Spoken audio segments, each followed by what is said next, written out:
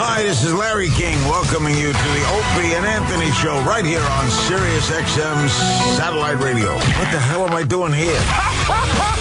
Isn't it brilliant? Forget it. The thing's out of control. Out of control. Great guests, interesting interviews, and of course, your phone calls as well. Gets my nipples hard. You know what I mean, son? Are you out of your mind? It's not the most talked about, not the most written about, and certainly not the most listened to show in the history of radio, but I'm still proud to intro it. Oh, you're going to have a ball. Yeah, good, lads.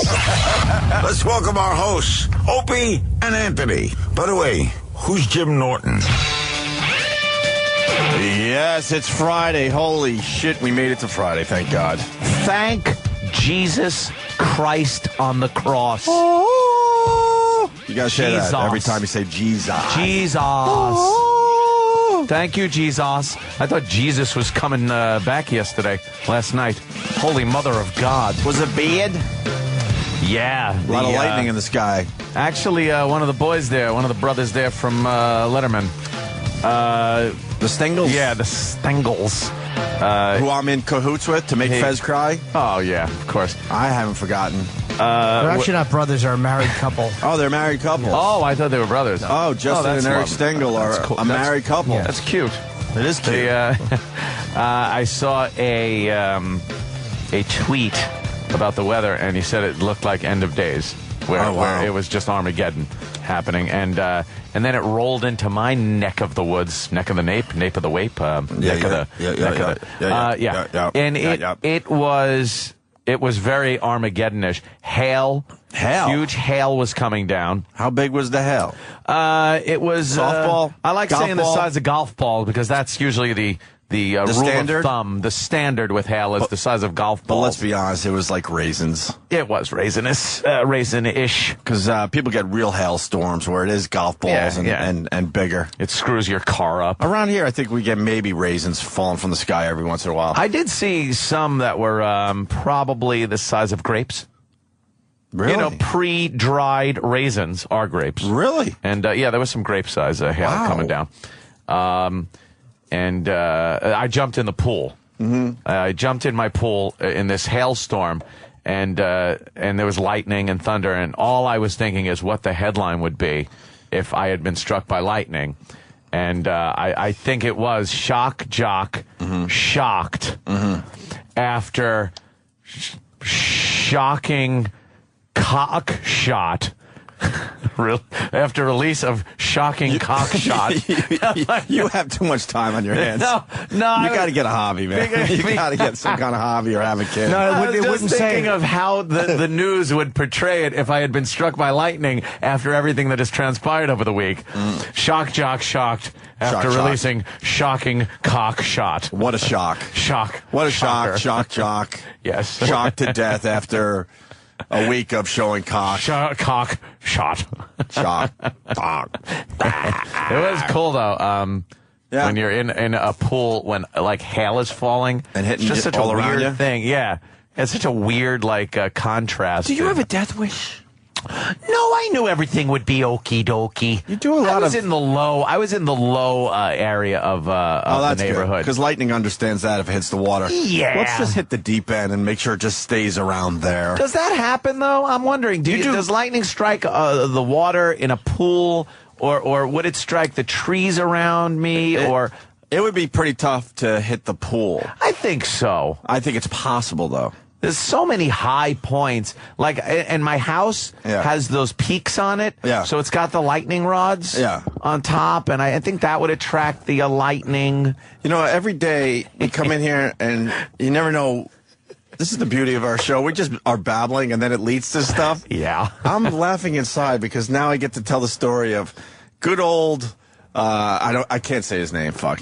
He's an Asian friend of mine. Who I used to caddy with. I've told this story many times. Huntington Crescent Club.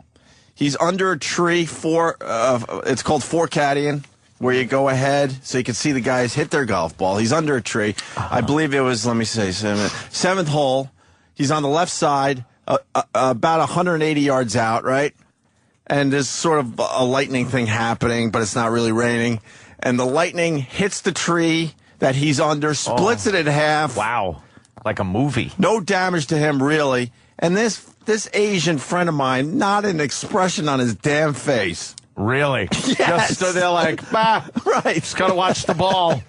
The thing, like a movie, hits the tree, and yes, it pretty much splits in half around him. Wow. And not even a reaction by the guy. I would have dropped my clubs and said, fuck this, I'm going home. They are resilient. But let's see. Nearly 100 people die from lightning strikes each year, and hundreds are injured. That's If it? you see lightning or hear thunder, you are a potential target for lightning strike. Lightning fatalities or injuries occur most often when you are in a pool. near or in water. Indoor or outdoor pools, including showers or plumbing, near or under trees and tall objects, diving boards, towers, lifeguard stands, poles, etc. So I guess I was putting myself in some form of danger. Boy. As I jumped in the pool during the lightning storm. I thought that... I thought you were safe. I thought the deaths were a lot higher than that. Only 100 a year? Yeah, that ain't nothing. That's for America, right? America. America. Oh. I did not know. I thought in a pool with other higher things around you, and my pool is grounded. Like when it was made, they took all that rebar that they put the gunite on, right? And they actually stick a shitload of grounding poles in and attach them to that. Yeah, I saw the storm rolling in. I was tired, man. I finally slept for the first time in a couple days. Oh God, there was a lot of excitement around this show the last few days. Now everyone goes away, and now it's just us doing our show. You are absolutely right, because I almost died 3 times driving home yesterday. I had to punch myself in the face. Because you were so tired? And roll my windows down, and I was yelling, "Stay awake, Anthony, stay awake." And then I almost hit the divider 3 times driving home. And then I literally saw chromium elephants crossing the expressway. And I had to like shake my head and look, and then they were gone. But they looked like giant chrome elephants, like slowly walking into the road. I was hallucinating. Get the fuck out I of here. swear to you. I thought and the then I circus had to was in shake town. my head like, fuck, wake up. Yeah. I was that tired. When I finally got home, I went into my room, and it had to be 10 seconds, I was asleep. Out cold? Totally asleep. I was amazed. I went to bed last night. I love that guy. Yeah, I went to bed last night and slept till... Is that a real video, by the way? Yeah. I've seen it a million times. It's an inside camera of some guy falling asleep at the wheel, and he has an accident, and he ends up in the back seat. That's what happens to He just you. crashes, and he rolls his vehicle, I guess. He's totally asleep. Look at his face. He's all fucked up. Oh, my God. And then he just ends up in the back. That's fucked up. Oh, God, you can't do that. It's so scary because you have no power over it. Tired driving, 10 times worse than drunk driving. At least you kind of... Oh, at least when you're drunk- trying. Yeah, at least you're trying. At is least right. you're giving it your all. But I'm a horrible sleeper. I wanted to watch that Heat Mavs game. I know you guys aren't really NBA guys, but I was watching. Mavs win? Yeah, the fucking Mavs won, Anthony. That's what I heard. And that's why I'm so pissed off at Scottie Pippen, and he'll never care, obviously.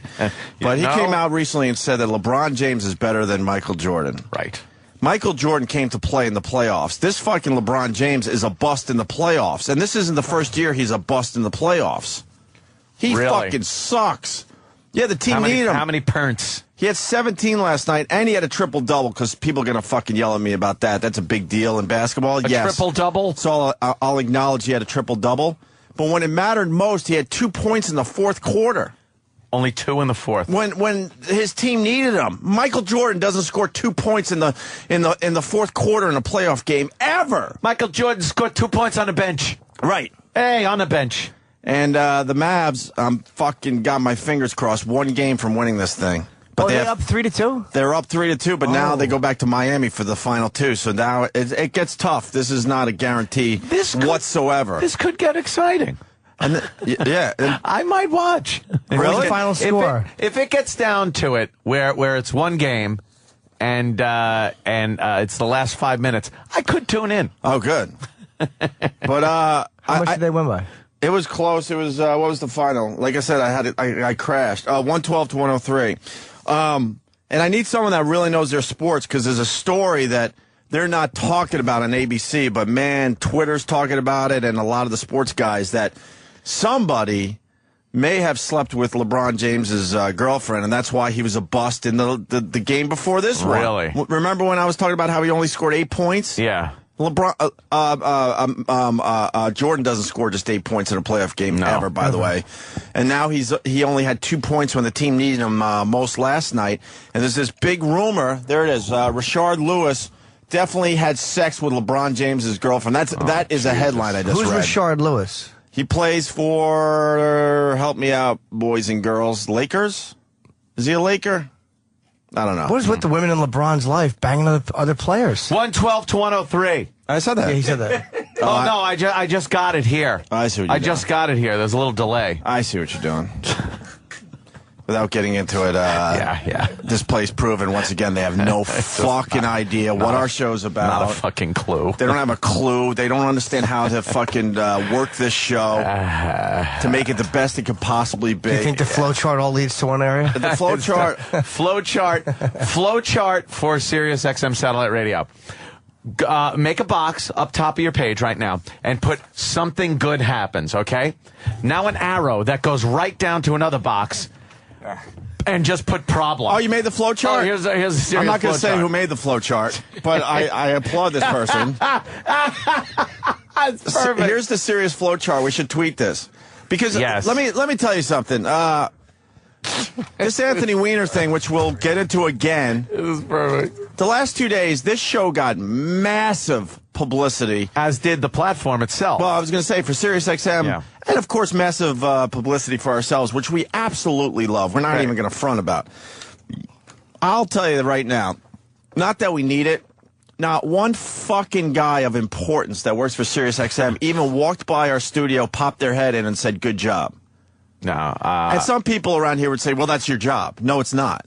Not one fucking person walked through, popped their head in, of importance, by the way, because a few of the lower level guys did. Yeah. And go, wow, great job. Yeah. You know how many times CNN and the rest of them said Sirius XM? Sirius XM Satellite Radio. Way more It just- publicity than their dumb Lady Gaga interview they did with Gayle King, where please. Jimmy wasn't allowed to get his picture taken. I didn't hear shite about that. Not only shite. Not only did no one pop their head in just to say great job, Yeah. it turns out that it led to we have a problem. We have a problem. We're not getting fired or suspended, none of no, that shit. don't worry about but that. it's one of those we have a problem that just fucking infuriates They us. had to find something. And that's why the flow chart, the Sirius flow chart. I love this flow chart. It starts out at the top. You guys all understand flow charts. A big Yeah. box that says, did you do good? Did you do good? And then it leads to, a flow chart now leads to other things, right? Yeah. 2 arrows pointing down to either yes. Yes. Or no. No. So this Sirius flow chart, did you do good? I would say yes. So Yes. So now we're to this point. Yes. So we followed the arrow from yes and see what option we have Right. after that. And then the next option, and the only option after did you do good, we say yes, is we have a problem. We have a problem. That explains Sirius XM right there in our show. And that stops the flow chart. Right. And by the way, to the right is another arrow that goes, did you do good? Right. And then the box is no. Right. And that has an arrow that goes to, we have a problem. So basically what we're trying to tell everyone today is no matter what you do around here, it always leads to a problem. To we have a problem. It can't just be like, let's all relax, have a pizza party, have a couple of the big wigs come walking through and just poke their head in and go, hey, guys, just want to say great job the last few days. Just enjoy Nothing. the moment Nothing. for a second. Nothing. Could we enjoy the moment for a second? We have to hang this up. It's probably the most accurate thing Put it I've ever seen. Put it right next to Don't Go Home Don't with go home with hope. Don't go. This has to go next to Don't Go Home with Hope. It's the Sirius flow chart. Right. I think it's brilliant. I think the guys that probably should have popped their head in and just gave us a quick good job, guys. Yeah. Are too busy taking wheelbarrows of money and dumping it over to the other side of the floor. Dumping it into legal fees for a giant lawsuit. I think they're just dumping barrels of cash into Howard's area. And the next time he works, whenever that is, he'll pick it up and put it in a bank. I picture a room. I picture a room that looks like the counting room in Scarface. Right. Where it's just and 80s montage music playing, and they're just counting the money. And just that goes over to the other side of the building. Yeah, and making sure Howard gets it. When he works, by the way. Which, by the way, God bless Howard Stern. It is just amazing. People get confused by that. If you could get that deal, I would sign tomorrow.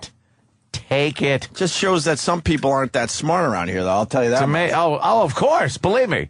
It's based on utter stupidity on the part of and then you got people. Us busting our asses day in and day out. I know it's radio, but in the radio world, trust me, we're busting our asses. I know there's tougher jobs out there. It's all relative. It's all relative. But you're listening to three guys, that are busting their asses every fucking day, and we can't even get a good job, guys. Yeah. Not that I need that to go home with, but it just plays into like this whole place, and that's why it bothers me. Yeah, I know what you mean. I'd actually rather not have a good job, guys, from them. Honestly, they really, because them saying good job obviously means bad job. Bad, yes. Because whenever something's good, they say it's bad. So when they don't say anything, it must mean it's good. They get everything wrong. They get everything You're right. wrong. We're sitting here on a Friday morning after 2 amazing days of press for us and the show. And the company. And it led to a problem. And that's all we can say right now. A problem. A problem that's not going to get us fired or suspended, but it's just going to make us not want to be here. No, it's even more. It's just another thing. It's not something major. It's not a firing, a suspension, or anything to do with any of the staff or anything. It's just another little thing, another little support piece, another piece of the foundation that they chisel away at, and then just go, all right, now continue doing the great job you do that we don't recognize. I'll tell you, it came out with all the press we've gotten the last couple of days that we've kind of like, wow, oh yeah, those guys. Right. And you know what? I can't even be mad. They're right. They're absolutely right. We had a lot of momentum, going into coming over to this building. When we had our own studio and all that, we had an incredible amount of momentum. And I told Anthony last night, I'm like, I just feel like we've been just kind of rotting over here. I know we're doing good radio. I really do know we're doing good radio. Some of the best of our careers, I would say. I believe we're doing our jobs. Yeah. But as far as a company trying to push you forward and getting the momentum going and what does that mean and making the show bigger, these guys don't understand or know how to do that. No. And that's why it's going to make it so easy just to walk away after this contract. Because why would we stay here and just continue rotting? Yeah, the Opie and Anthony show is a stagnant puddle with mosquito larvae in it. Right. So it's just sitting here. So some of these writers were absolutely right, but I have to tell you, it's no fault of ours. No. Because I really do believe what Ant just said is the truth, that we've been doing some of the best radio of our careers. The fans are loving the shit out of the show. Believe me, I know that. But as far as being out there and having new people that have never heard of us before find us, get on board, enjoy the show, that shit doesn't happen because we don't go out.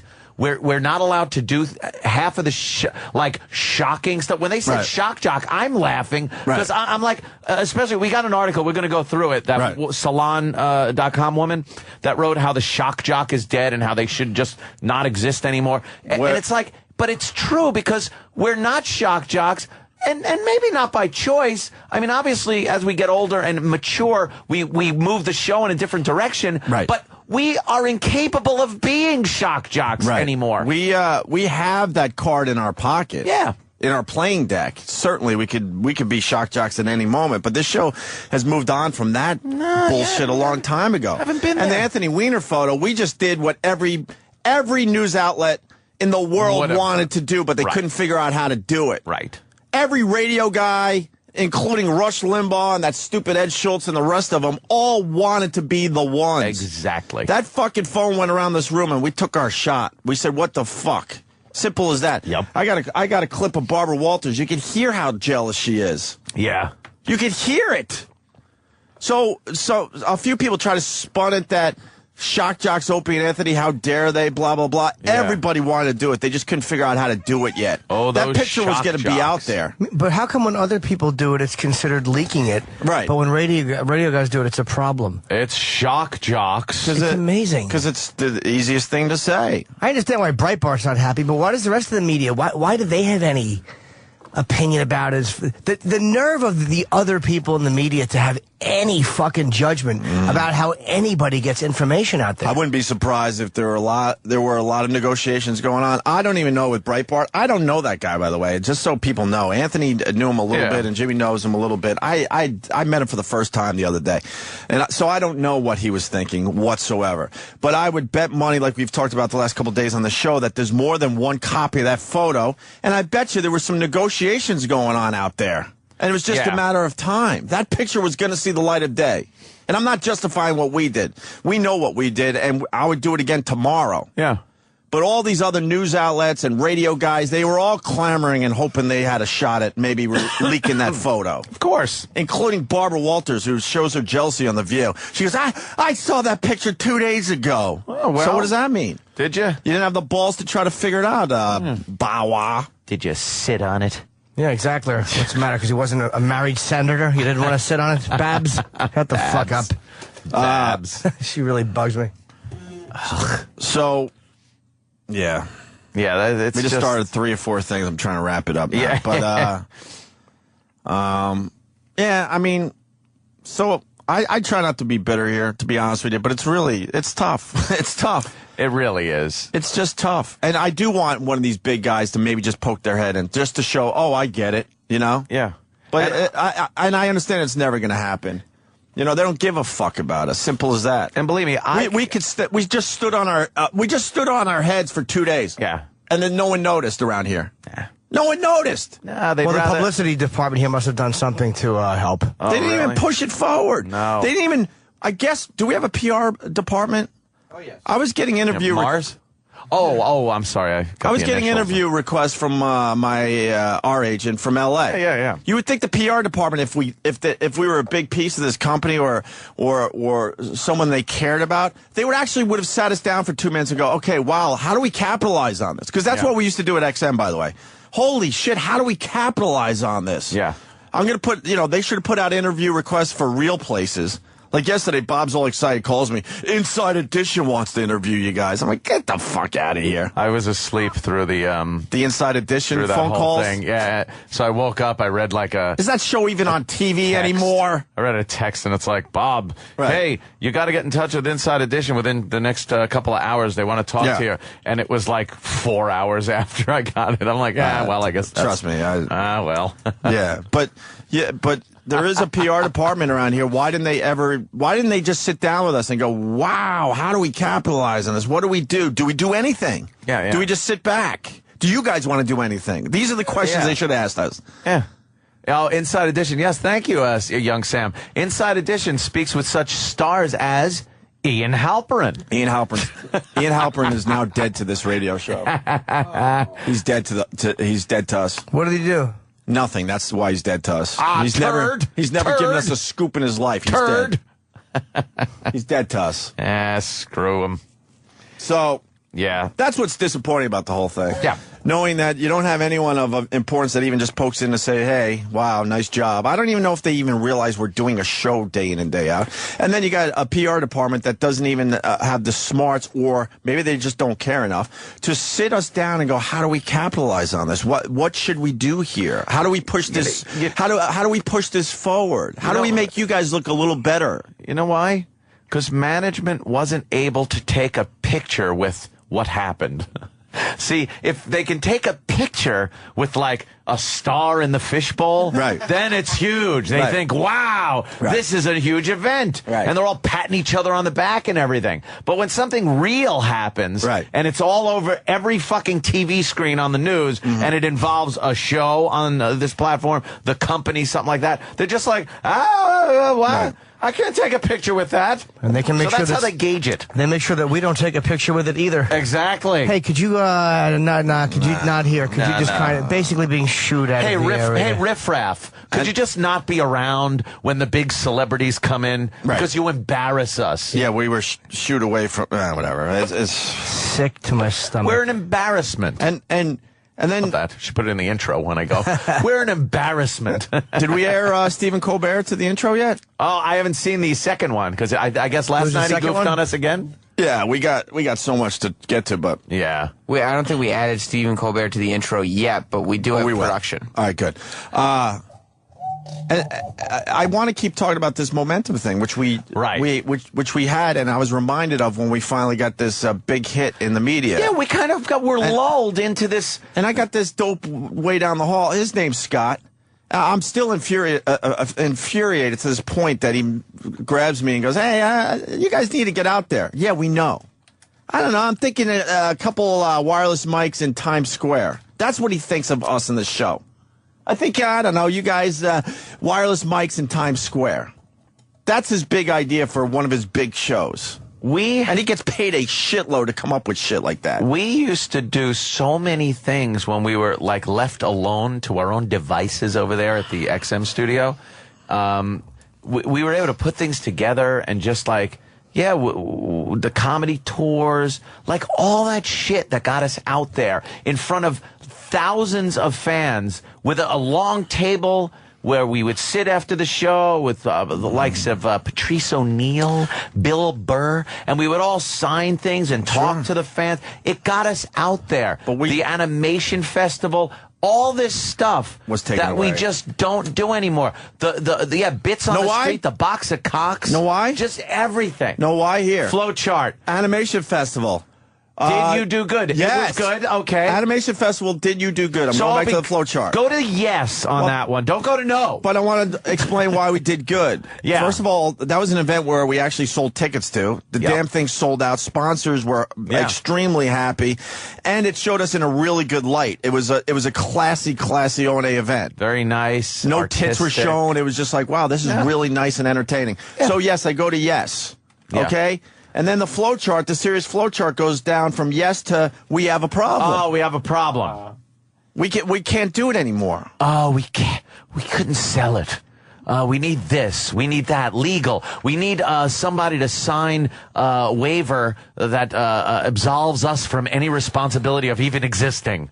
Could we, if anything happens, we're not supposed to. Can we? Oh my God. If something happens at an event, the secretary will disavow any knowledge of your actions. This tape will self-destruct in 10 seconds. Good luck, Jim. Do you have a sound effect of a truck backing up with the beeps? I used to. Damn it. We used to use that when Mendy would come in. Boom, boom, boom, boom, boom, yes. boom, Yes. boom, boom, boom, boom, boom. Eggnog challenge. Gave us Baby Bird. Can't do that anymore.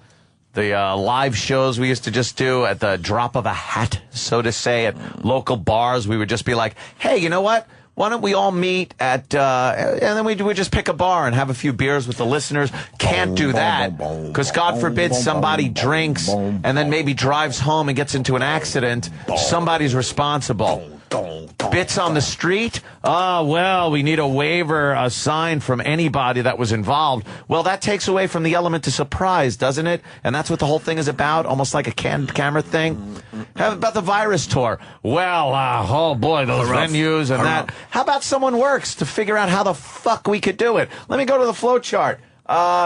Yes. Oh, we have a problem. It went to we have a problem. Immediately. I just.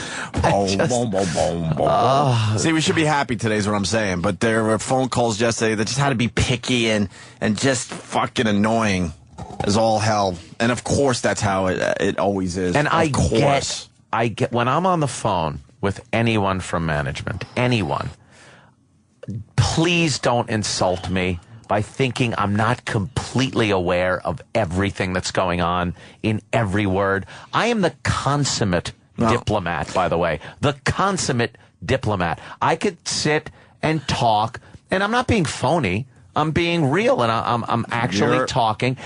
But when I hear certain catchphrases and keywords and questions, I know what you're getting at.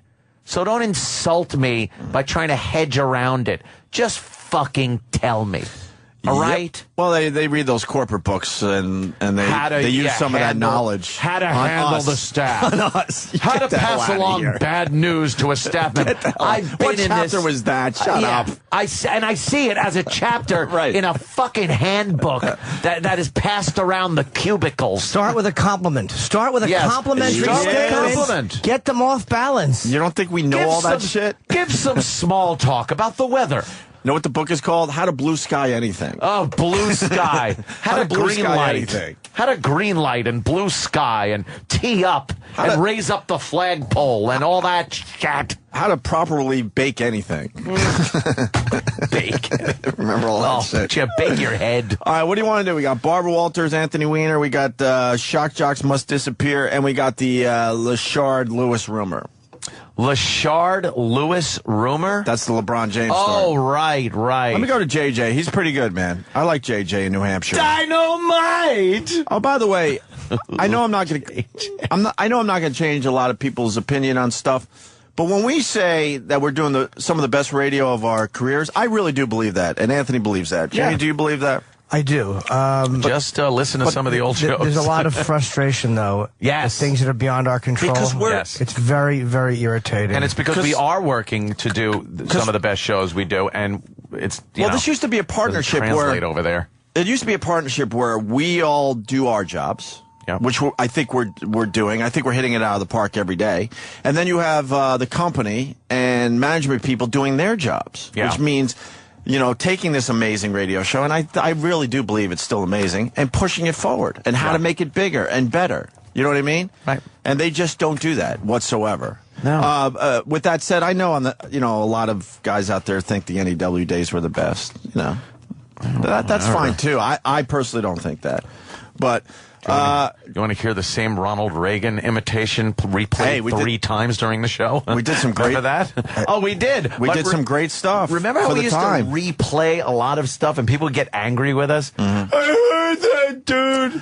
Which is fine, but it's just an example that, now we carry a show for at least 4 hours of new stuff that's, I would put it as fun and entertaining. I remember the NEW days and... maybe even the early XM days, going home, going, wow, we sucked today. Yeah, sucked ass today. And it was very hit or miss. I can't remember the last time I actually walked home thinking we sucked today. There might have been a segment or a guest or something, sure. But I'm talking about the overall show, day in and day out. I can't remember. It's been at least 2+ years where I walked home and go, wow, we really just sucked today. So you would say we did good. We did good. All right, quick, go to the flow chart. We did good. Yes. Where do we go to there? Oh, wait. Problem. I guess we have a problem. But with NEW, I remember walking home a lot or driving home or taking the train home going, wow, we sucked today, but we'll do better tomorrow. But what makes that hard as far as remembering is we only played the best of the best from that era. We're not gonna play one of those suck ass shows. That would be a great best of. One of the suck ass shows in its entirety, like with no edits or anything. And then people might be like, "Wow," might have a better picture of everything. Oh God, why are they playing music? Yeah, So whatever. SiriusXM, I'm waiting for my thank you. We gave you guys massive fucking press the last 2 days. Great publicity. And guess what? In a positive way for once. I mean, it was for what we do. That was absolutely part of the news story that was ongoing. Right. And it's not like he was just some regular citizen. He was a congressman. And again, a lot of places would have put that out. As soon as they got it, Press Hilton would have put that up. Any other place that could have put it up would have put it up. We attached ourselves to a massive story. The biggest story at least in the country, at least. It's a worldwide story. Yeah. But as far as being the biggest story in the country, we were the fucking the highlight, the end, the crescendo of that was this fucking show. Yeah, but these guys I got a positive email I did get a positive email from Gary. From your doctor? Say positive AIDS. He sent a good email. But those are the guys I'm talking about. Those are the cute guys. Rob I know. said something very nice. Those are the cute guys. I don't even have a problem with. See, look, they're the smiley face guys. I don't have a problem with them, but I know in my soul they're not capable of moving this show forward. No. They could do some day in and day out type stuff for us, and I appreciate that. Yes, if you need to know the truth, but as far as moving the show forward and getting real momentum for the show, I don't see that ever happening with those guys. No. And I've told the proper people that, so you know, it's just what it is. You know, maybe someday. I don't know. I can't wait around waiting for that day. No. Problem is, it all comes down. Everything rolls downhill, and when the attitude of above is just the attitude that comes downhill. That's all it is, and it will never change from here up. It has to change from up down. It will never change from here up, though. Nothing will be done here that ever makes other people who can do things for the show do things for the show. Because they're too worried about doing things for themselves. It won't make them do anything for the show. It's almost like, you know, the head has to be right before the body kind of is. It's like it's inspiration. But there's no way this show will ever do anything that motivates people to promote the show or to do things that haven't been doing it for all this time. I understand all that, but they don't even do the basics. Like the PR department, I don't even know who they are. We used to know those people. Yeah. They don't even contact us. They don't email us. They don't call us. They don't stop by the studio to go, wow, you guys are pretty much on every news station. You're in every paper. How do we capitalize on this? How about, here's an example. How about you call, as a station, you call some of these entertainment shows, interview shows, whatever, and sit us down and say, hey guys, after the show, we're going to do such and such show. This one, we spoke with these people. We're setting up interviews for you guys. We want you to talk about it. Get the name of the company and the show out there. Right. And then we just one after another, bang, bang, bang these things out. Right. If we felt like it. I'm not even sure what we would have done. Whatever. But at least say, hey, do you want us to, you know, take the fucking ball and go to some of these shows and get your side of the story out or whatever? Yeah. It was just, hey, nothing. Hey. Know what they thought was great? Putting us on the front page of Sirius. What is the website? And I swear to God, I don't know. SiriusXM.com. Okay, that's what it is. I really don't know. I was about to say Sirius.com, or I would have been wrong. That's what they did. They feel like they did their job, and we're already off. I just see a steering wheel. Oh no, they moved us down already. Oh, we're after the. We were the first thing you saw when you went to SiriusXM.com yesterday, and people were emailing me and tweeting me, going, "Look, guys, the company does care." That's what they thought was what they needed to do. Yeah. I work for this place. I don't go to that website. Why would I go to SiriusXM.com? There's no reason to go there. There really isn't. And most of the listeners, they're not going to SiriusXM.com. Unless maybe you want to, like, subscribe, I guess. And that's, can you do that online? And that's preaching to the converted already. Right, so it doesn't even matter that you poke our heads on your fucking front page. Who gives a fuck? What else are you doing? Wait, you don't think that's good promotion for the show?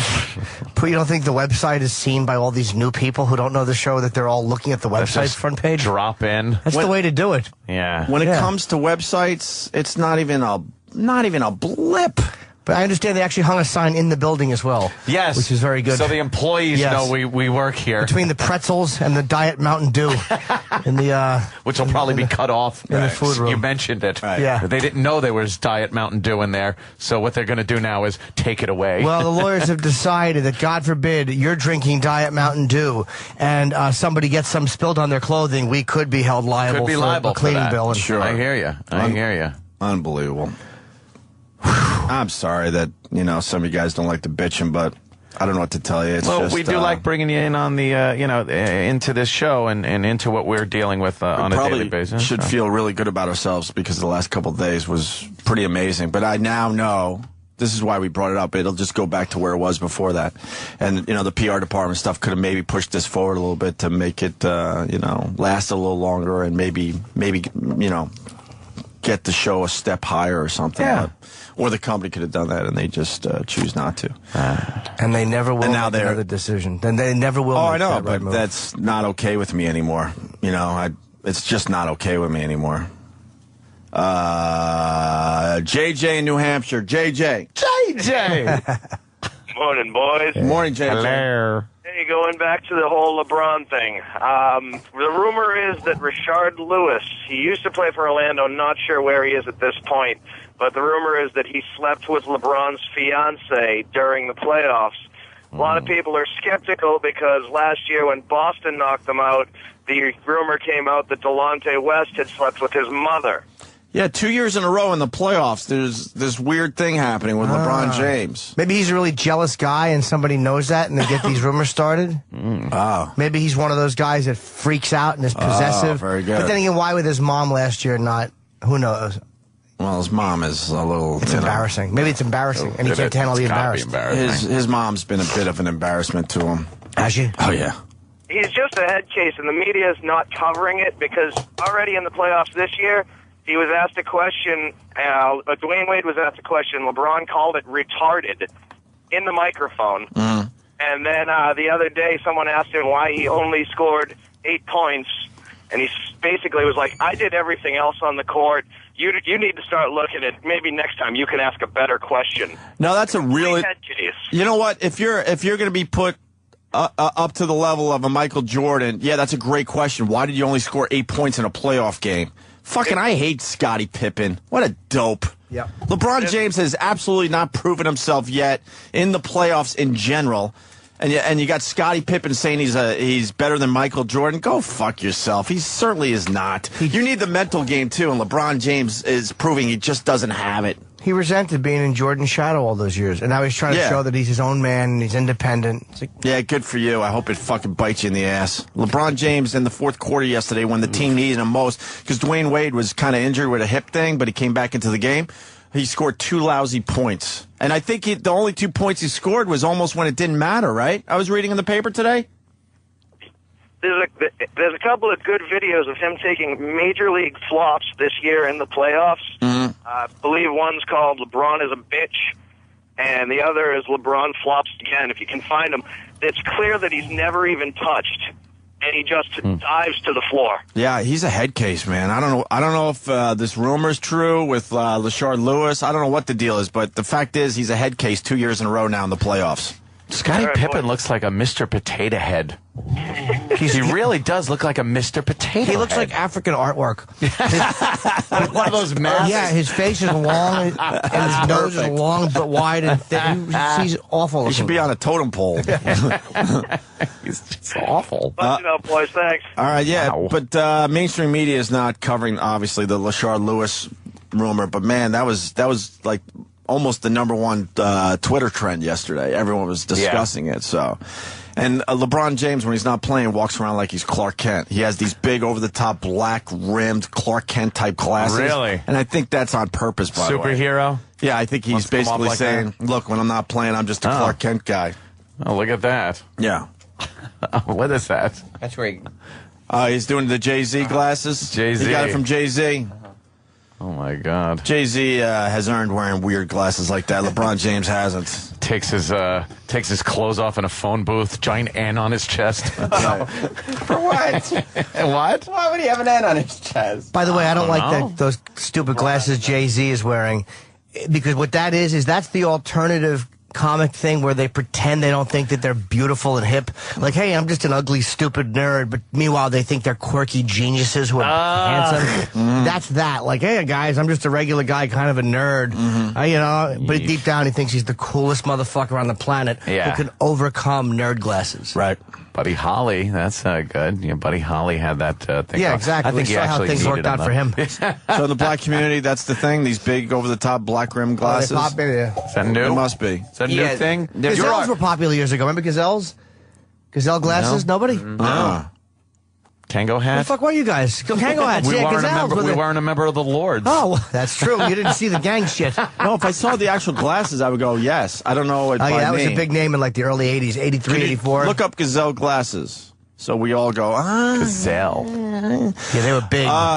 I know I bumped out a couple guys today, Gary and Rob, but the fact is, you guys probably should have, pushed PR to maybe see if they could have done something with all the press we got the last 2 days. And to be honest, I did get a couple of, wow, that was really cool that from happened. those guys. That's from those nice. guys, yeah. I said that. Yeah, I know, and I did too.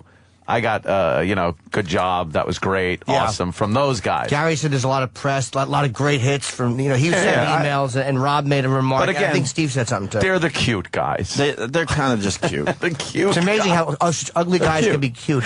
That's hilarious. The cute guys. They're just not cute in a way like No, it's just cute. They like walk cute. around. The other definition of cute is just cute. And play workplace. Right, Like kids. Yeah, when you see like a little kids kid. running around. Yeah. Isn't it cute on commercials when you see a kid in a suit and tie and Uncle Paul? It's kind of like They're talking like, "Hey, you, that report is due," and the other guy's like, "I'll work on it," and they're kids, and you're like, "Oh, that's adorable." I got even a better example. All right. Now that I'm a father, it's going to come a time where I'm going to have to, when I start playing stuff with my kid, I'm going to have to let him win. So we walk around every once in a while and kind of let them win. So let them think they might be in charge and all. It's cute. Yeah. It's like, oh, okay. They're like the babies in the stock commercials, like that are pretending, but they're in a crib. Yeah. They're in a like, crib. Oh, you're a baby. You're not going to do come on, your anything. golf game stinks. What are you talking about? Right. I invest with E-Trade. But they're just a baby. They're so just it's like, babies. They're just They're, cute. they're saying all these things, but there's crap in their diaper. That's pretty much it. I get it. My nephew is a really good baseball player. He's been playing since he was 3 or 4. He's now 13. He's really good. Yeah. I don't know if he's whatever, but he is really good for his age. Okay. I remember when he first started out, we would pitch the ball and there'd be a little bunt and he had to run to first base and you would run and oh God, I don't know what I'm gonna do, and you fumble the bunt and Meanwhile, you could get him out in a second. yes, Yes. that's what happens around here. You just if you need fumble to the know. ball a little. Look, we bobble the ball to make you feel good every so often. Okay? Exactly. Okay. And just to make this really hurt, this isn't a bit. No. Because sometimes they get confused and go, "Oh, those guys are doing a bit on management again." Oh, this those isn't a guys. bit. You guys are just kind of cute. Cute. And then the guys that really matter, they're too busy backing up a fucking money truck to Howard's area. Keep up the good job. You worked 3 out of the last 10 days. You're doing great for the company. Young Sam is just putting up baby pictures. Just baby pictures on the computer screen. They're sad babies, too. Sad babies, too. They're crying babies. No. You can't we can't have any exceptions. Can't make any exceptions. Oh, today. no. Can't make any exceptions. There's no rule bending. There's no exceptions. There's this fear of setting a precedent that I heard. There's no exceptions Yeah. for performers Right. on the platform. There are exceptions for other people on the platform, Oh, of course, but not for performers. And when you're doing something artistic, and believe it or not, this does fall into that category. We don't know what we're doing on a daily basis. Things are very fluid. You can't put these strict rules. There are some that have to be adhered to. We understand that. But you can't just put these strict rules that apply to everybody, these blanket rules on something that is so free form and flowing. It just inhibits it. Eric Logan knew how to look the other way when it was important. Right. Simple as that. We're not talking about looking the other way during a bank robbery. No. It's just something that works for the No, show. looking the other way in a corporate environment in such a way that it wasn't going to be some big, huge problem. It's not going to be an issue. Exactly. It doesn't have to That's always the go to difference. we have a problem. That's real management. right. I'm Right, still that's friends getting with the Eric. show. I'm still friends with him after. Dude, I'm just hoping fucking Oprah kicks his ass out that door and he moves on to something that we can be part of. Once he stopped drinking, I had no use for the motherfucker. But he's a genuine guy. He's not a despicable a guy who's out for himself. He's really a genuine guy. He man. knew how to accept dick pics that were mailed to him. Yes, he did. Love of God, he loved them. He would never just run into me in a bathroom and go, we need to get you guys out there with wireless mics in Times Square. That's gonna stay with me right up until the end of this fucking contract. I'm looking at him like, wow, you just don't know what we're about. And then I throw it in his face. I'm like, would Howard just fucking walk outside with a wireless mic? Well, he did that, Union Square. I'm like, no, that was because he was announcing to the world he was coming to satellite radio. That was a big fucking deal. That's why that made sense. But he was trying to compare his suggestion for us and Howard doing it. It's two different things. Are we John Montone? I don't know. I'm thinking the wireless mics in time. Really? Opie and Anthony here in Times Square. Absolutely, John. Absolutely. That's a great grumpy baby picture you found there, Sam. Thank you. Sad babies. Sad No, babies. it's got to be sad babies. Are hysterical. Yeah, that's Mickey. I know him. Oh, you do not, Uncle Paul. I sure do. They're not grumpy. They're not grumpy down the. Oh, get on Melissa there. Go back up. Yeah. Oh, jeez. She's inquisitive. She looks very sad. What's even funnier in the context of the way you're portraying, it's not just the sad babies, it's the context that you're, yes. the comparisons you're making. It's what's so funny. Sad babies. Holy shit. Like they're upset because they're helpless. You see, a sad baby is totally helpless.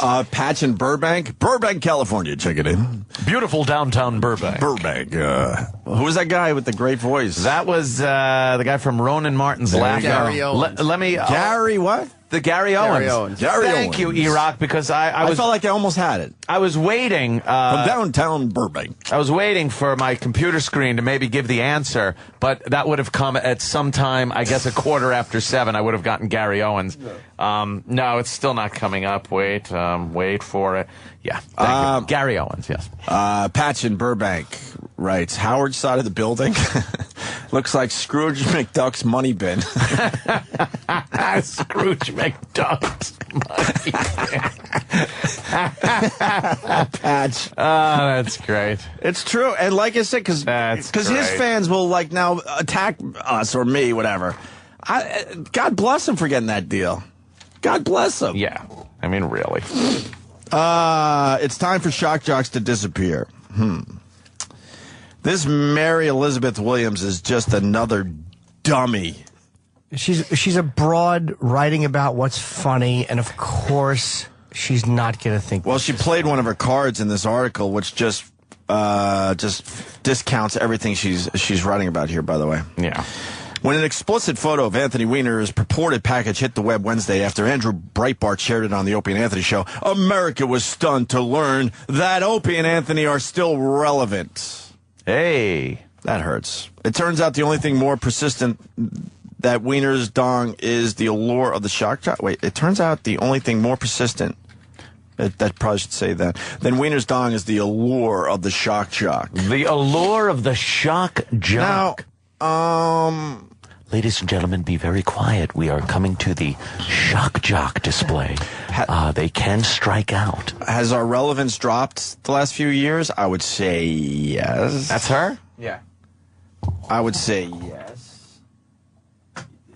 Is that her natural hair color, you think? I don't know. Blow that picture up. Let me see her a little closer. I don't know. I want to get a bigger view of that. She's like a chick I used to fuck. Why? I know. Believe me. What's that key like do? Does that key unlock her heart? Ugh. Yeah. She's got a key around her. She's got a big neck. key around her neck. What is that? An oldie time key. One that you could look through the keyhole. Yee. Yeah. A younger version, but she kind of looks like a. Oof, she probably didn't wear a bra for a while too. By the way, Salon.com. Yeah. Aren't they the ones who had the transcript? Didn't they have the transcript at all, but they kept Xing out the parts that are profanity? Yeah. I they're believe shock journalists. I believe they did. It's amazing the nerve of these fucking people in the media to criticize the way anybody behaves with information. Yeah. Why was that relevant to put out the transcript of what this guy said that's sexually explicit? Why would you need to put that? Yeah, I don't know. Come on, stop it. We're shock jocks. Can't do anything. Our relevance has dropped over the years, but we're certainly still doing very well. Dude, the relevance of all radio, because there's so many medium outlets now. It's like you can go to YouTube and say things. There's so many ways to give and get information. Right. All single outlets have dropped as a relevant thing, and it's balanced. It's the way it is. TV, too. And no one really gets big press anymore unless it is something over the top, by the way. Right. When you're doing your job day in and day out, it's hard to write about it. Radio's changed, amazingly so. Greg Opie Hughes. Boy, you feel good. You got my real name in your article. Yeah. Ugh. Why isn't it Anthony? By the way, no one calls me Greg, you stupid dope. Why isn't it Anthony Cumia? Yeah, you need I would some- like that because I don't have a name. You need some kind of wacky. I need a wacky name. You need a wacky nickname like myself. I need some kind of zany. By the way, you know how name. embarrassing it is that I'm in my 40s with the nickname Opie? Anthony Cumia. Yes, That'd be good. Anthony in parentheses. The second Anthony, by the How way. about Anthony comes on you, Cumia? Because it's CUM. Yeah, you play it. I like that whenever I'm calling like a pharmacy or something like that. It's like The first 3 letters of the last name are C-U-M. and I giggle in the phone like, "Hi, she just spelled cum." Oh, it's hysterical. So you got Opie and Anthony have never had the king of all media cachet of Howard Stern, but like a slew of other, it's gonna be tough for anyone to have a career like Howard Stern. But guess what? Yes. We did pretty fucking damn good, man. Yeah. We did really well, and we life continue to do well. ourselves. I have no regrets except not fucking that girl with the braces. Oh, back at it. Yes, no.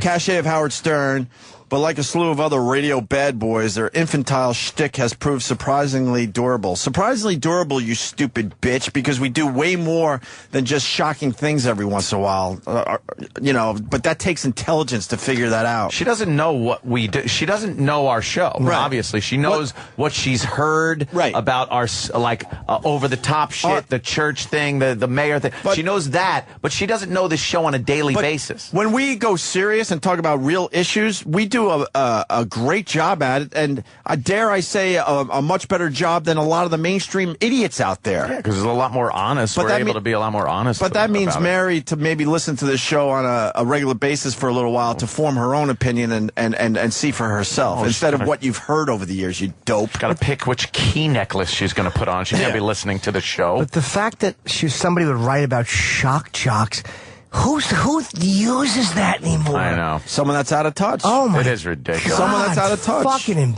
embarrassing. Shock jock. Holy shit! And Like that's the article. Shock jocks must go. Yeah. Right. Wow, that's great. 1991. What a relevant article. Yeah. I was in a speakeasy the other night, and I saw a shock jock. I never think of shock jocks. No. Mary Elizabeth Williams, first of all the shock jocks have disappeared.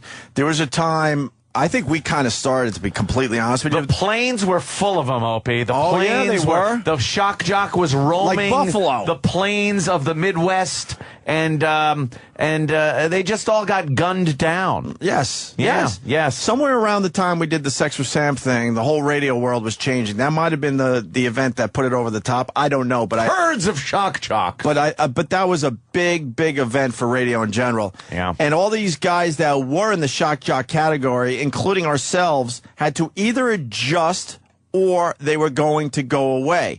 And most of them have gone away. Everyone could think of some shock jock shows they used to listen to or know of that are no longer on the air because they could not adjust. Yes. And that's what we did, you stupid bitch. We adjusted. Can we be shocking still? And do we have that card? Yes.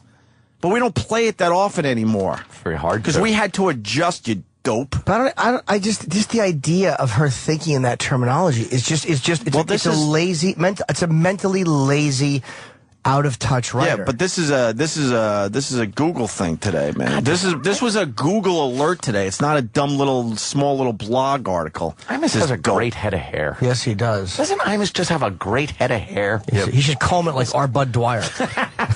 I just saw Imus on TV, and it's like, God, he's got a great head of hair. But his asshole looks like a train wreck. Oh, Jesus. So, what are you going to do? Yeah. Love Imus. I think he told...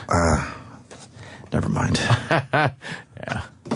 I hope he knows what he's doing. I'll just say that much. Mm-hmm. Sure he does. I hope so, because I love the guy. Has proved surprisingly adorable. Cute. Yeah. The duo, who've been coasting on their formulaic combination of outrageous stunts, biting impressions, and guest nut jobs for 16 years now. Biting impressions.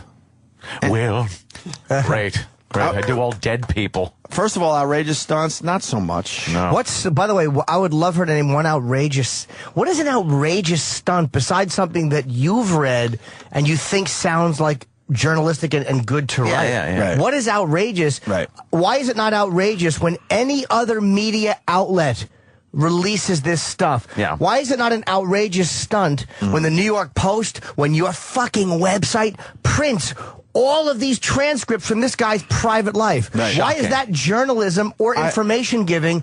But when this show releases something, it is considered an outrageous stunt. And your example right there is definitely more shocking than a guy drinking eggnog and puking, by the way. Yeah, please. And with that said, since we moved into this building a little over 2 years ago, I can't even really think of a outrageous stunt we've done. Outrageous stunt. We can't even get. I can't even really think of one. Naked in here. Right. It's not a. And as far as guest nut jobs, you want us to list all the guests we've had? Is Larry King a nut job? Well, Maybe. yeah. Maybe. But he's a big fucking A-lister. Yeah.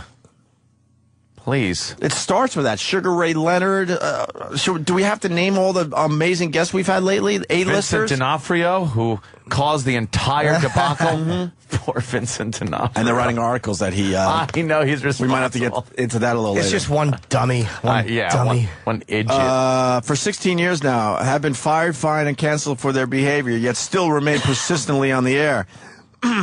And then she brings back the April Fool's stunt with the mayor thing in 98. Then the... 98. I was thinking the other day when I was riding Did it hurt? I was thinking the other day riding my bike. It happens every 4 years to us. Oh, yeah. 98, 2002, Yeah. 2002, excuse me. Homeless Charlie, 2007, so that's about 5. Yeah. And now 2011. Wow. Every a little over 4 years, we're good for one. We're like locusts. We've had 4 big, huge fucking events good. now.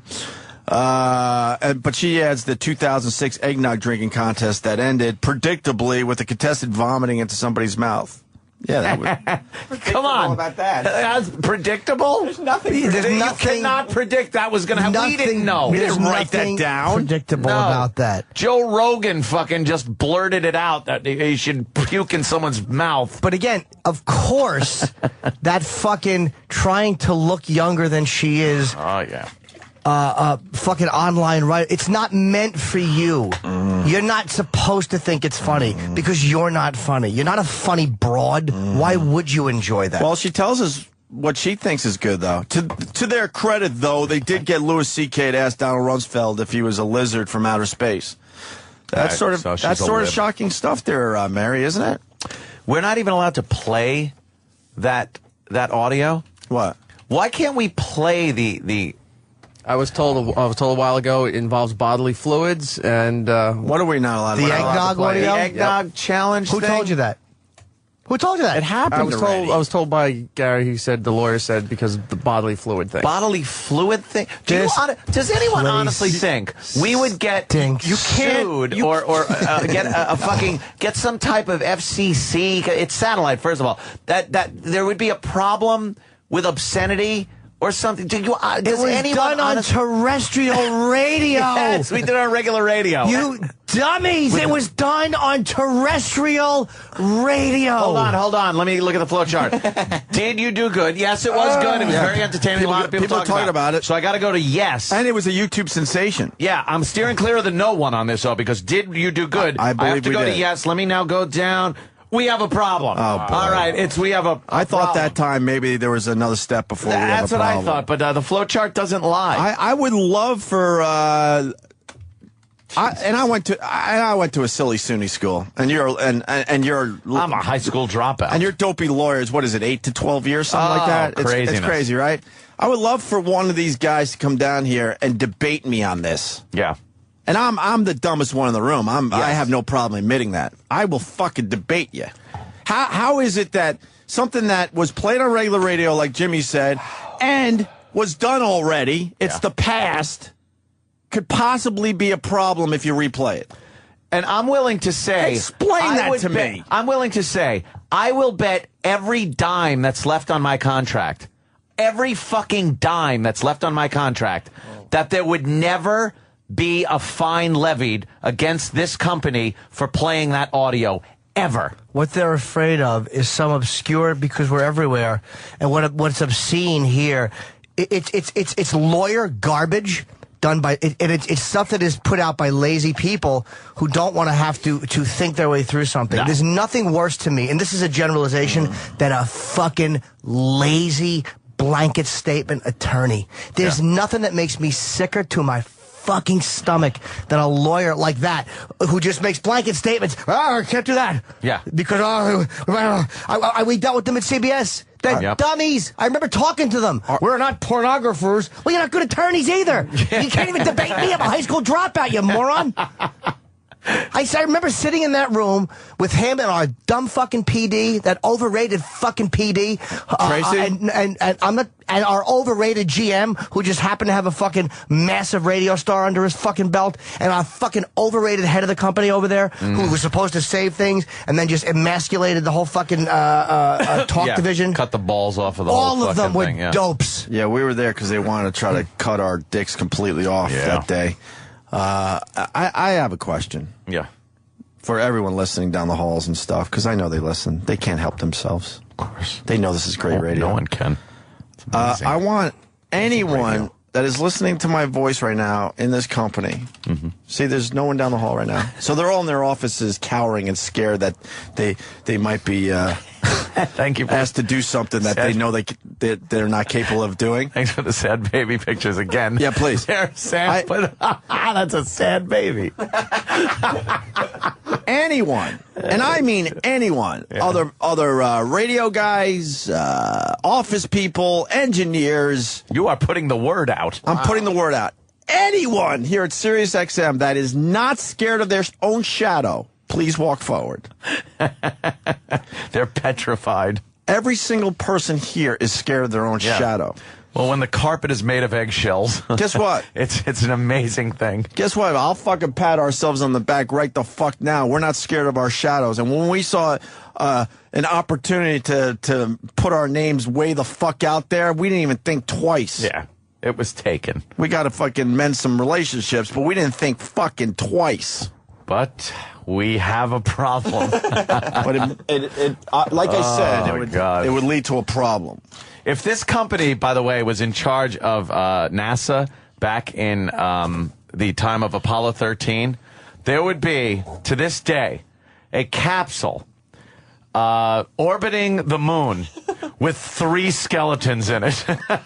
Because we have a problem. We don't know. Just 3 skeletons in spacesuits. I love your analogy. There's a lot of humor there. Yes. People are laughing. Of course. But you gave the company way too much credit. Sir. Really? I think this thing actually got off the pad? Yes, I think this thing. I think this thing from 1969 until present day would be sitting on a launch pad with a bunch of guys going scratching their head, lawyers saying, I don't know, the smoke might, somebody could complain. What do we, if we, can't play the Serious? We have a problem. What's the problem? We're still on the pad. Yeah. We've been here for a while. It's okay, Jim. You just sit tight. We'll get back to you in a few more years. But I'm now 80 years old. Yeah. I was a young guy when this started. I'm 80. We have the equipment. We'd really like to use it to its full potential. Can we light this candle? No! No, the lawyers say no.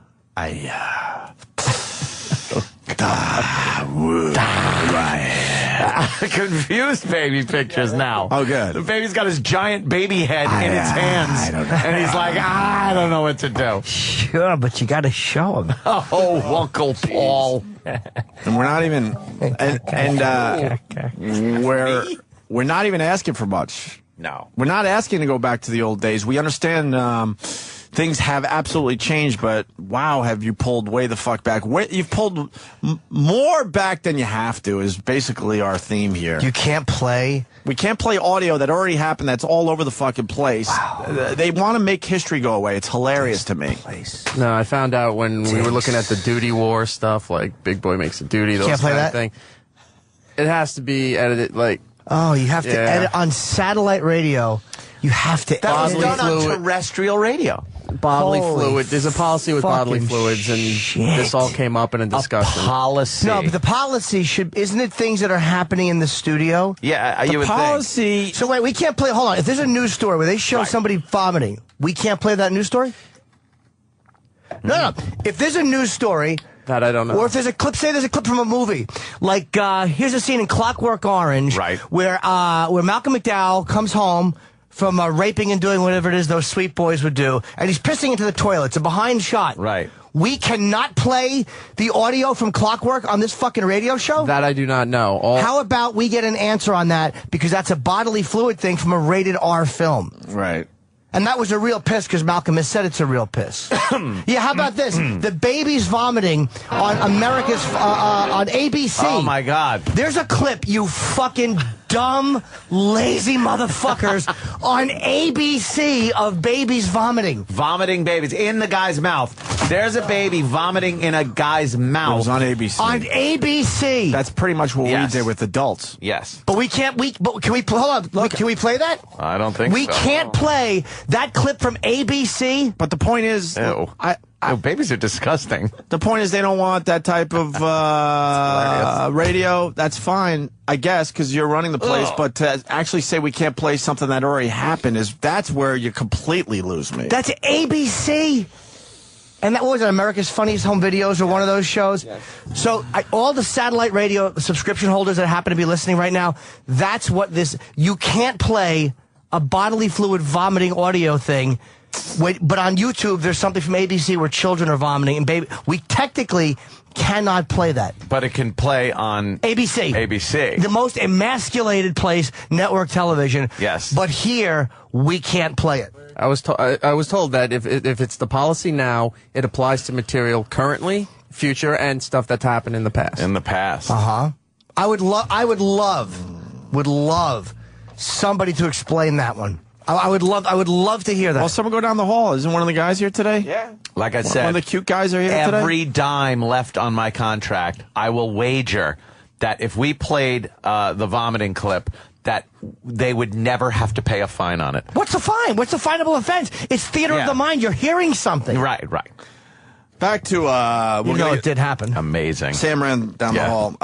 Back to It's Time for Shock Jocks to Disappear by Mary Elizabeth Williams. As we look at her fine picture. I'm with reading her key Twitter, around too. her neck. She's terrific. We're attacking everybody today. There's something both blatantly offensive and quaintly old-fashioned about the shock jock, and about the idea that men like Don Imus, who in 2007 referred to the Rutgers women's basketball team as a pack of nappy-headed hoes.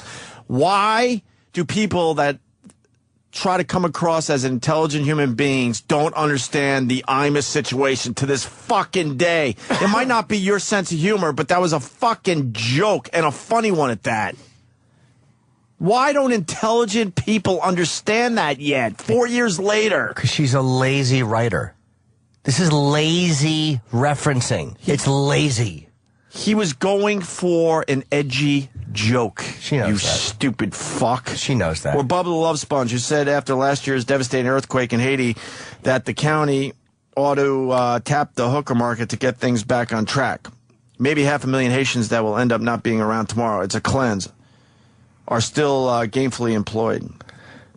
But I know. I don't understand that one.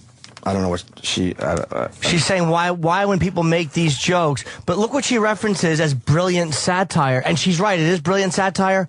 But the nerve of this is what's everything that's wrong with people like this.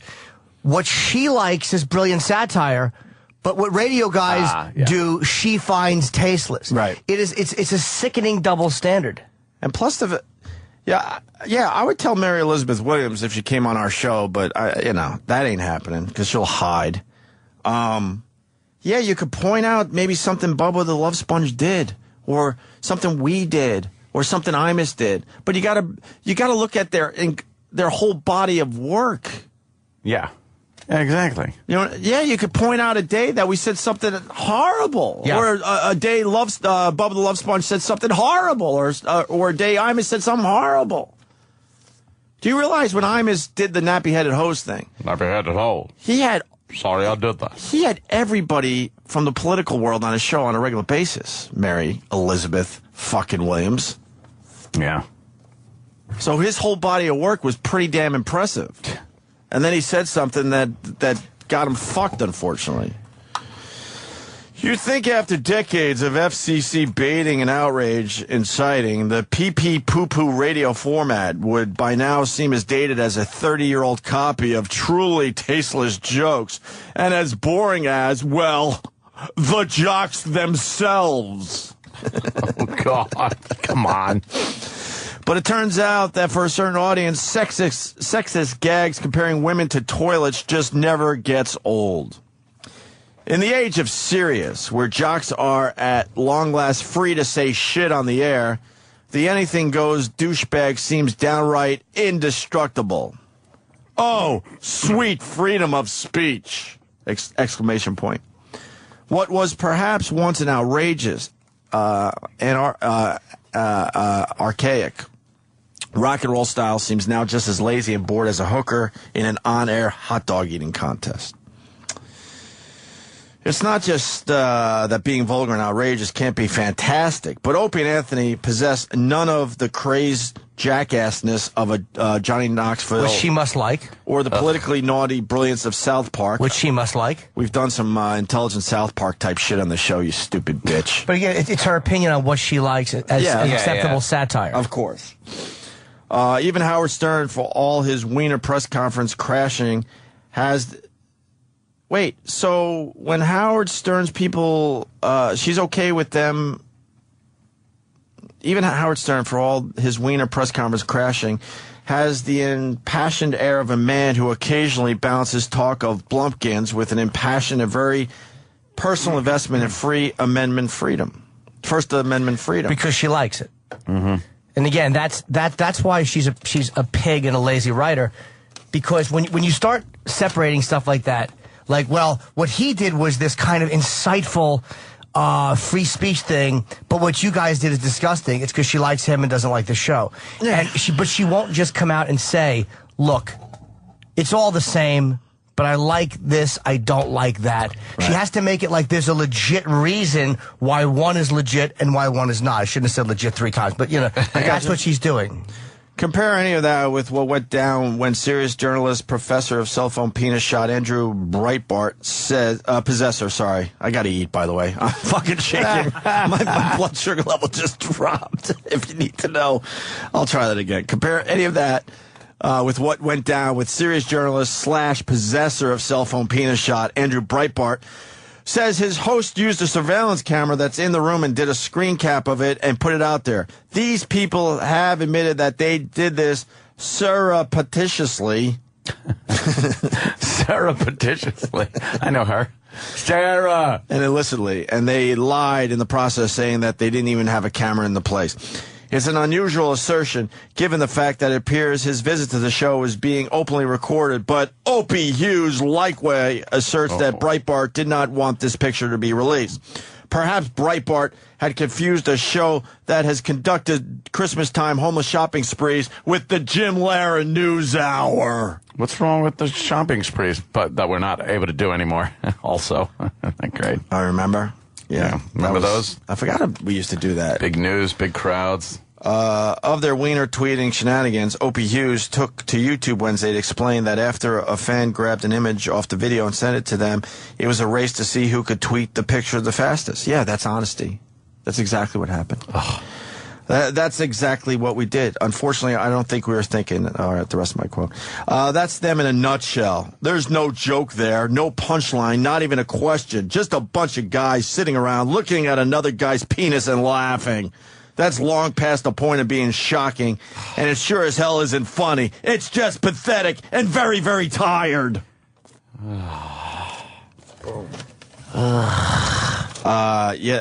was no punchline there. That was something we did because it was extremely newsworthy that everyone else was trying to do. Huge fucking story. It was extremely newsworthy. That's what that was about. If CNN or Fox would have, they were all trying to figure out how to put it out there. I mean, they were all just trying to figure out how they put the penis picture out there and save face. That's what that was about. Because it's us. It's, shock jocks being shocking. Yeah, there was no punchline there. We were the ones that put the damn picture out there because it was an extremely newsworthy event for a lot of people. Exactly. And we took our fucking shot. Correctamundo. All right. Why don't a couple of guys eat? Yeah, I might pass out. Oh, by the way, what's the answer on Blood away. By the way, is here. Blood away. We can play stuff like Baby Bird in clips and discuss it, but it cannot be played in its entirety. What's the difference with that? Fucking That just makes it bodily worse. fluid. This doesn't make any sense. In their minds, though, what's the difference? I What's think we the should be able to play it, obviously, Because but people might think that. Here's why. But why would they allow just a little bit of it? Here's why. Because that will establish it was in the past and that's happening right now. Because we're discussing it and kind of like it was an event. Oh, Jimmy, look out. Wait, Jimmy, I'm not feeling good. I just puked all over Jimmy. No, Stop. I just puked all over Jimmy. I'm sorry. Oh, my God. Jump out. Oh, no. Vomits everywhere. Oh, I'm sorry, Sam. I hit you with my vomit. Wait a minute. no. Oh, no, Travis. I just puked. There's puke everywhere. Why did you eat this? Is that a problem? Yes. Fuck. Yeah, we're off the air right now. Morons. Fucking morons. And their silly little pea brains, why would they think that's okay? I've been told many times that just because it happened back then doesn't mean it's okay to replay now. Absolutely. If we couldn't. By the way, can somebody down the hall explain how that vomiting baby clip? Can we play the audio of the vomiting baby clip? Yes, they yeah, said you can do that. You can cover. It has to do with what happened in this studio. I see, but it didn't happen in the studio. But it didn't happen. It happened on terrestrial in this radio studio. at K-Rock. It happened, you dummies, on a place where they fucking play Cars for Kids commercials incessantly. You blithering idiots. If you can't get away with it now, that doesn't make it okay that you got away with it. But again, we can't get away with that. Oh, because it happened here in the studio. So if we can't get away with it now, basically, It's not a matter of the studio. It's a matter of holding an event where the purpose is to vomit. But that wasn't the purpose. The purpose was to drink as much eggnog as you can. But because somebody died since then, right, we can't. Oh, I see. I see. And cover it as an event, and not have the event. And you suck, and man. Yeah. I got two things. Yeah. First, they're running this place like Russia. Yeah. Russia, I think, was the only country that was able to actually adjust history and make people believe it. Yes. They actually adjusted their own history. Yes, the revisionist history. Very and then good. you got Dennis in Westchester with this. Dennis, go Denny? ahead. Go ahead, Dennis. 2 weeks ago, when Howard was off for the 15th time this year, Yeah. they played the grossest week ever. And they were clips from the 90s. That wasn't that long ago, right? Well, they were probably discussing it. They were probably discussing it as a clip show. That's what their article would be. Well, they were discussing it as events that occurred. No, grossest. It wasn't a clip show. It was a best of. No, it was the grossest week ever. The clips were 25 minutes long. Yeah, it was best of. The clips were 25. Oh, you know what that is? I'll tell you what that is. Yeah. Because Howard was able to get complete control of his channel. Yes. So people who do not understand anything about what they're doing on radio cannot affect what he plays on his channel. Yep. I believe that's what happens when an artist has creative control. They make their channel a certain way and it's entertaining. Yeah, but you have a girl forcing herself to throw up all over your chest. That's great. But I'm saying that's what it should be. Look, man, they were clips. 25-minute clips. That's why. But what's the difference between that and playing Baby Bird, which is over long? Yeah, it's the same thing. Do you just want my guess? Yeah. My guess is that they would say Howard wasn't working for Sirius when that happened. We were working for XM when that happened. That would be my guess. I don't know if that's the correct answer. But why would that matter out there to the people that might cause problems? It doesn't make sense. Doesn't matter. I'm not saying it makes matter. sense. No, you are, No, Travis. I'm definitely not. Sure. I should throw up on you again. You can't do that in here. No, of course not. So he had Thank gross. you very much, guys. All right, He man. had, Thanks, man. he had gross out week. and we can't play Baby Bird. One of the greatest things we've done as far as the shocking category. We showed it in front of 10,000 people at PNC. No. That's true. I forgot about that. How many fines were levied? Can I say thank God? I'll say thank God for this place for one thing. My mortgage is paid in full. Oh, bro. I'm 100% yes clean. Wow. I do not at all need it. It's amazing to have that. That is fucking great. Do you understand how beautiful that is? My God, Jimmy. That's why I dumped every dollar into principal. It's going to be sad because I know what this could be, and it's not going to happen. It's just not going to happen. The magic of satellite radio was the fact that we were able to do all these things that we could not do on terrestrial radio, but... So what are they going to... Cat videos are hysterical. What are they going to... What are they going to do in a couple of years? Is this just going to be one giant jukebox? I guess. I guess that's what they're going for. One big jukebox. But will that be successful with everything else coming up? I don't know. What, like fucking Rhapsody and... Like iPods? Yes, that's what people want to do. Pandora. Yeah. Smart move. The Wi-Fi's, they're now Wi-Fiing every single park in the New York area. Yeah, it's iCloud. The iCloud coming out. Like they're gonna. I hope they know what they're doing. That's on them. They don't understand that the only thing separating satellite radio from any of those other mediums is original programming, not music. It's original content. Original content, which is talk radio. People coming in and very organically and naturally talking. And they're just putting the what I call kibosh on that whole thing with these restrictions and legalese that they throw at us. And if they think that that's going to work, they're loco. I say crazy, cuckoo. Jimmy's slumping. It's a level of disgust which is just, it goes beyond. I can't even. It's like you can only for so many days put a positive spin on it in your own mind. It literally is an utter creative lack of respect that I feel. Not for me, but for them. It's a baby on a computer. I told you they knew how to do that. Yeah. He downloaded those pictures, didn't he, Uncle Paul? Yes, he did. That's hilarious, though. Babies doing things that management would do. That's them. Of course. There was 3 giant things that happened to us in the last week alone. Yeah. Okay, we had the Paris Hilton thing. Yeah. And I on my own made a video and put it up there, and the company felt like that was a major problem. Damn you to hell. That video was going to go everywhere. It still kind of went places because our listeners were smart enough to take my video and make copies of it, and I thank you for doing that. Okay, certainly. But that video, if it was just left alone, I guarantee there was going to be no problem from Paris Hilton's people, and that would have been another massive hit for us. Okay, we fell short on that, but that was a biggie, and that was another thing that the PR department should have came to us about, because that people were really curious about Paris Hilton being such a dud on our show, and they could have probably worked that. Yeah. Okay, you had that happen. That really just annoyed the hell out of us, going, what the fuck, does this company understand anything? And then there was the Jim Norton not being able to get the Lady Gaga photo, but it was the way he was told that just drove all of us nuts, including Jim Norton, okay? Yeah. Drove nuts, to interrupt you for 1 second, it was drove nuts is not even the term. It's kind of like it's almost like a level of calm came with it, like a level of finality. Mm-hmm. That's how I feel. Mm-hmm. It's you know what this is about now. It is such a loathing I feel. Yeah. That I can't. There's no coming back from it. And then we do the wiener thing, and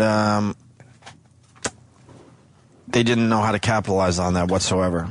They thought what they needed to do was put our faces on the front page of Sirius.com. Oh, that's cool. SiriusXM.com. Oh, that's great. So they felt like they did their jobs there. Yeah. That's just in the last week alone. Yeah. Just nothing but disappointment, to be honest with you. Big things happening, and not understanding, how to use that and capitalize on it. And of course, the Lady Gaga is just a simple case of just trying to take care of your people a little bit. It never happened. Right. Guys, it's been an hour and a half of just negativity. Could you get a little positive? I mean, the good things are happening around here. Just look at the flow chart. Oh, wait a minute. That's the call. Believe me, that's the call. Here's positivity. Yeah. It motivated me to write a lot. Yeah. Thank you. Yeah. Thank you. There are some residual ripples. It's a ripple effect that is good. God. That happens from the bad rock that's dropped in the water. The ripples are good sometimes. All I ask, Ann, is when you start broadcasting from home in a year. Yeah. You just have me as a guest every once in a while. Of course. All right. It's man, I posted a nice picture last night. The lighting trusses are going up.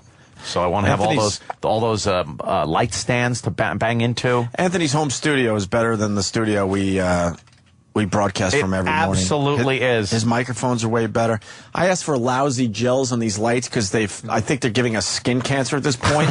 And they can't even do that. They can't even soften the lights, so we have to dim them as we're almost in the dark here. Because that's the only way I could handle these lights. You know why? It has to go through so many channels. Instead of us going, you know something, we'd like some gels on the lights, and then just have somebody go, all right, they go online to a lighting gel place and go, here's some choices. We pick one, and then they order it. And they actually just put them on without it having to go through 50 people who will go, yeah, we'll get right on that. I explained it to them because I do try to work around. Explain it to them. I do try to work around their rules. I really do. I'm not always rogue. I do try to work around some of this shit. Rogue. And I said to these guys, we all have really good cameras now on our phones, with our iPhones and my Atrix. and I just got an amazing HD video camera. But the problem is with this lighting in here and some of the colors that we sort of worked on a little bit, our pictures come out really shitty. Yep. Oh, yeah, they do. They actually do come out weird in here. Really shitty. Yeah. And I said to these guys a while ago, it's the lighting. Please give me some gels. Please give me some lighting. That's all it would take. Because some of these photos, if you got a picture of Paris Hilton in your studio, that could go places. But it always comes out so shitty that there's no reason for anyone to push the photo forward. Look at that greatness. I wonder what's going to happen if I ever sell the house. What's going to happen to that? You better hope fucking Imus or Stern needs a place to live. I know. Who else can afford a place with a radio station in it? You better hope fucking Ted Clear Channel is buying a house. Stern could use your house as a vault for his money. Yeah, true. When he runs out. I think we need more square footage for that. When he runs out of space. Oh, Christ. Oh, Jesus H. Christ. He worked 3 out of the last 10 days. Oh, my God. That's fantastic. That's a dream come true. God, would that be fan-fucking-tastic. 3 out of 10. Oh. For way the fuck more than we make. So you took a day off. Yeah, I'm sorry we did that. We'll make it up to you. Is there a problem? Yeah, I was projectile vomiting. I didn't feel too good, so... Oh, well. First of all, you can't take off. Secondly, don't talk about your projectile vomiting on the air, because we can't do that. What? Can I? Just look at the flow chart. All right, see you tomorrow. Maybe. Had it. It's so stupid. It's so dumb. No surprise, though, by the way. No. This is exactly what I expected. Of course. Exactly what I expected. Of course. We got a break. I'm passing out. Yeah, we got to eat. Because now when I get in trouble for this, I'm going to claim, look, and I have witnesses, I haven't eaten yet, so I don't even know what I'm saying. I can't think clearly. Somebody go for coffee. It's just amazing. When we get back, Ant? Yeah. Barbara Walters. Why don't you send one of the interns? Oh, that's right. We don't have. But they're getting right on that, by the way, from the meeting that we took 3 months ago. I love I think it was about 3 or 4 months ago, they said, we're making progress. Making progress? What are you fucking... They can't even figure out how to bring interns back to one of their biggest shows. They can't even figure that out. It's astounding. If I was like in charge here on the programming level, you know who I'm talking about, I would march right the fuck up there and talk to the proper people and say, look, knock it off. It's a big, important show and they need interns. That's what I would do. Hits 1, 3 new interns have started. Does Hits 1 need 3 interns? Look, I understand they don't kick their interns in the balls, but yes, of course. With that said, I think we could move forward from that event. Yes, the moving forward thing is what we have to work on. Holy fuck! There's an alien on Imus. Oh, is that Bernie? Holy shit! Frightening. Oh, that was Combs. I meant Bernard. Bernard. That's Combs, the bald guy? No. Oh, that's Bernard. No, Bernard. Yeah, but Combs looks more like an alien with his hair than Combs looks like a wax figure with a fucking straw hat on. Bernard just looks fucking... Bernard looks like he's coming out of a ship to greet Richard Dreyfuss. Yeah, he really does. He does. Holy shit. Look at him. He should be giving anal probes to Midwestern Hicks. Hey, did you star in Westworld? Wow, very good. It makes me laugh. Hi, Miss in the Morn. I remember as Cardinal O'Connor, he made some reference that Amish should get AIDS. This many years ago. That's great. Very funny. Oh, bodily fluid. Sorry. Blood. Sorry, guys. When we get back, we got this day in O&A history, a new little thing we're trying. Hope we can play it. We also have the O&A TV edit, a new thing we're trying. We got Colbert talking about us I want to hear that. for the second day in a row. I did not hear this yet. I heard it was brilliant.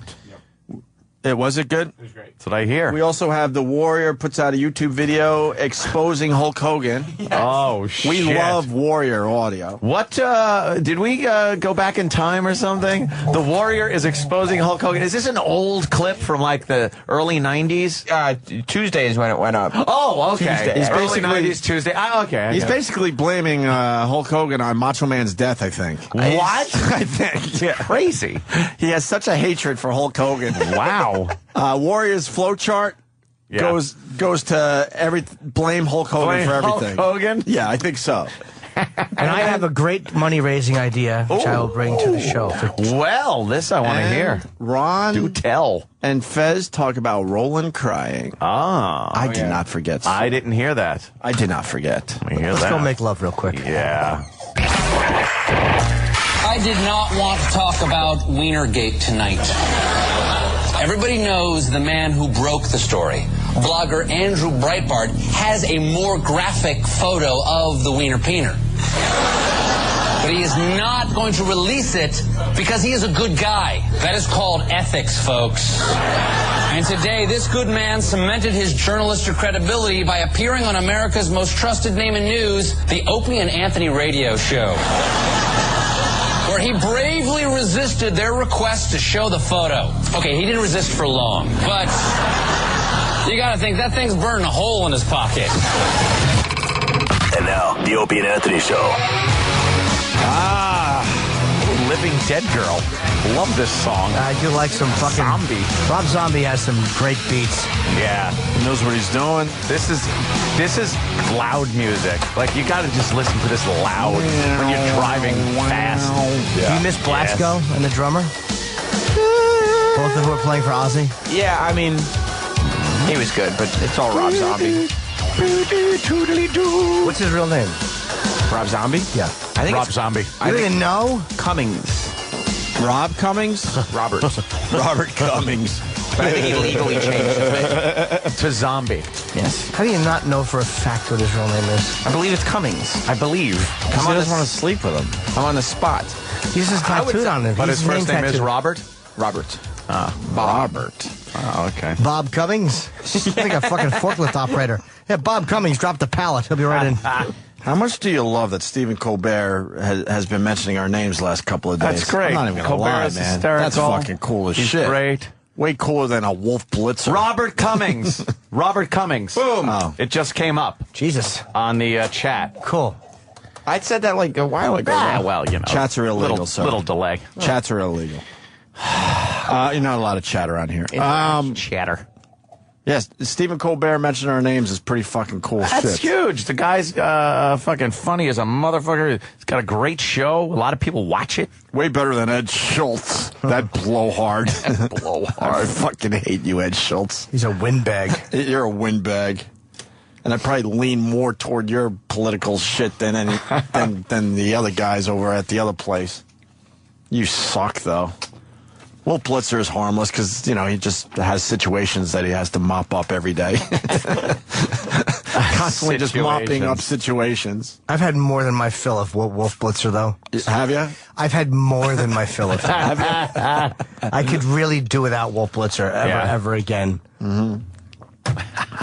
Asking a psychiatrist, what do you think Wiener was thinking when he sent the underwear pictures? Oh, you went with that? It's like, you're a man, you fucking liar. You know exactly. Why don't what you he's just thinking. admit, like, hey, look, I'd love to do this, but I'm married and I don't. Right. You cocksucker. Much what goes Really? down. You don't understand why a guy would send his dick picture to a hot girl? Yeah. You asshole. Fucking morons. And then you got Rachel Maddow. What are you? What did he say? What are you? Do we have the other Colbert clip? Rachel Maddow does not want to look like a broad. No, she hates she gay the or fact no? that she. I don't know what she is. Hates the fact that she has a Probably vagina. is.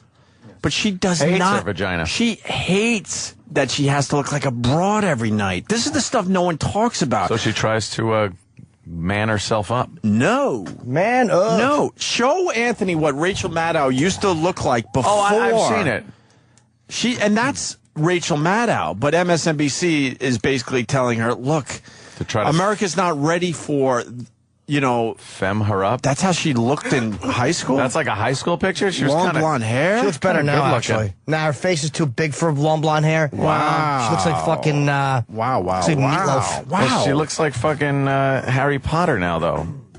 Well, yeah, and that's MSNBC saying, look, you're Oof. you're really good. Wow. But you look. That's a man. That's a man. That's a boy. That's her? That's what she wants to look like. But MSNBC says, no, we got to soften you up and make you look like a woman. She doesn't want to look like a woman every night. And that's but her no one softened else up. is going to fucking tell you this shit.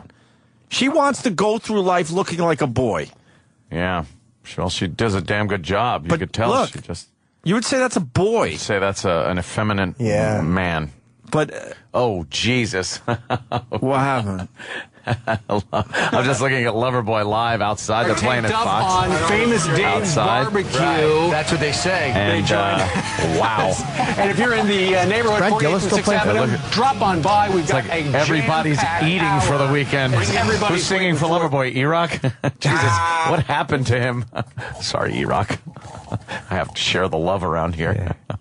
Sirius XM signs that say we love Loverboy. We're just on. Are you kidding? They sent out the street They team. sent out the street team the with Loverboy. Did they have signs printed up or are they handwritten? No, they're on Sirius XM signage, and then I think they wrote, like, there's a white space on the side. What whores. So that's it. They didn't go to, like, the Gaga or Rihanna concerts. They went to the Loverboy concert. Holy shit.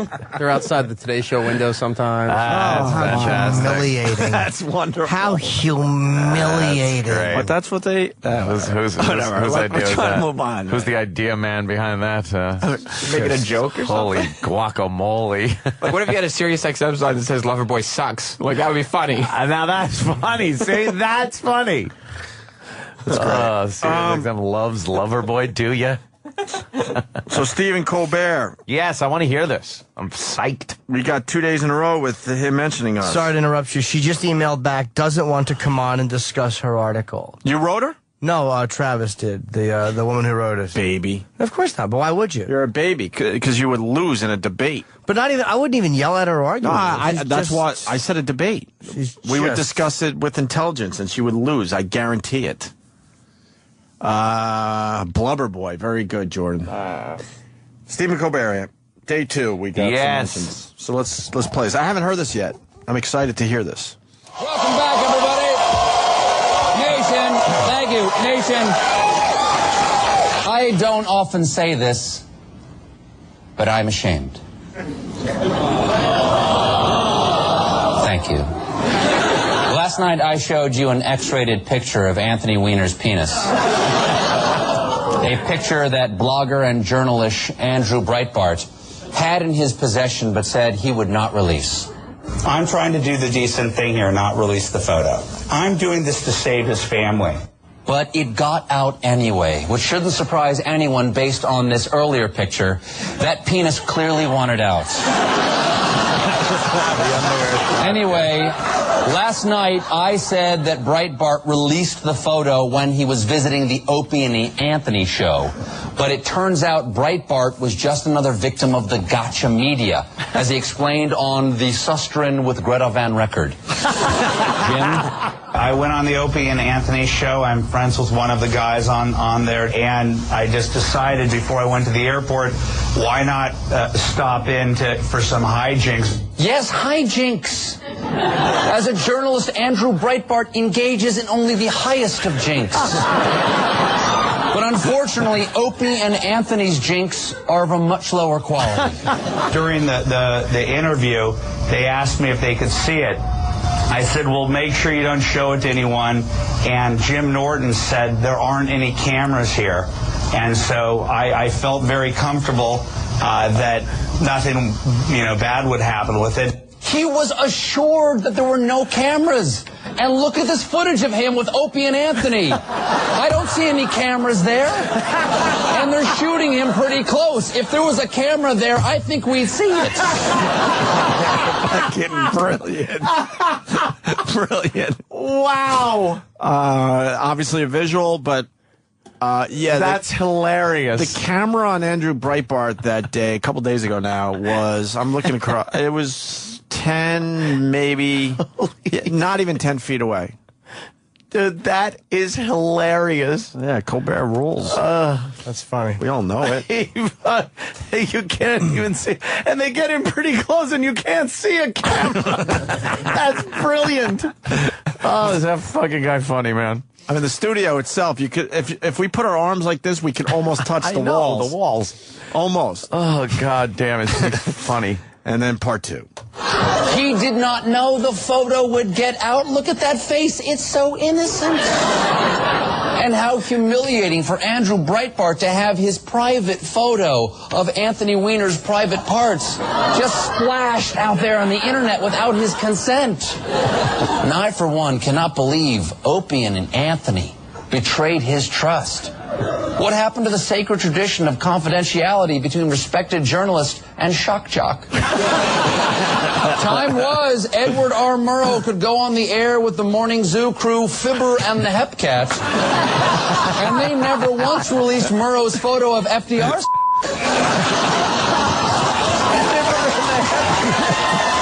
Is that a real show? Fibber and the Hepcats. Is that a real show? That's hilarious. It can't be. No. Who knows? Oh, is that You great? never know, though. The Hepcats. Very fucking funny. Oh, my God. Oh, this is brilliant.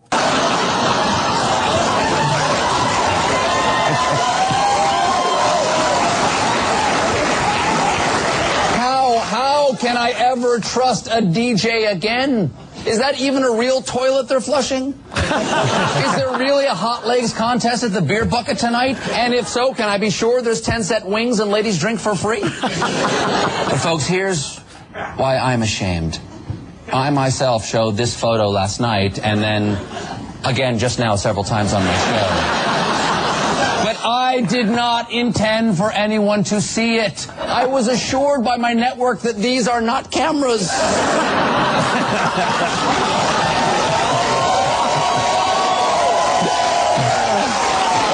For the last 5 years, I thought I've been shouting into a toaster oven. How was I supposed to know? I just wanted to have some hijinks. Anyway, I'm sorry. And we'll be right back. God damn. Fucking great. That is great. It's really funny, man. Jesus. Colbert is hysterical. He was great on The Daily Show, and he used to do be one of the correspondents on that show. And the spinoff is just, it's been hysterical. I wonder. I can't believe he's been on that long. How long? Did he say 5 years? He said 5. 5 fucking years. 5 years, yeah. God damn. That's amazing. Very funny. Also yesterday, I think it was yesterday, The View. Was that yesterday? No, but it doesn't matter. The View. Yeah, it was yesterday. Listen to Barbara Walters and her jealousy. Really? Yeah. Oh, yeah. Listen to this. And this puts a lot of things in perspective. Yeah. A lot of people wanted to release that photo, leak the photo. They were just trying to figure out how to save face and do it at the same time. And this is The View discussing it. Mr. Weiner was exposed yesterday when blogger Andrew Breitbart. He's the guy who exposed Shirley Sherrod that time. And he posed as a pimp and went into the Acorn offices. Remember, that's Andrew Breitbart. Well, he showed his radio host, apparently, Opie and Anthony, the photo on his iPhone. Why he had it on his iPhone, I don't know. But he was proving that he actually had the photo. And the host snapped a picture of it, which is now all over the internet.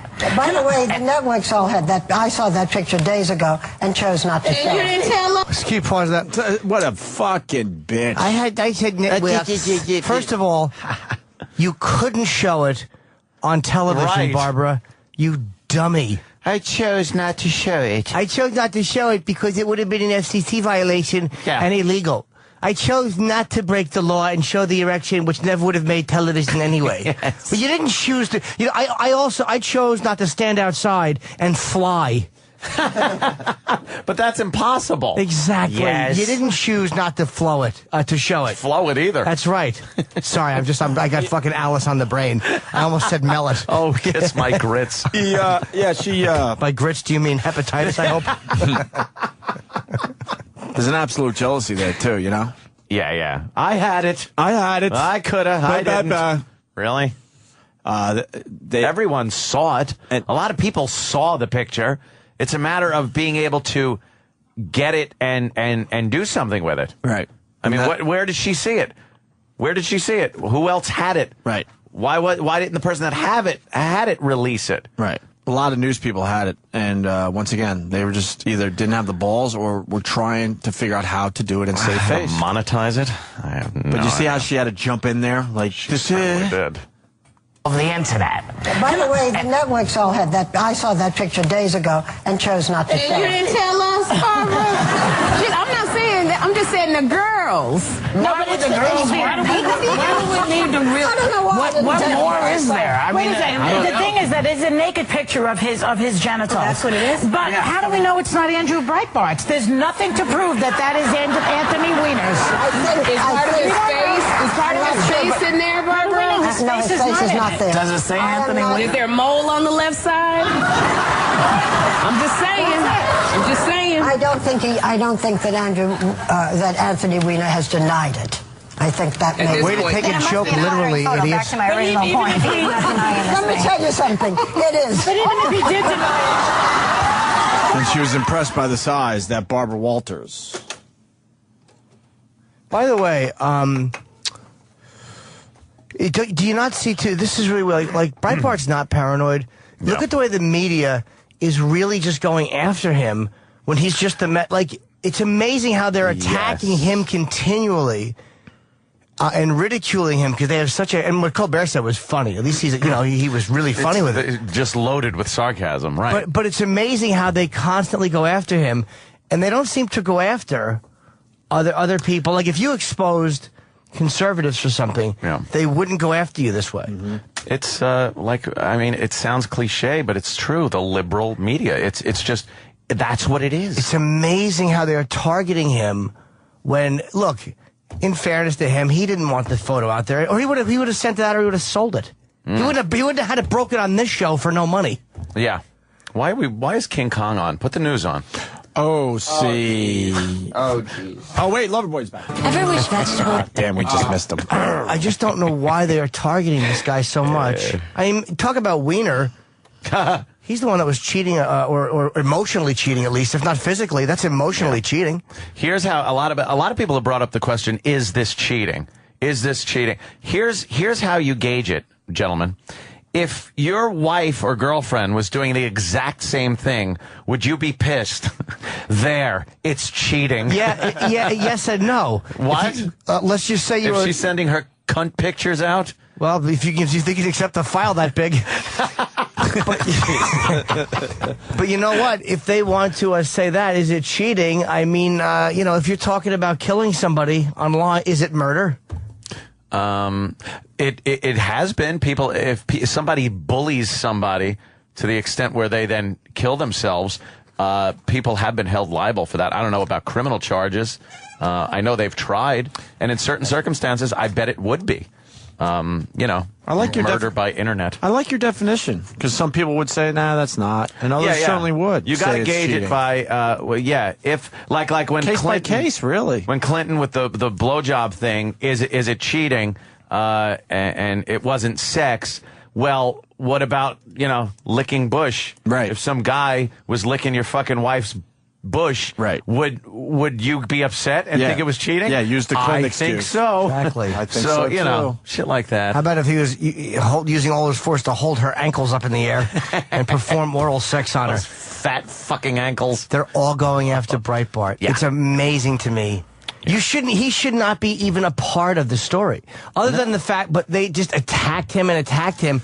He's not the story. No, they'll continuously attack anybody who shows liberals, Democrats, whatever, for their foibles. God, it's like the way they attacked Ken Starr. Oh, yeah. For going after Clinton. Yep. Remember that? Yeah. Because they would talk about Clinton, but they wouldn't actually really attack him. And they probably shouldn't have either. I could care less if he gets, but you know what I mean? But anybody railing George W. Was held as a hero. I don't remember these the media going after the male prostitute that exposed Ted Haggerty, say. Right. Oh, I know he's not an elected official, but I don't remember them targeting him for coming out and being a prostitute. They didn't. They appropriately went after Ted Haggerty and crucified him. They appropriately did not target the male prostitute. Right. But in this case, they go after. I wonder if any of them ridiculed the male prostitute who had been, I guess, massaging or doing whatever he was doing with Ted Haggerty. The way they're ridiculing Breitbart for, like, why would he? You could just tell. You could hear the disdain in their voice. And even if you hate Breitbart, fine, fuck him, don't like him. But the point is, he's not paranoid when he says that.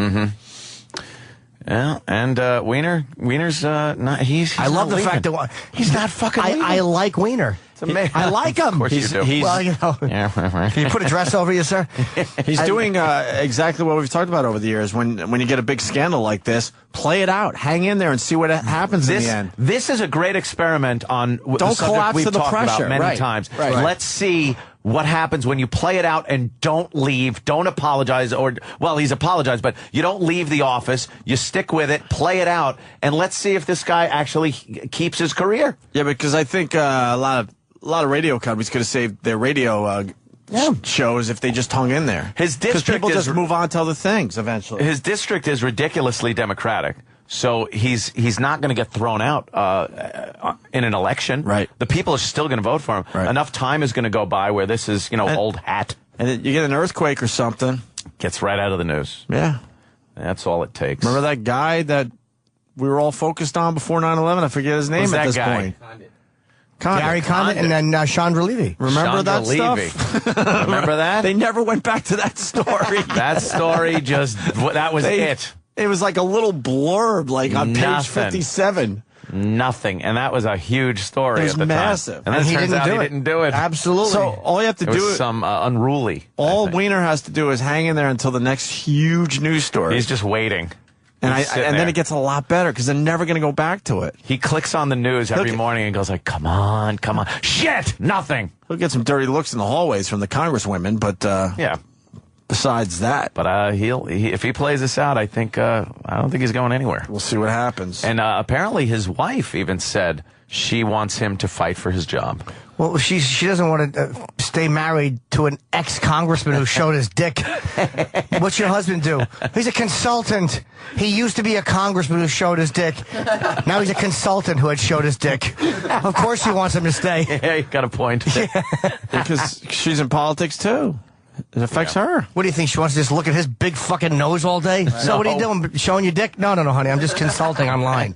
All right, cool. Online. Do you find it creepy that they chose the same day that the photo was released to announce that she was pregnant? Yeah, that was smart. That was very smart on someone's part. That's a doing PR. that. That's a real PR machine, by the way. Remember we were talking about PR Damage earlier? control. Beautiful damage control. It's like, all right, what do we do? Well, my wife's pregnant. Holy shit. Throw that out blows there. Everything out of the water. That'll push some of this shit, to the back. Because guaranteed that would have been front fucking page, like huge picture and everything. But they kind of pushed that aside. They pushed his weenie aside. But that's what a real PR department does. Yes. They capitalize and figure shit out. Exactly.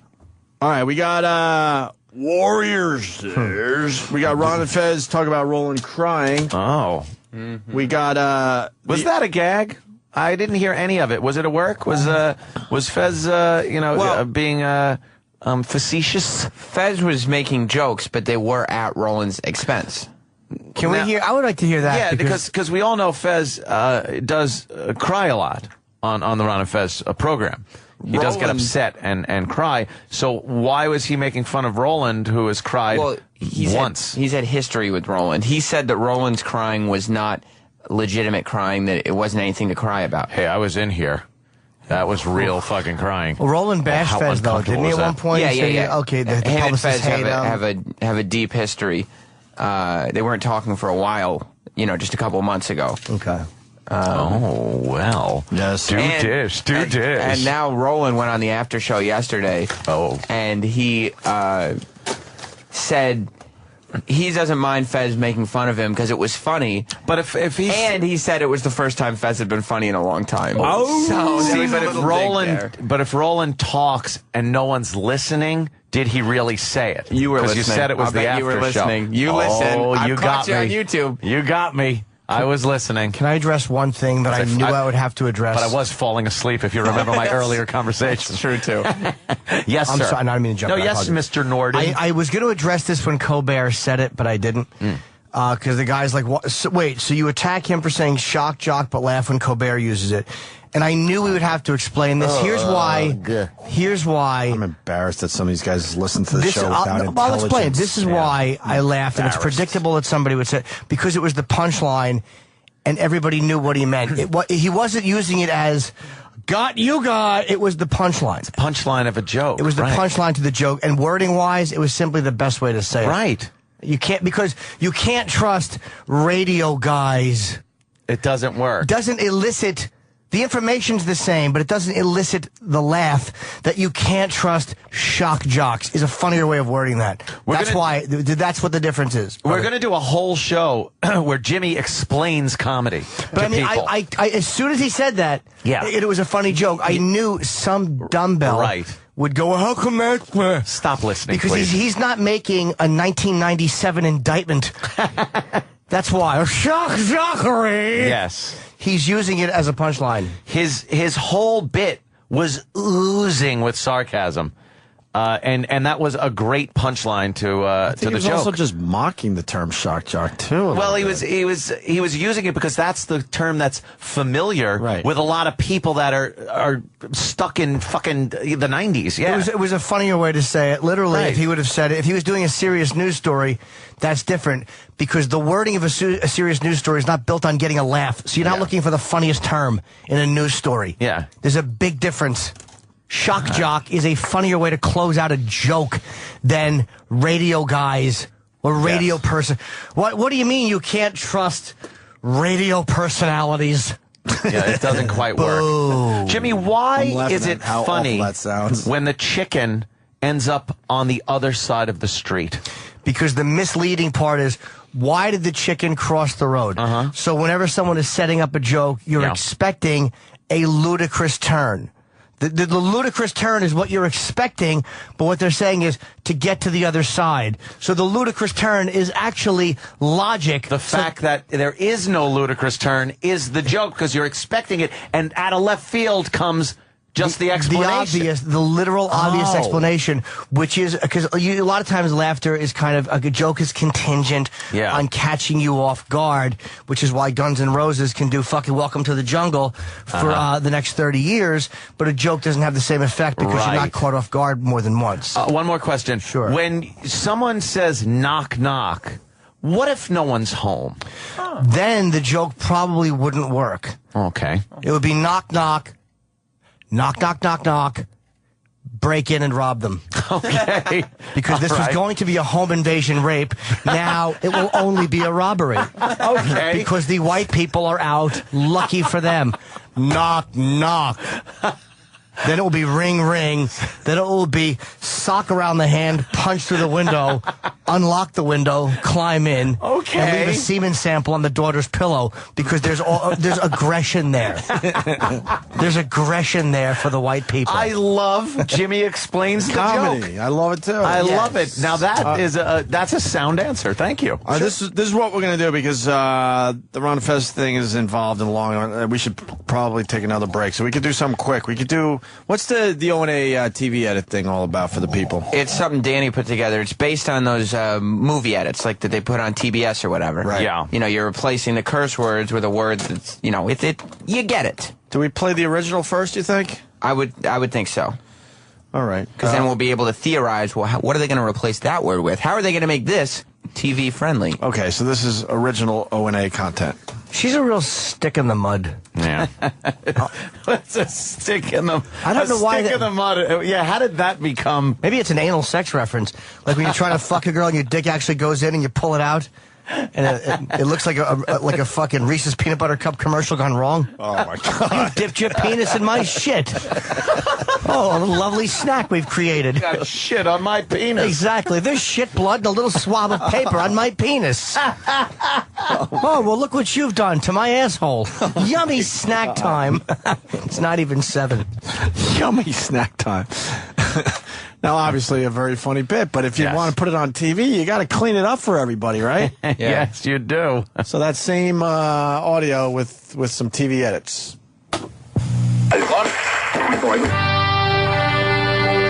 The following portion of the Opie and Anthony show has been edited for television. She's a real stick in the mud.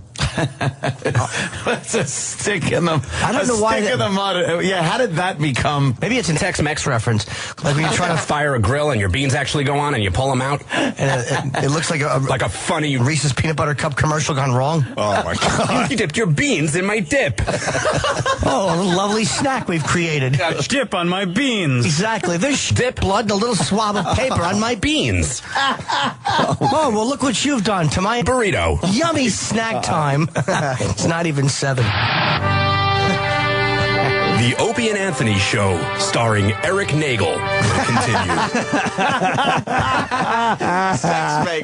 I don't like that because it's not the original bit though. They're playing the second time. Yeah. It's different Well, that's words. Yeah. The TV friendly I don't get it. version. It's very funny.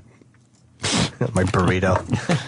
I think we also should play. Sex Man reference at the end was good. It really was good. You want this day in O&A history? Yes. Yeah. What happened? And I have a brilliant charity idea. Oh yeah. I want to hear that too. It's a good one. This day in O&A. The Opie and Anthony show presents This Day in O&A. Our favorite moments from this very day in Opie and Anthony history. It was 1 year ago today, wrestler Iron Sheik abruptly left the studio after having his balls busted by comedian Jay Moore. Wow, he's all dressed up today. Jay Moore, we got the Jay. Iron Sheik in studio now as well. The Iron Sheik. Is he still champion? He is the champion. Iron Sheik, can you hear me?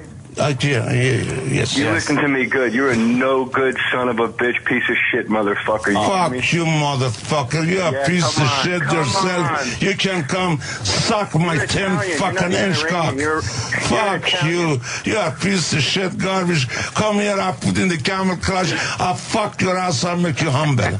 I know you'll do it in my butt, because that's the only way you can get it, right? Yeah, fuck you, piece of shit. You're not even real. Yeah, come on, man. I'm right outside. Come on, motherfucker. I'm here too.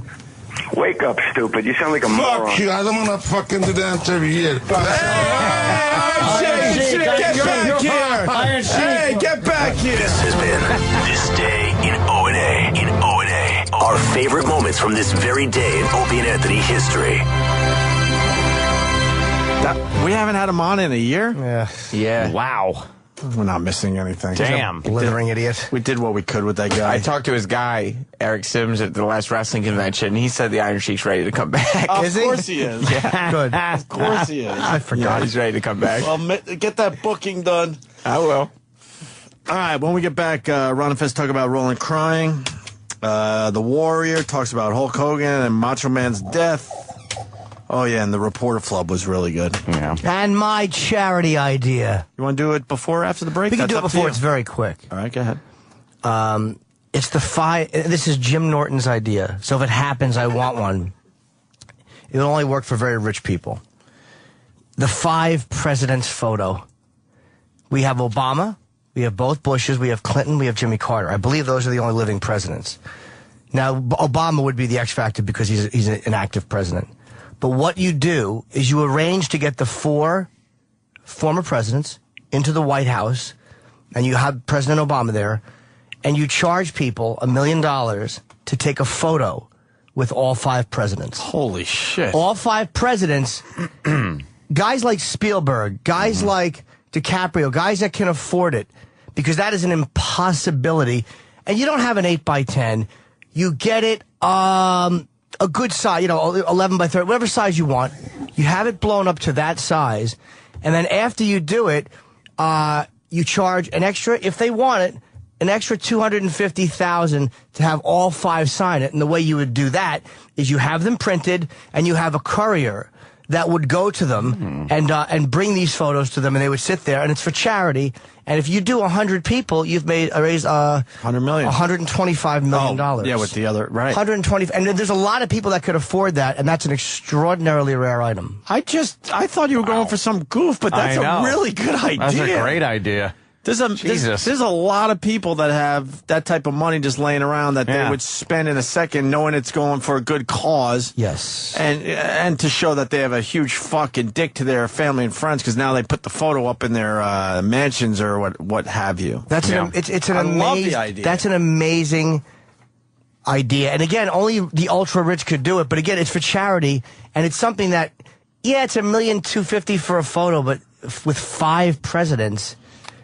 There's no better photo. You would easily get 100 people. Easily. And it wouldn't take, literally, to get people in, you'd have to do it on a great digital camera, protection. To get somebody in there and out, you could probably do a couple of minutes. If all they get to shake every hand, they stand in the middle, they take a photo, and they have to leave. You could probably do 2 a minute. It would probably take, an hour tops.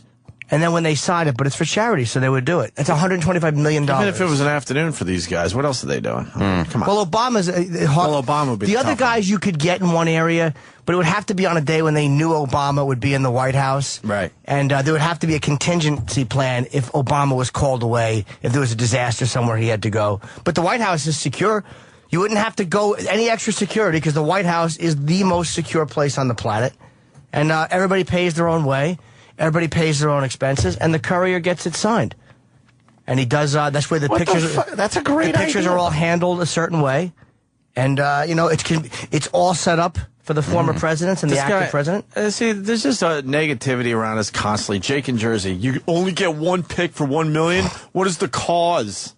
Well, it depends on the... There's people out there that have so much fucking money, they would pay $1 million for that particular picture. Without a doubt. They wouldn't even think twice about it. It's that photo... And the cause, there's whatever a million great causes. They would figure out one that makes sense. Whatever it is, children's SIDS, and then he goes, cause. Obama gets to waste the money on gun control. Again, he's irrelevant. This guy's irrelevant. That's why those screens should go. That guy should have no voice. He should have no voice. He doesn't have a voice. He should yell at his radio. Goodbye. Yell at your radio. Yeah, those people, I don't care what they think. Goodbye. Whatever the cause is predetermined and agreed on by all 5. The presidents would have to agree on it. Such a solid idea. I like it. It's a great idea. It'll never happen, but I love it. I saw a photo. I think it was the Reagan Library, and it was Reagan, Bush, and it might have been Clinton, Carter, and Ford, or whatever. There was 5 presidents when Ford was still alive.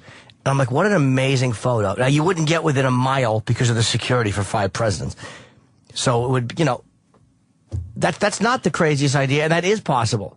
Because all 4 former presidents, you could pick a date a year in advance or 6 months in advance. The only X factor is, of course, illness or death of the family and President Obama. Mm-hmm.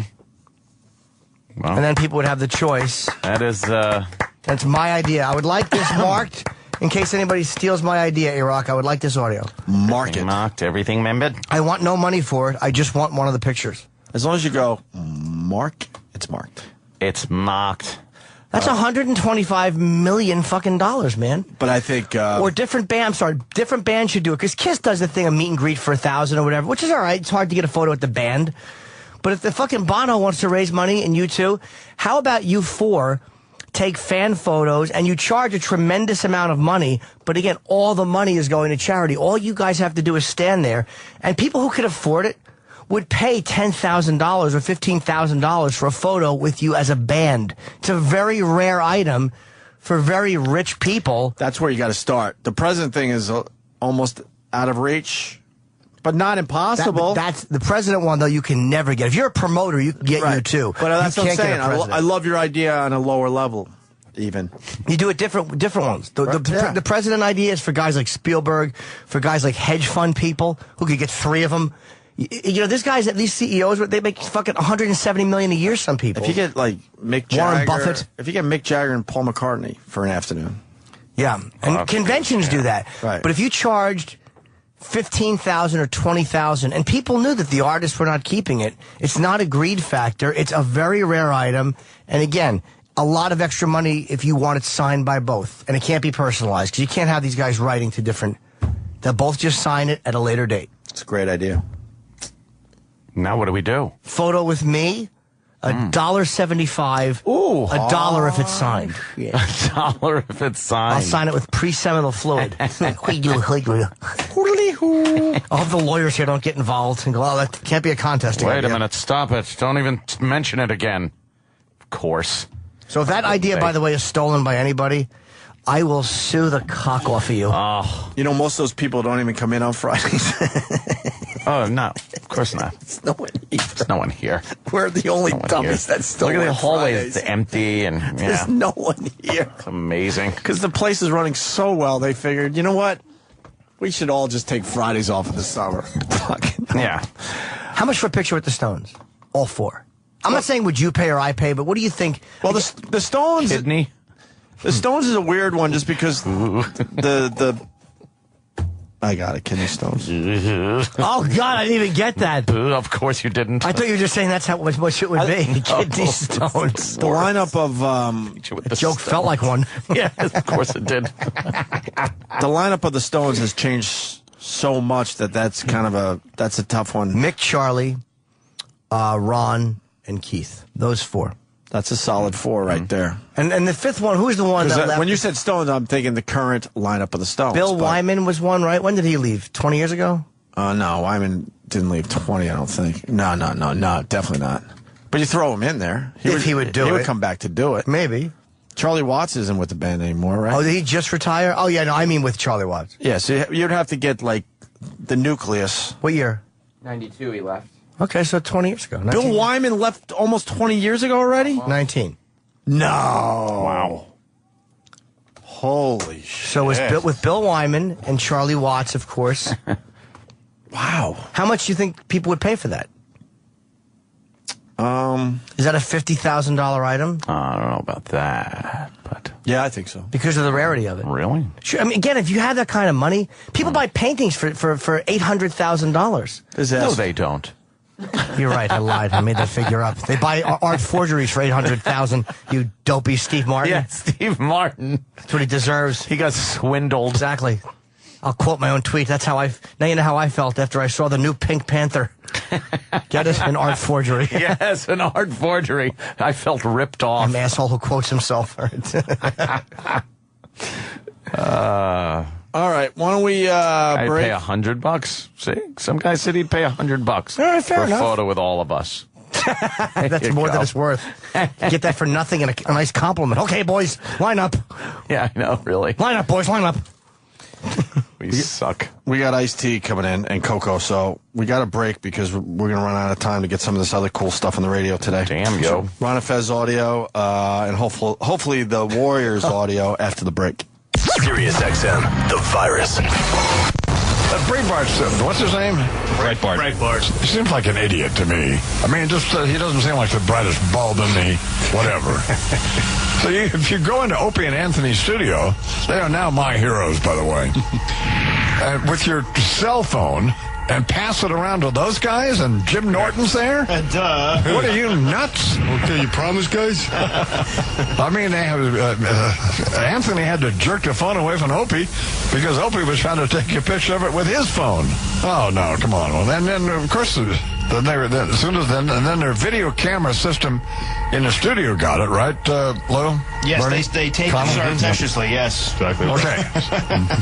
And then they were fighting one another to see who could tweet it first. Good for them. That's what they do. I mean, come on. So we'd have done the exact same thing, wouldn't we? Who'd have thunk it? Opie and Anthony. Whatever. This is the Opie and Anthony Show. Good job with that, man. I love Angus. Hey, Ron and Fez. Yeah, what up? I'd pay $100 for those guys. Ron and $100? Fez. Photo of Ron and Fez. Photo yes. of Ron and Fez. Roland had a breakdown on our show this week. Oh. Anthony, was it a breakdown? Yeah. It kind of was. And I was listening to, I don't know if it was a replay. I don't know where I heard this. Did you replay it? Yeah. Maybe Sam replayed it. And basically said this place is going to kill people. The stress and the pressure. Yeah, the stress level is just the stress level in this area. Here. In this place is ridiculous. It doesn't need to be this stressful. It doesn't. And it finally got to Roland, and Roland broke down a little bit. Had a real moment on our show, which we like. We like the real moments, absolutely. Yeah. Especially when it's over something of substance. Why are you calling him?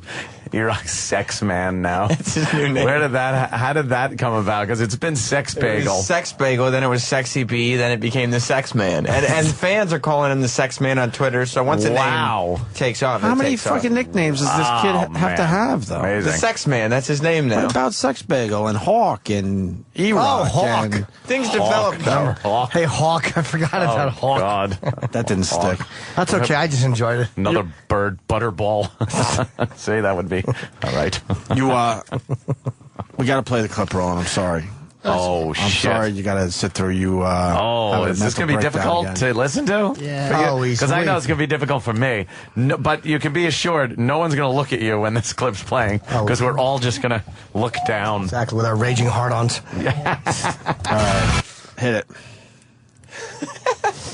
Or just do whatever the fuck you just did. Just play some music. Yeah. What are you doing in there? Roland, are you okay? I'm still stressed. No, calm down. Calm down.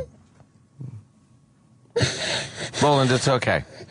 We'll get Glenn Close in. Get Glenn Close.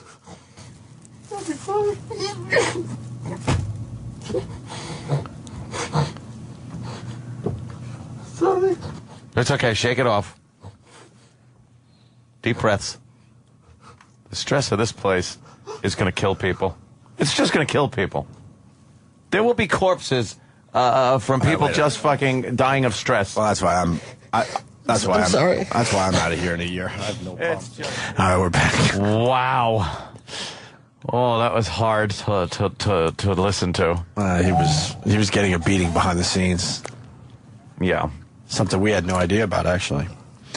But, all right, so Ron and Fez certainly took the opportunity to kind of have some fun with that. Commented on that? I mean, recently we did a whole thing on the Blueberry incident, so... the Blueberry incident. You can't blame Ronnie, certainly, for bringing it to his show, knowing there's a little beef between Roland and Fez. Their intern made a Blueberry Incident song on his first day. He came in with a Blueberry Incident song. Oh, no, what happened? Fez responded by saying, this is going to be a long internship. Oh, damn. He wasn't happy. Well... Here's Ron and Fez. Oops, they played the clip too, Roland. I'm sorry. I just read that. Oh, so now you got to sit through it again. Shit. Oops. Oh, shit. Jeff, you're on the Ron and Fez show. Hey, I think I got an itchy bone for you. Well, if you think... Let's do this.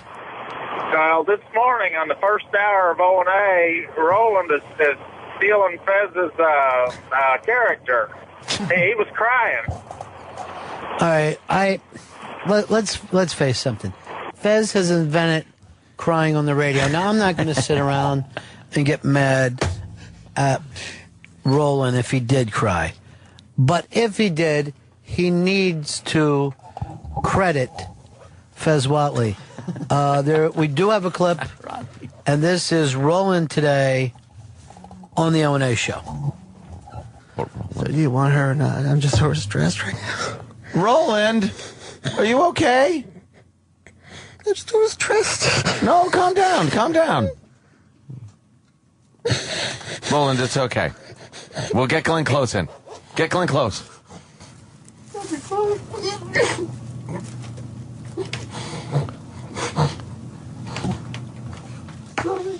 It's okay. Shake it off. Well, wow, I never saw Roland like that. Oh, my God.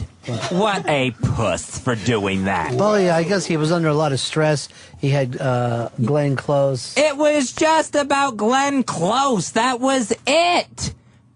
Oh, my God, what a baby. Yeah, but you know what? When you're in the talent department, you're, Oh, could you be a bigger pussy?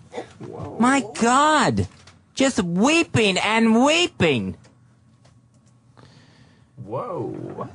If you say biggest pussy like the way he said it, doesn't it cancel it out? It's not. He doesn't say it like Jimmy does. Let's just say that. Pussy! Yes.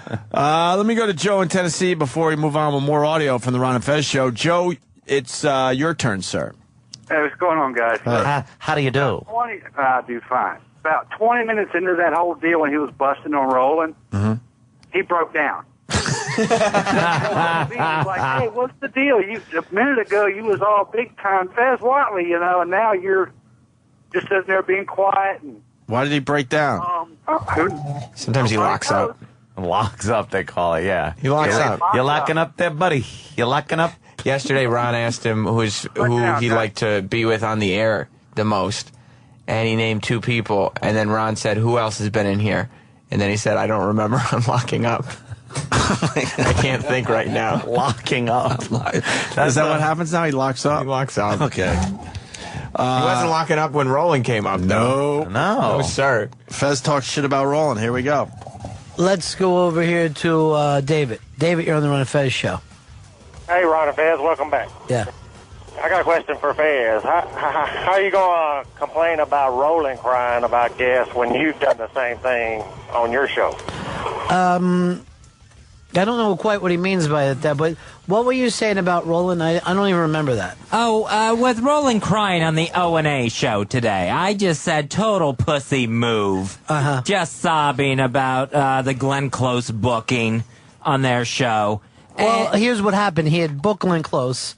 She's a big star, Fezzy. She's got Emmys, she's got Tonys, and nominated 5 times for Oscars. 5 times. That's a big star.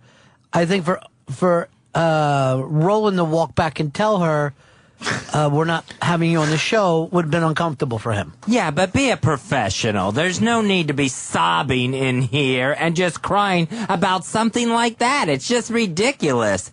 I mean, what is he, 2 years old? Wow. 2 years old. Shit. That's got to hurt a little. Yeah. Does that hurt a little bit, Roland? It's like that South Park character, like a Skittles yelling at you. You kind of like, huh? Oh, like a retarded kid? Oh, really? Oh, a little effeminate. Yeah. Well, he made a limp wrist. That's what Roland just did.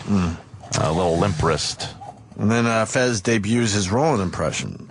This one is actually, I just smile. I like Jesus. If it takes him this long to be funny, I'm like, go ahead. Oh, wow. Hasn't been funny in a long time. Oh, right, Jimmy? Oh, no, he hasn't. Even management go, oh, look, he's actually talking and being funny. You're talking about Fez? Yeah, that's what they said. Wow. That's what they said back there. Management did? Well, somebody did. They were commenting? Yeah, like, oh, look, he's talking. He's funny. Because they didn't know it had been so long? Yeah. Wow. Whoa. Wow. That's uncalled for, I think. Shit. Wow. Let's go over to Estelle. You're on Ron and Fez. Hi. First of all, Fez, I just want to say I'm sorry about your dad's death. But Why bring that up? because it stimulates something in Fez that maybe he's aware of. I'm sorry. But that's a long time ago now. Let him get over it. All right, well, that's fine. But the fact about this Roland thing, I mean, the guy does a hell of a job. He does. He came back to O&A. They needed him. He's doing phenomenal work, getting great guests to come in, and then Fez has the nerve. Wait a second. Fez has the nerve to start carrying on. Listen to that. Fez has the nerve to go ahead and carry on about Roland Klein. I'm going close. Help me there, Anthony. Don't want going close. His job might be Oh, let him go. Did they book Twitchell's? That's where Twitchell's went? It sounded like the Cowardly Lion. Sure did. Put him up. Oh, God. You don't like that? I hate it so much. We got to ask every time. His job might be Oh, in let him go jeopardy. see the Wizard of Oz for some courage. Why don't you? Oh, you gotta be kidding me, I am lady. not kidding. I am telling you. You're gotta, nuts. You gotta at least feel a little bad for. Fez. Genuine in the Oh, Please. let me roll up my pant legs. The tears are getting so deep in here. That's not that deep. Everything that was going on. I thought he was going into an asthma attack. Wow. You're going into an asthma attack? You think he sounded like you? Yeah. You like that, Roland? He kind of did. He's doing impressions. Kind of like it? Yeah, I mean, if they didn't prep for the show, they need this. So be it. Wow. Damn. Twitchell's? You want to hear it? Yeah, let's hear his impression of the Cowardly Lion. I know Anthony enjoys He likes this. it. Oh, do I? Anthony really enjoys it. I like the video of it more, though. You know? Yeah. How many times did we make him do that, by the way? At least 6. Let's hear it. I mean, it's not bad. Put him on. Oh, God. This is cringe-inducing. E-Rock's got the audio. Let's go with the audio just because it'll sound better for the people out there. Yeah. Even though the video itself is terrific.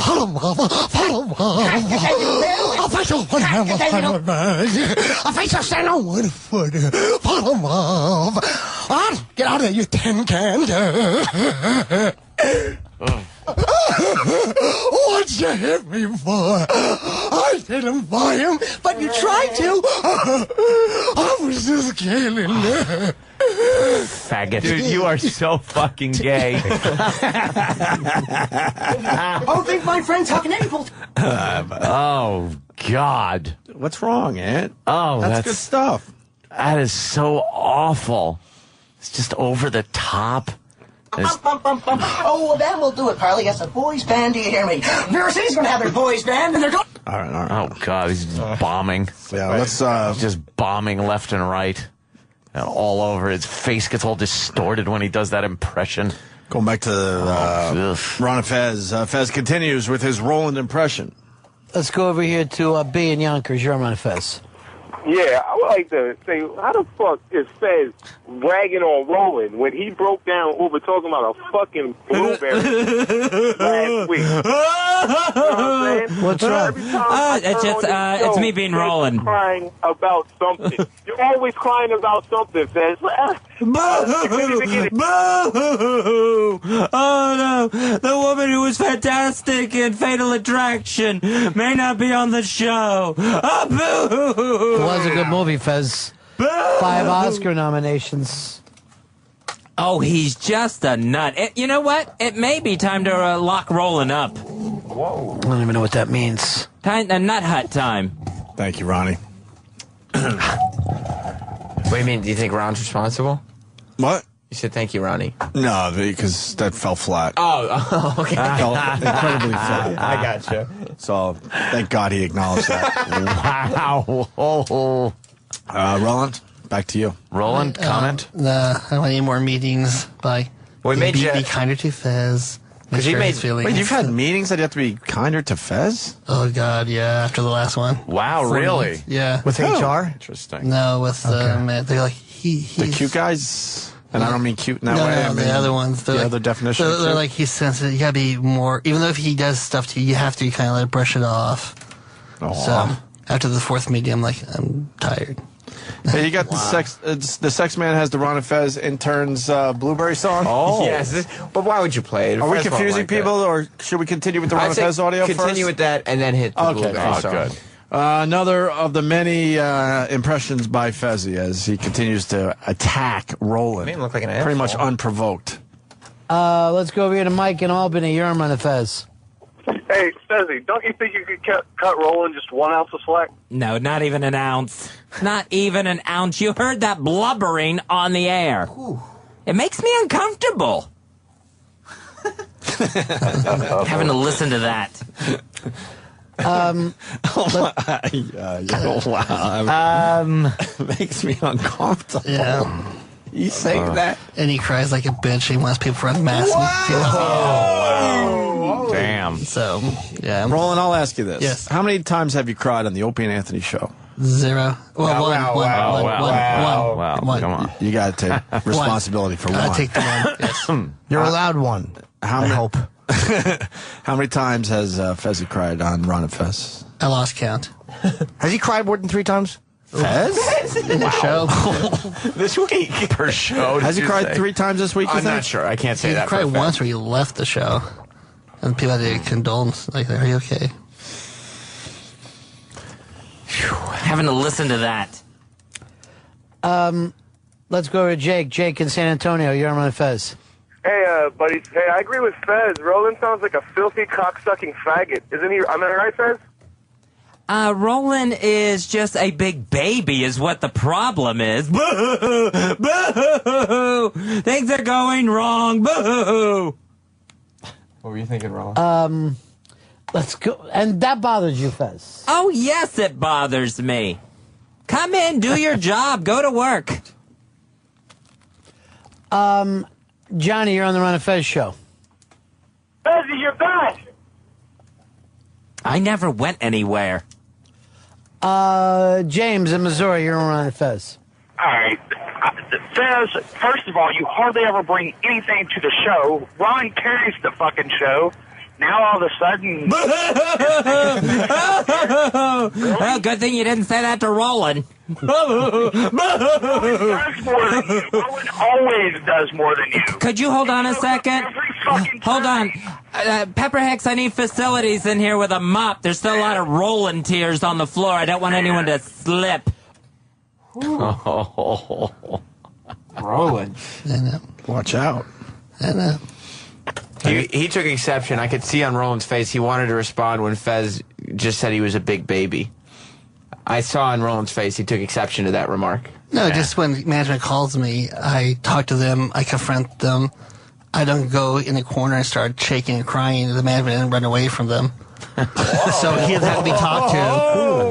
Says, he does that. They go, can we talk to you? He says shaking. And they go, oh, never mind, we'll talk to you later. Wow. Man. This is like, now it's getting personal. Uncomfortable. And now the gloves are off. Wow. This is like the Warrior and Hogan. Yeah. This is crazy. This is some unbelievable stuff. Adam. Ronnie B, what's Yeah. up, man? Hey, Fez, how the fuck are you going to rip on Roland? Every time I turn on your show, you're always whining and crying. Oh, you mean like this? You have me confused with Roland for the O&A show, sir. I don't know what has gotten into Fez today, why he's feeling stronger. And by the way, I want to see how Opie tries to turn this back on me. Because Opie's got, Jay Moore got in Opie's fucking kitchen about, Ron's a puppet master. No one can control Fez. No one knows when Fez is going to have a good day. No one Fez is going to have a bad day. I don't even know. I will know this.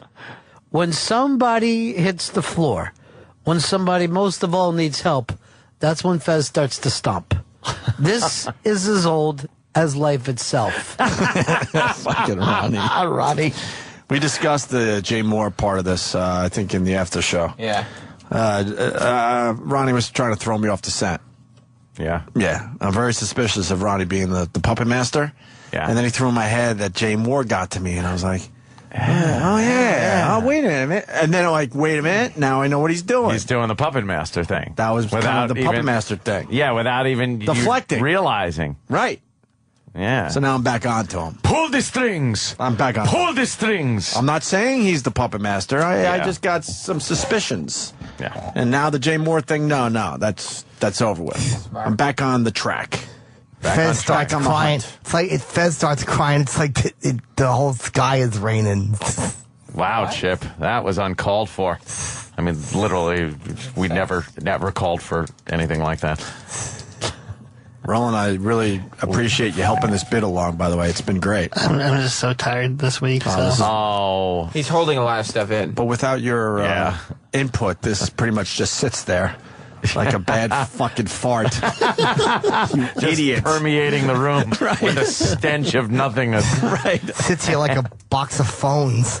That's crazy. Box of phones. See, we're using the audio as a catalyst to get you involved here. You have to listen to the little things that he said, though, because he's taking Roland? Yeah, he's taking some pretty brutal shots at Fez, but he just kind of mumbles them and shrugs his shoulders, so you can't really pick up on it. Comment, Roland. Comment. I have nothing today. It's just, I don't know. He said Fez shakes in a corner when management. It's true, though. That's what they all say. The management, like, oh, stay away from him. He's crying. Oh, my God. They do that means they're like, who wants to talk to him? Because nobody does. Because he says a pain in the ass. That is the truth. All right, enough about me. We're talking about Fez right now. I know. That's when they all say. Someone goes, do you want to talk to Fez? They go, fuck. Fuck.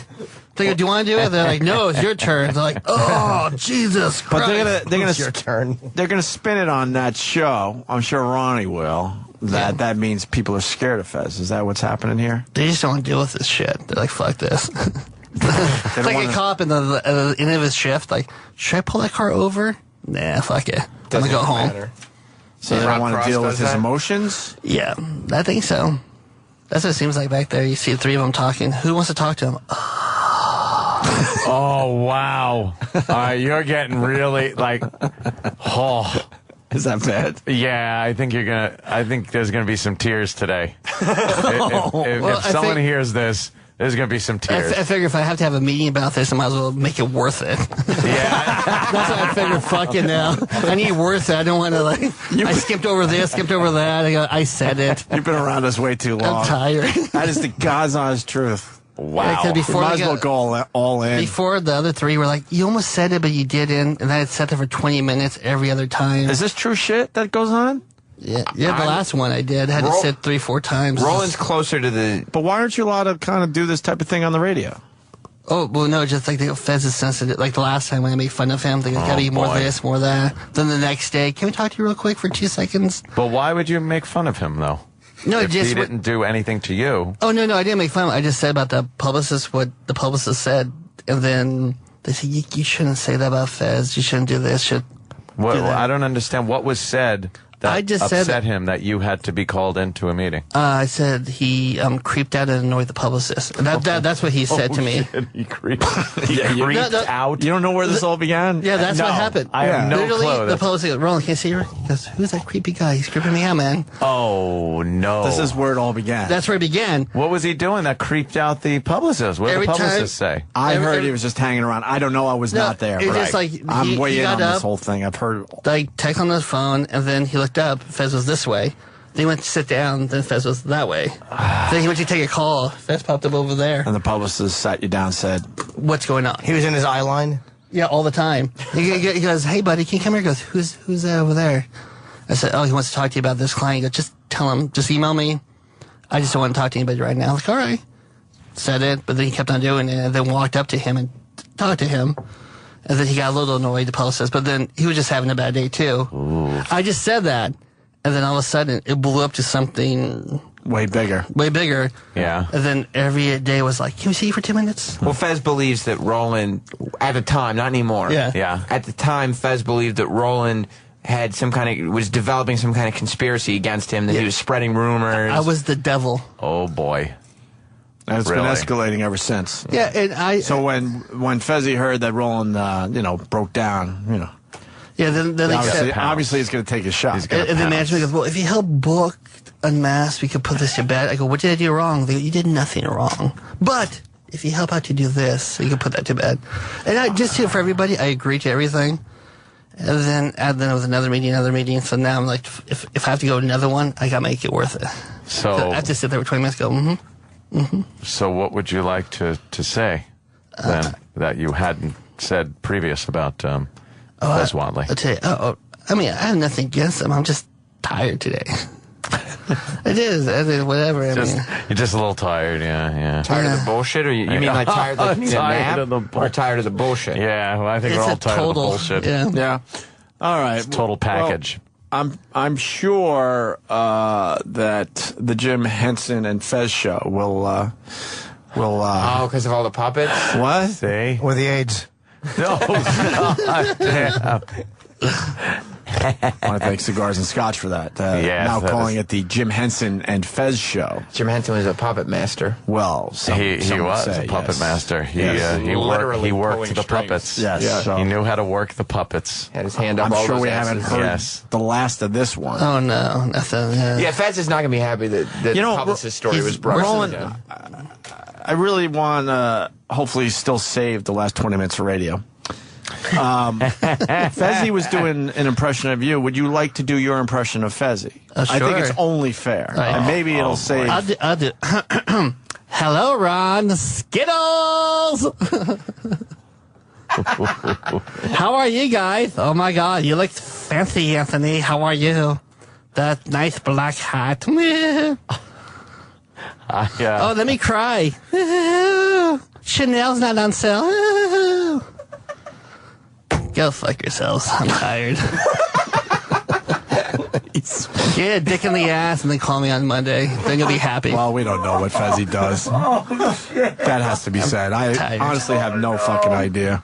Oh, no. No idea. When are they going to play this? What is going on, that's fine too. Whatever. When are they going to play this on the Ron and Fez show? Because I have to tune in to hear the tears. Roland has taken a turn since he broke down because Honest Roland. Because he realized he was keeping too much inside. Yeah. So we're dealing with Honest Roland. But you didn't do the impression of Fez crying. He did the impression of Roland crying. How would that sound like? For Fez, it's like... Fez management's coming. Oh, wait. They're gone. Anyway, Ron, let me tell you. Are you saying those are crocodile tears? Yes. Wow. Wow. Roland as Fez. What Batman character would you... Oh, no. Would you be... Why would you do this to me? Ronnie B! Why did you stop Opie? Anthony's involved. He's driving too fast home. We must call Anthony. Where's Jimmy? Where's Jimmy? He loves me. Whoa, Roland Fez, I was just asking you what character you would be for the Batman show. The Steger brothers are on line 1. Help me. Help me. I'm just trying to get to know you a little bit. You don't understand, Opie. I am Fez. Oh, no. I don't know what to do anymore. I'll be the character of Robin. Do you know what they say about Robin? Oh, no. Oh, my I was just trying to ask you what character you would be, man. Stop it! I wasn't trying to make you cry. Oh, this is not good. I would say I would be the Joker, because, you know, the little fucking sociopath shit Dear going God, on. why doesn't the man stop? I might have to call Matt and Trey. You might have a voice for South Park there. Oh, okay, now we made it into something. All right. Wow. Oh, the sex man has Ron and Fez. Don't play that song! Can we play the original Blueberry incident so this makes sense? Oh, yeah, I guess we have to, huh? You got the original Blueberry incident from the Ron and Fez show? All set, here it is. Blueberry incident. Listen for heavy breathing. Listen for a door closing. Supposedly that's Ron leaving the situation. I don't know. I was not there that day, but that's what has been told to us. Here's the famous Blueberry incident once again. You're on a health food kick. I guess so, yeah. Now, the blueberry is one that can't work on its own. It has to have something with it, like the kiwi. It's not a standalone fruit.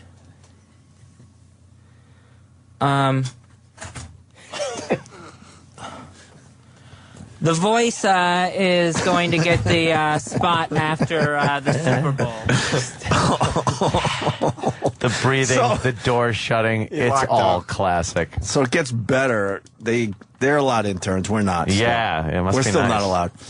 But they're working on it. They're making progress was the last thing I heard about 4 months ago. Yeah. One of their interns decided that... on his first day, this is intern No Name. He hasn't even named yet. And on his first day as an intern, he came to them apparently and said, I made a song. A Blueberry called song. Blueberry Feels. So let's listen. Oh, my God. I guess this is not Blueberry allowed Feels. on the Ron and Fez show. Do they play it? They played, I've heard it once. I don't know, it was just this week. And then Fez said, you're going to have a long internship. What a get-up-and-go gumption kind of an intern, God bless the kid. Can we have him? Oh, We that's can't. right. Oh, You're not allowed. yeah. Yeah. Here's the song.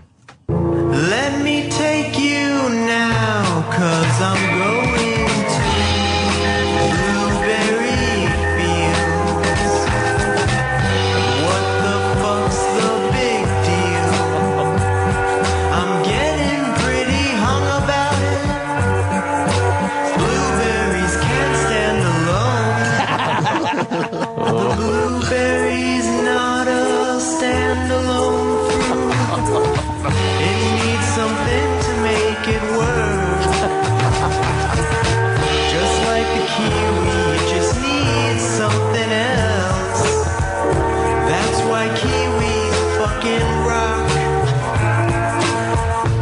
Let me take you now, 'cause I'm going to Blueberry Fields. What the fuck's the big deal? I'm getting pretty hung about it. Blueberries can't stand alone. It's a long song, but I'll tell you right the fuck now. If we were allowed to have interns, I'd grab that guy tomorrow. Yeah, that's good. That's a really good song parody. That's really good. Yeah. Yeah. But Fezzi said he's going to have a long internship now? Well, to come in your first day and do a song parody making light of... Why not make I think light you gotta, of it? You I got to think make gotta, light of something that was serious on the show. And you got to take what's going on the show and not take it personally and just go like, wow, this kid's got some talent. I Well, think. Fez doesn't like the fact that he's been embarrassed He by feels that disrespected. incident. Yeah, And all of a sudden, this new kid just comes in and is just mocking him to get everybody on his side. No kid on the block, right? Yeah. I don't blame Fez. He almost killed their intern, Fast Freddy, a few months back. Oh, yeah. I mean, he was a bit intoxicated at the time. But, Yeah, I remember that one. Wow. That's really good, though. Bravo to that kid who has no name yet. That's a really good parody. That's his name, no name. No name. Right. All right, we'll... So that's his name. Right. So he has a name. It's called No Name. There's a DJ named No Name, though. He's in San Francisco. It doesn't matter. I know him. He's a friend of mine. Intern. Oh, is he the guy that look used at to that. work with the girl? Yeah, with Sarah. Yeah, he's great. All right. We're going to take a That's break the and talk to Ice-T and Coco next. Stay there. Sirius XM, the virus. The Opie and Anthony Show. Rather be a New Jack hustler. Oh, yeah. That means one thing. Ice-T is in the studio. I was ready to say in the house, and I'm in the house. I would have sounded really, really old school. We're in the building. I'm reading in the prep sheet. I never knew this. You were in the Breakin' films? Yep, that's where I was. That was my first time being in movies. What did you do in Breakin' or Rap. Breakin' 2? Oh, okay. You had a small part? Like, you know, when Shabba-Doo and Boogaloo Shrimp and them were in the club, I was the guy on the stage, and I was rapping. It was kind of like a featured background person. I didn't have lines, I just rapped. I think I did know that, actually. Maybe I have heard that before. I haven't watched the Breaking movies in a while. I thought Beat Street was a little better. I mean, from my, I do too. my I do experience in white suburban North Brunswick, I have no idea which one was more realistic, but I preferred Beat Street. And we want to say good morning to Coco, Yes. too, of course, who's Yes. here with Ice-T. I'm here. And, yes, bright and early. I was just telling Ice-T that usually we like to see the show before you guys come in, and we didn't get an advance copy, and then you said quickly that it's a comedy. Well, you know, we went to shoot the show. 8 years ago, they came at us to shoot a show. Coco did this thing called Hip Hop Wives, and they wanted to do one. I was like, nah, reality show to break up the marriage and everything. I'm not with it. You know, 8 years later, they kept coming, They kept coming, and finally I said, look, we'll do it under one circumstance, is that you really shoot us. You get us, and you don't twist it. You know, because my relationships is important to me. If we fight or whatever, we'll do it, but don't add anything. Fake drama, No fake drama. Or like assisted reality. Assisted. Or edit it in a way to make it worse than it really was. Right. All that crap. They after the first show, they said, you guys got a comedy. You know? And I'm like, I'm funny. And then we started to look at the scenes, and I'm like, kind of funny, you know, when you look at it. Yeah. So it came out as a comedy, and we shot all 8 shows. I've seen them. We're very happy with him, and I'm very critical. You know, I'm protecting myself. I'm not gonna lie, but I didn't touch one frame of any show. I just said, let it go. It looks good. Oh, there's nothing you wanted out. You were fine with all of it. I mean, you know, I'm in control of what I do. I just, like I say, I just don't need a twist or something put on there. You know, so they got the tone of it, and I'm very happy of it. So it's a reality show I'm proud of. But Coco will tell you, it's like we broke the trend. Well, I believe we broke the trend because nowadays everything is a train wreck, you know, and it seems this is really a housewife show. And you see, this is if you lay across the every network has like a housewife show, including housewives of this, housewives of that, housewife, and it's like they seem to be unhappy. Yeah. You know, and this In a mansion. And this is the In a one, mansion, right. and this is the one housewife show where I'm very happy. You Yeah. know? And I've proved that we can be together for 10 years and still be happy. And under the circumstances that I work for ICE, you know, I'm his assistant. So I'm not just the housewife that stays at home. I'm the cute housewife that is his assistant. And She's like my Sharon Osbourne. She keeps me together, holds it down. Yeah. You know? Who's the boss, though? Because Sharon certainly runs that operation. Well, I'm very organized. Anal person, you know. I'm Don't say anal on this show. All these guys just got erections. You said that. That's your brain. I listen to Opie and Anthony. I know what goes on in this. He's reading the room. Coco said He's reading anal. Pretty accurate. Why do you make it so easy for us? But I am. I'm very much of a perfectionist, and you know, he needs that. His life was so unorganized when I came in, you know, and I just slightly organized him, and here he is.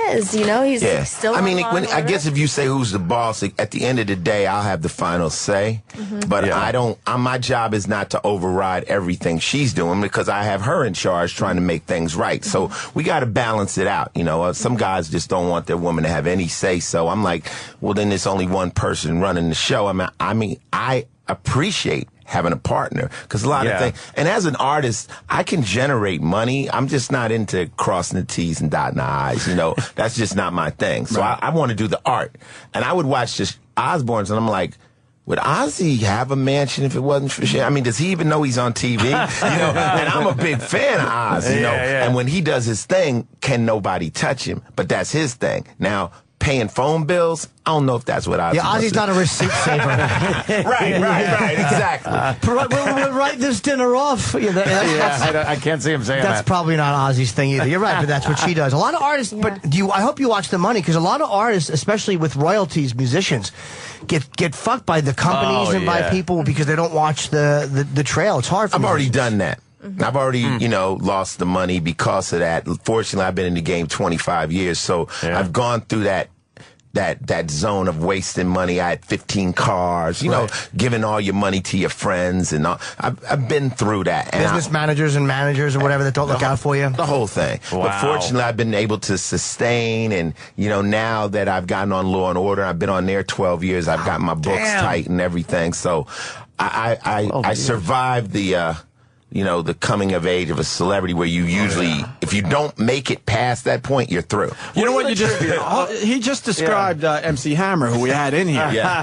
And he couldn't keep sustaining it, and that's the problem with MC Hammer. So he gave all his money away as he was going, but then all of a sudden the money stopped coming in. And then he was in deep trouble. There's a guilt that goes along with success. You know, when you're making it and all your friends aren't, and you want to help Bring some people up. And you know, you can't even come around your neighborhood in a new car because everybody's still broke, and you want to see your friends come, and you want to go on vacation, but you don't want new friends, so you bring your friends. It starts to cost a lot of money, you know. But after you've done it for a long enough time, now my boys is like, ICE already paid us. He did more than he had to do. Can he live? Around, right? Let him live. Let him live. He doesn't owe anybody nothing, you know. So I've made it through that growing period of fame. And people that come from nothing, they understand that. You know, you got your family. And it's not that they're asking for it. You feel guilty in a way to say, I won. Because of your success, you mean? Or like you have what they don't have? And it's like, you start to feel like, I'm obligated to do something. Yeah. And then there's some that will. Sugar Ray Leonard was in the other day, and in his book, he's talking about the people and how they just don't stop asking you for money. Family, well, friends. you just gotta say no after a while. It's hard though, right? It's hard. It's hard, but after a while, and then you say no. You say, I'm not doing it anymore. I'm that. You tell them, look, I got to pay taxes. I got this. I got that. And they go, and I could tell my friends, look, man, I owe $1 million, and I got to do this, and I got to do that, and I'm having this, and they go, okay, I get it. That's bad. But can I still borrow $5? It's like no matter what you say, they're like looking at what they see, and you're on TV. You know, I mean, how can no you one not? gets, right. Yeah. By the way, you missed. Let me tell you everybody what they missed. Ice-T said you're on TV, and 3 desperate faces looked up. Turn around. What? He was speaking kind of metaphorically, like us. We've had a wild 2 days, so yeah, it got a little crazy. Yeah. I wanted to ask you about going pretty much from gangsta to mainstream over the years. You successfully pulled that off. Yeah. Were you catching any flack when you first kind of started going mainstream about like your street cred and people going like you sell out and shit like that? Only time I ever get it is from the square. You know, like the cats from the hood know. They're happy to see me successful. Sure. You know what I'm saying? They know that, you know, when you're in the streets doing that, you're doing that because those are the options that are open to you. As new options open, if you don't take them, you're a sucker. You coming from the ghetto complaining about not having an opportunity, then you get an opportunity and you don't take it, then you're a sucker. Now, you got corny people on the sideline. Oh, he's lost his street cred. You know, what the fuck do you know about street cred? Any damn way. You know, I mean, my street cred is bulletproof. I've done whatever has to be done to get the street cred. That's why I just put out my new book called ISIS Road from South Central to Hollywood. And it shows the transition. But, you know, those who say don't know, and those who know don't say. I'm far from a cop. Trust me. Just trust me. You know, I'm a good actor. I love that explanation. You put out, by the way, the book, right? Pimp. You put out. Didn't you? I wrote the foreword to Pimp by Iceberg Slim. Right, but you kind of re-released it or whatever. Yeah, but, you know, because I admired Iceberg, and that's where I got my name. But then at some point in reading the books, of course, at first I wanted to live his life. Then I realized he's a writer.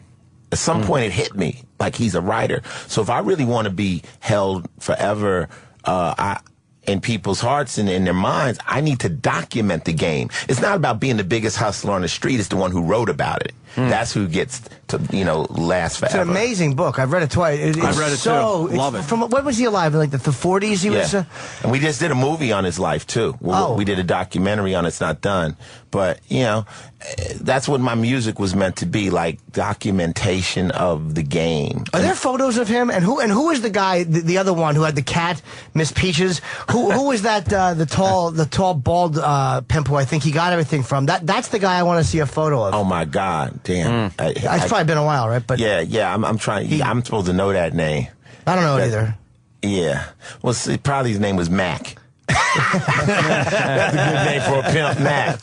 You know? But, you know, that's what it is. So if you read my book is kind of like in the same sense. It shows the growth and it shows all the different channels I went through in music. And yeah, then how do you end up on Law and Order? Right. How did that happen? But, you know, that was a great run. Hey, I'm still on it. You know, I just re-signed for another couple years. So, nice. You know, I'm able to do that. Then I'm over here doing my rock band, playing Cop Killer over on this side of town. And I'm, you know, it's just those people that really know me, when they watch our TV show, they'll laugh. They'll go, yo, that's Ice right there. Because I'm comfortable with who I am. Some of the music you did years ago, does it kind of seem silly now, all the fuss that was made of it, when you look at what's going on in music today and on the internet and whatnot? Yeah, well, you know, come on. I mean, everything seems silly in retrospect. It's like the news is real stupid, period. You know, it's like every time it went, breast implants will explode on the plane. Oh, you know, every time something, I'm like, what happened? Did Pitbull stop biting people? That was like happening for a while. That was the big story. Yeah, like the big stories just rotate. So I was just one of the big stories. Right. It's all stupid. I mean, considering what's really going on. Yeah, you know what? At the time, it was such a big story, and everybody was totally hating you. And it almost seems nostalgic and kind of funny now that there was such a fuss made of, music. The president was after me. Yeah.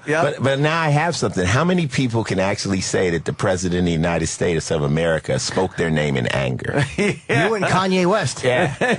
You really are. But even when Kanye came out and said the president doesn't like black people, I'm like, have you listened to Public Enemy? It's like, this is not a new comment, Right. This is new. But Kanye, he said something at the time, and, when you look down there and you look at New Orleans where he was, he saw those people sitting out in the street and the floods, that's how it seemed. It didn't really look like anybody cared. I don't think Beverly Hills would have been floating around that long.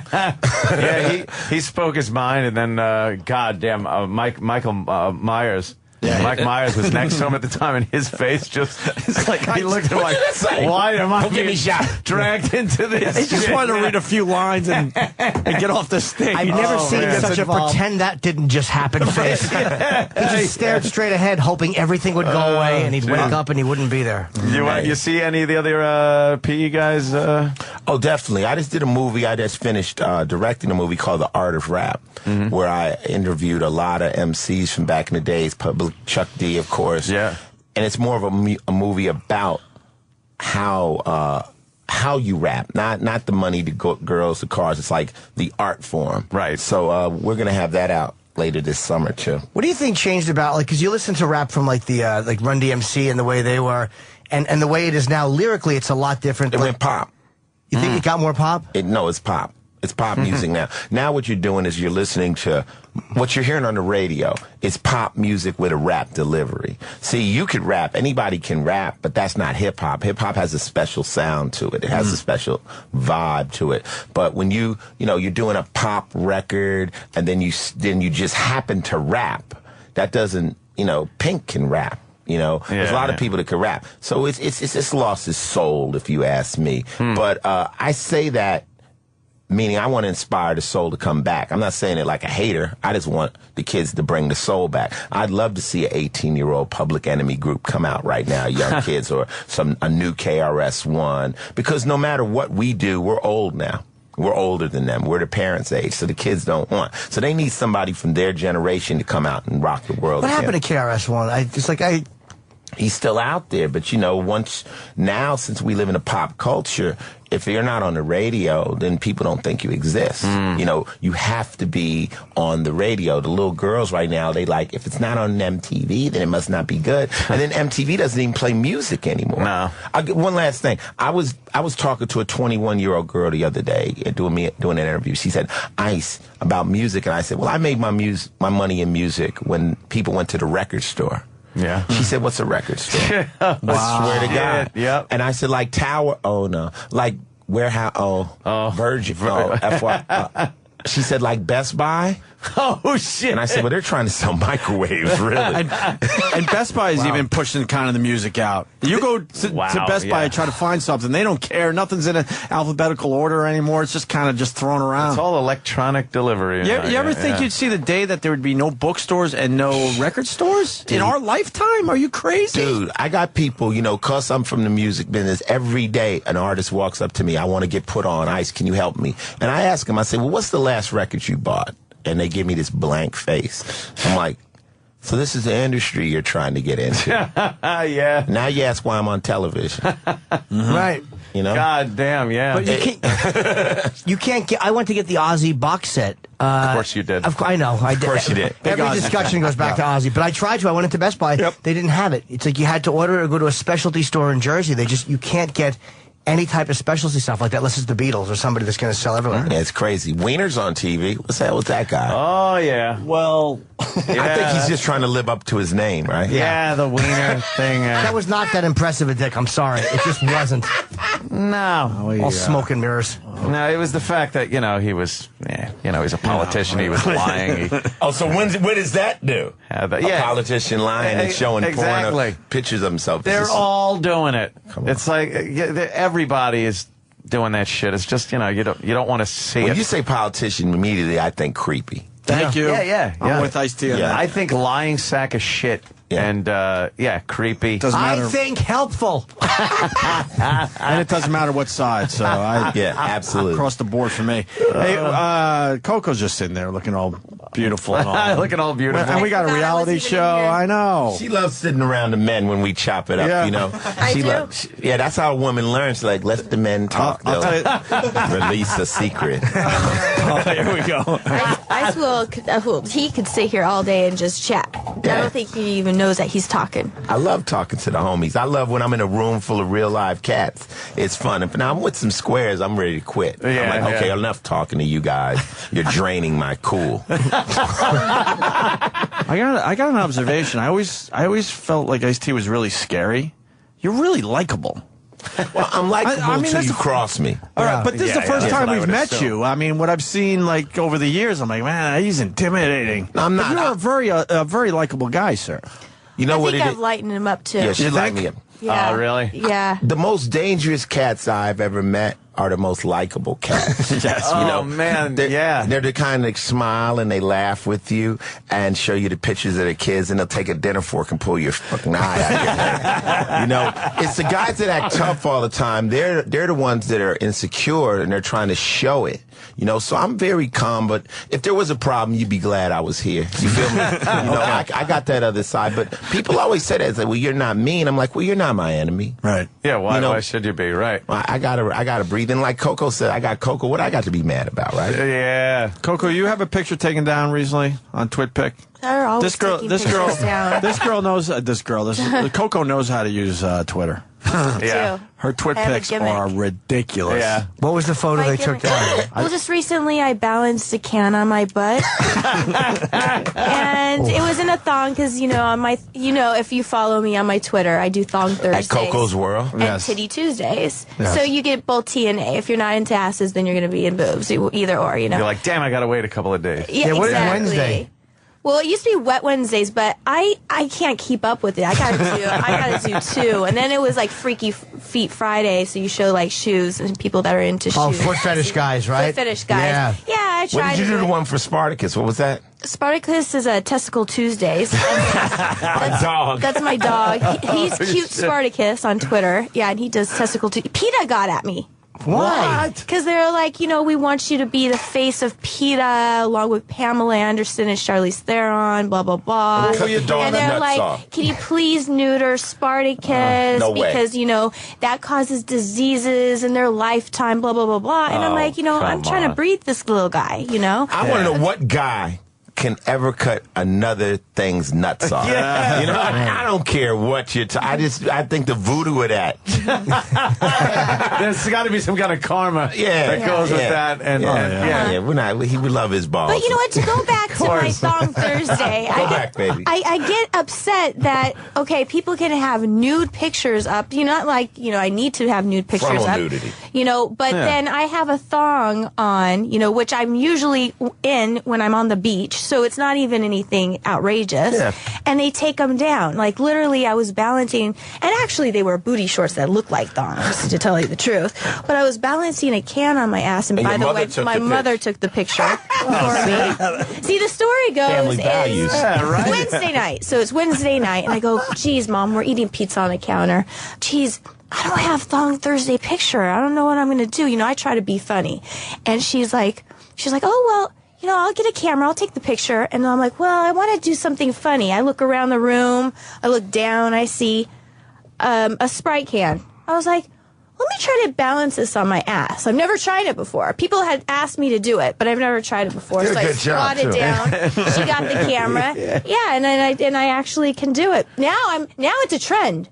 Now everywhere, TMZ picked up on that, and all girls are now trying to balance a can on. We're doing TV interviews, and people are like, well, do you think Coco would balance the can? No, dumbass, no. Yes. That was just one night, her and her mother, stupid. I never saw that photo. Not that I'm really hoping we could see it. I'm going to put it back up. Okay, I got a please new do. Husay page. If you guys know what a Husay page is, it's just for celebrities and athletes who can actually put anything they want on, up on there. Oh, wow. And That's handy. so I'm going to repost it soon. It's a famous picture, I think, so far. That's been your most famous. Why can't we do it today? I know.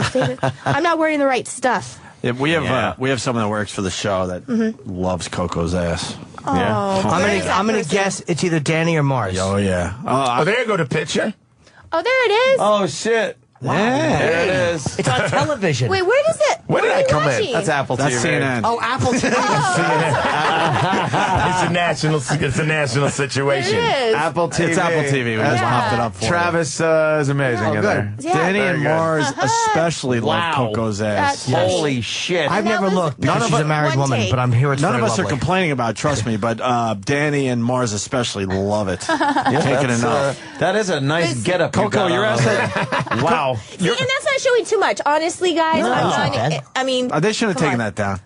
I got to tell you, your Twitter's ass, afraid of booty. your ass comes up in discussion a lot on the show. Really? As the go-to ass, yeah. Really? It's the go-to Yes, ass. I'm Yeah, serious. It's funny, Coke, though, when she, we got together, a lot of women are like, oh, she has a fake ass. And I'm like, fake ass? We never even heard of fake asses before, right? She's like, I got breast implants. That's cool, but a fake butt? And, I told her, I said, well, just take that as a compliment. They just look at it like it's impossible. Right. It could be real. But it's real. I would have blown out any type of, anything that was back in it was fake. And I'm a brother. I mean, I could go with the booze, but I need real meat. Can we talk about the fake ass for a second? Yeah. Is that possible? Wouldn't it be a pain in the neck to sit the fuck No, down? it is possible. Girls People are all actually the time. doing it. I've actually seen it, touched it, and everything. Is it uncomfortable to sit down? Well, that's the thing. Okay, I might be a hypocrite when I say this, but yes, I got my boobs enhanced at 18 years old. I'm against the butt implants. And people go, well, you did that. Why would you be against that? But seriously, think about it. I'm not sitting on my chest. Yeah, yeah. It's like your butt totally is different. the main key on your body. You're constantly doing something with your legs. And I've seen a lot go wrong. I've seen one droop down. Yeah, it doesn't seem like it could be as natural looking. But they got the implants and now they got the shots or whatever. Ugh. It's just it's They're nasty. creepy looking. They don't look. Yeah. There's something off seen about it? them. I mean, when I say You don't bang. I don't bang your boobs. I bang your ass. You know what I'm saying? Now it's good to have some meat back there because I don't want to break a pelvis or anything when I'm in motion. Some padding, right? Yeah, right. But it tells me Ice-T's an animal. I'm a man. Oh yeah. Are we going to that shit up? Yeah. Well, we have this thing that people been asking us how we keep our relationship together. And we have this thing that we call the sexual code. Okay. And I think every man, every woman has a sexual code. Now, the code is whatever it takes to turn you the fuck on. Okay? It might mean you might need to see your girl in a wetsuit and figure skates. I don't know what the code is. The question is, are you willing to tell the code? And are they tell the code? And are they willing to accommodate the code? And we all have a code, and the thing of it is, usually when you're just dating, you're afraid to tell the code because it might be a little too kinky. Right. But once you understand the code, it's going to be good. And it could be a bunch of codes. It could be a bunch of codes. Yeah, it could be a bunch of codes. It could be a long list of codes. Could you give us one of your codes? Yes, Jimmy. I like when I'm having sex with a girl and she talks about how she's fucked guys who are better fucks than I am and have bigger dicks than I do. And that turns you the fuck on. Well, it's just such an it's such an easy thing to find. But yeah, I like the humiliation of it because I'm so jaded after all these years of porn. It's like I'm so numb that I like two girls. But it's like I would rather hear about her telling me how she would rather be fucking somebody other than me because that's taboo. And that just makes you explode the three-way orgasm where you fart and you come and you get a headache. If she says it right, it becomes the four-way because I shit as well. Four-way. I talked about the three-way one time on Twitter, and people were like, "Are you what? A headache?" And then some people was like, "Man, I know what that one is." Well, you really think you're gonna die when you're extreme. You're like, wow, I love you. Another code. Some gasket's gonna blow somewhere. Right. Toes are about to pop off like rockets. Today is Code Friday. I like if body scent is good. I like no deodorant. I like a little smell under the arms. That could be very sexy. Or feet. See, look, I think you might have hit one of Coco's toes. Oh, Coco likes that. I don't need deodorant as long as the chemistry's good. If the body chemistry, yeah. That's nature telling you that you should be or you shouldn't be. I give up one of my codes. I go into stalker mode right before we get home. So, like, right before we get ready to come in, we've been out all night. Then I'll say, walk in front of me. She walks. I let her open the door. He wants to be I like want to he be doesn't know behind me. her and follow her into the house and kind of like, you know, because you got to think when you're with your girl all night, you don't really get to see her because she's right with you. Everyone else gets to admire her. So I'm like, just walk ahead and you walk into the door and then I come through the door and I'm evil Mick, you know. Yeah. I'm that guy. Yeah. You get to be creepy guy at the party for a minute. I get to be creepy guy for the party that follow their home. Exactly. And that's it works for me. That's just one of the many codes of the ice. Yeah, there are many codes. And they can be physical too, but for me they're more mental because you can't create. It's usually mental. But You're more mental. But then also with your girl, they have to find out the code and they have to work on it to become the best at it so you don't look anywhere else. By the way, when is your show on? It's Sunday night. Yeah, you just sold the show. Yeah. You just sold the show. Absolutely. Yeah, Sunday nights at 10:30. We come on right after Kardashians on E. Oh, you're on. Great. Oh, wow. Wow. Okay, That's not a bad. That's a good slot. Starting this Sunday. slot.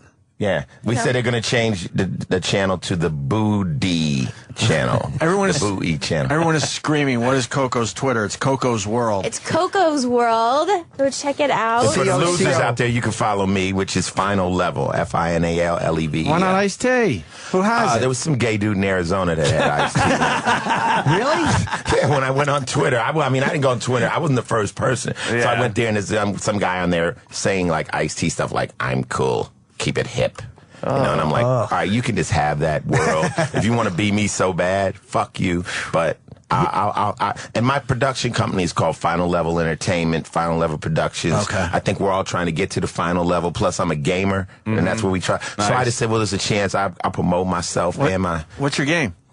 I play Right Call now. of Duty right now. Yeah. I'm a character in the new Gears of War 3. I love Gears of War. Yeah. I play a character named Griffin. That's coming out. That's that. Talk about money. Now I didn't get any of this money. I just got paid to be in the show. This game has sold over 1 million pre-sales at about $100 a pop. It is amazing. There's some game franchises where, like Call of Duty, that are just instant money makers. Yeah. It's amazing. Rockstar Games that put out all the Grand Theft Auto. I was in Grand Theft Auto. I was in. So yeah, were we. In 4 Yeah. in Red Dead Redemption. You guys were? Yeah. I'm the guy. Billy. I sell the guns in the gun store. I'm the main guy at I'm the last guy in San Andreas. What's his Right. name? Yeah. San Andreas. Oh, I yeah. was the cracked out. Right. Yeah. It's Mad Shit, Dog. yeah. Mad Dog. Yeah. Yeah. So That's great, in this one I'm Griffin, and I also did a body count song for the game. For the Horde mode. That's cool, man. Yeah. Hey, Yeah, we're all they're- together there in the games. That's Pisser, dope. man. Hell yeah. I love gaming, man. They're cursing all the time with these goddamn little bastards shooting me, knifing me. Yeah. I hate those son of a bitches with the knife. Come around, you're all, armed for bear, and you're going out there, you got your good weapon, you just hear, and then you just see some asshole running away from you. I hate that. He's God, a gamer. I hate that. He's a gamer. Yeah. She loves the fact I game. A lot of women don't like the fact their men game. Coco has a great answer for it. She goes, at least you know where they are. Yeah. Yeah, that's true. And if you've seen a lot of female gamers, you ain't trying to hook up with them. That's for sure. Yeah, I'm talking a fat pig, 1520. Yeah, they're not exactly attractive. Well, they're saying you guys got stuff to do. Yeah, so. they're busy today, man. Ice-T and Coco, yeah. This was a great interview. We've what a been on a picture, lot of man. interviews. They be like, so your show comes on Sunday night. Ice, you're a rapper. Coco, you've done a lot of modeling. Thank you. Good. Nice meeting you guys. Bye. Fuck that. We like hanging and talking. Believe me, if you guys were able to come in earlier, we'd have loved to talk to you more. And We'll come back. And we would Yeah, love to please have come you back. back. Absolutely. After you guys see the show. Well, Yeah, and after we Coco's see the got to come show. in with the proper attire for Nash. Yeah, Yes. yeah, we got to get I an think ass you owe shot us. in This is here. my- I think This if is my she did it for conservative anybody, move. she'd do it for Would you this do show. it for us Yeah. next time? Yeah, totally. Yeah. I'll do that. And I would love to talk some like old school shit with you. You know, NWA, all that era. That era is it fascinates me. Go to YouTube and hit The Art of Rap, and you'll see the trailer for my movie. It'll Great, be what man. you want to see. Fantastic. And, yeah. When is that coming out? It'll be out this summer. It's editing Oh, right okay, now. so it's close. Yeah, Good. it'll be out this summer. But I can't. I mean, I got so much stuff. I only can promote one thing at a time. Yeah, you're so- a busy You know guy, what? man. Come back when that's ready. Okay, We love absolutely. that. Listen, but they're promoting their reality show, Ice Loves Coco. Baby Got Backstory. Premieres Sunday, 10:30 on E. Yeah, right after the Kardashians, right? Yeah, It's a great spot. The Baby Got Backstory, that was a preview. They've already shown that. So it's just Ice Loves Coco. Okay. And it's a spin on I Love Lucy. Right. That's what it is. Oh, nice. A little different, though, huh? Yeah, a You little guys are bit. sleeping in the same bed. Yeah, and Lucy, and Lucy can balance cans. I've seen that. All right, guys. This was a pleasure. See you Monday weekend and Absolutely. blah, blah, blah. Yeah. The Virus. Sirius XM. Sirius XM. Opie and Anthony. The Opie and Anthony Show. Damn it. Damn it. The Virus. Sirius XM. And now, the Opie and Anthony Show continues. This is After O&A Live. Here's your host, Sam Roberts. It's After Opie and Anthony Live. You think they can hear me? Not them. I mean the audience. We're live. Whoa, that was not a good sound. I'm Sam Roberts. Opie and Anthony are still in the studio, as is Travis and Roland. Jim's not in there, but Opie and Anthony are. Yeah, you're right, Eric. I'm not. I'm in the production room right now because Opie and Anthony are cutting some kind of commercial that they're going to run on the traffic channels. Why? I don't know. They're in there making traffic jokes as we speak. Travis is going to wave me in when they're done. That way I can run in. Anthony's interacting. Is that on the air? You can't hear me if that's on. Oh, sorry. I was listening to them. Whoa, was I off the air for a second? No, was they're that? still on the air. I was just listening to the other studio. Oh, was that in your head? Was that in both our headphones? Yes, but not on the air. But we can't do that. Okay, so Opie, his headphones are off. So you have the monitor in here to watch them, but I don't have the monitor to watch you. Correct. What happened to our monitor in there? Mars broke it. Oh man, what did I do? I keep it. The mic was barely even plugged in. There's Liam. Liam, we're live on the air in here. Why? Because the Opie and Anthony are cutting spots. We only have the one mic, so crowd around. Opie and Anthony are there. Yeah, they're cutting spots for the traffic channels. It's like a zoo. I can see them in Who's that girl? Oh, that's my intern. Hello, Liam's Jenna. intern. How are you treating Jenna? I didn't realize we were live in here. You bet we are. It's After Opie and Anthony Live. Hi, Anthony. Waving to Anthony. He's waving back. Travis, we're live on the air. He can't hear me. It's soundproof. Of course not. Well, Because it's radio. Wow, okay. Yeah. Well, we're going to bring Loverboy back over in a little Is that true? Is that cool? Of course it's I cool. just want to make sure I sent you guys the song in case you want to...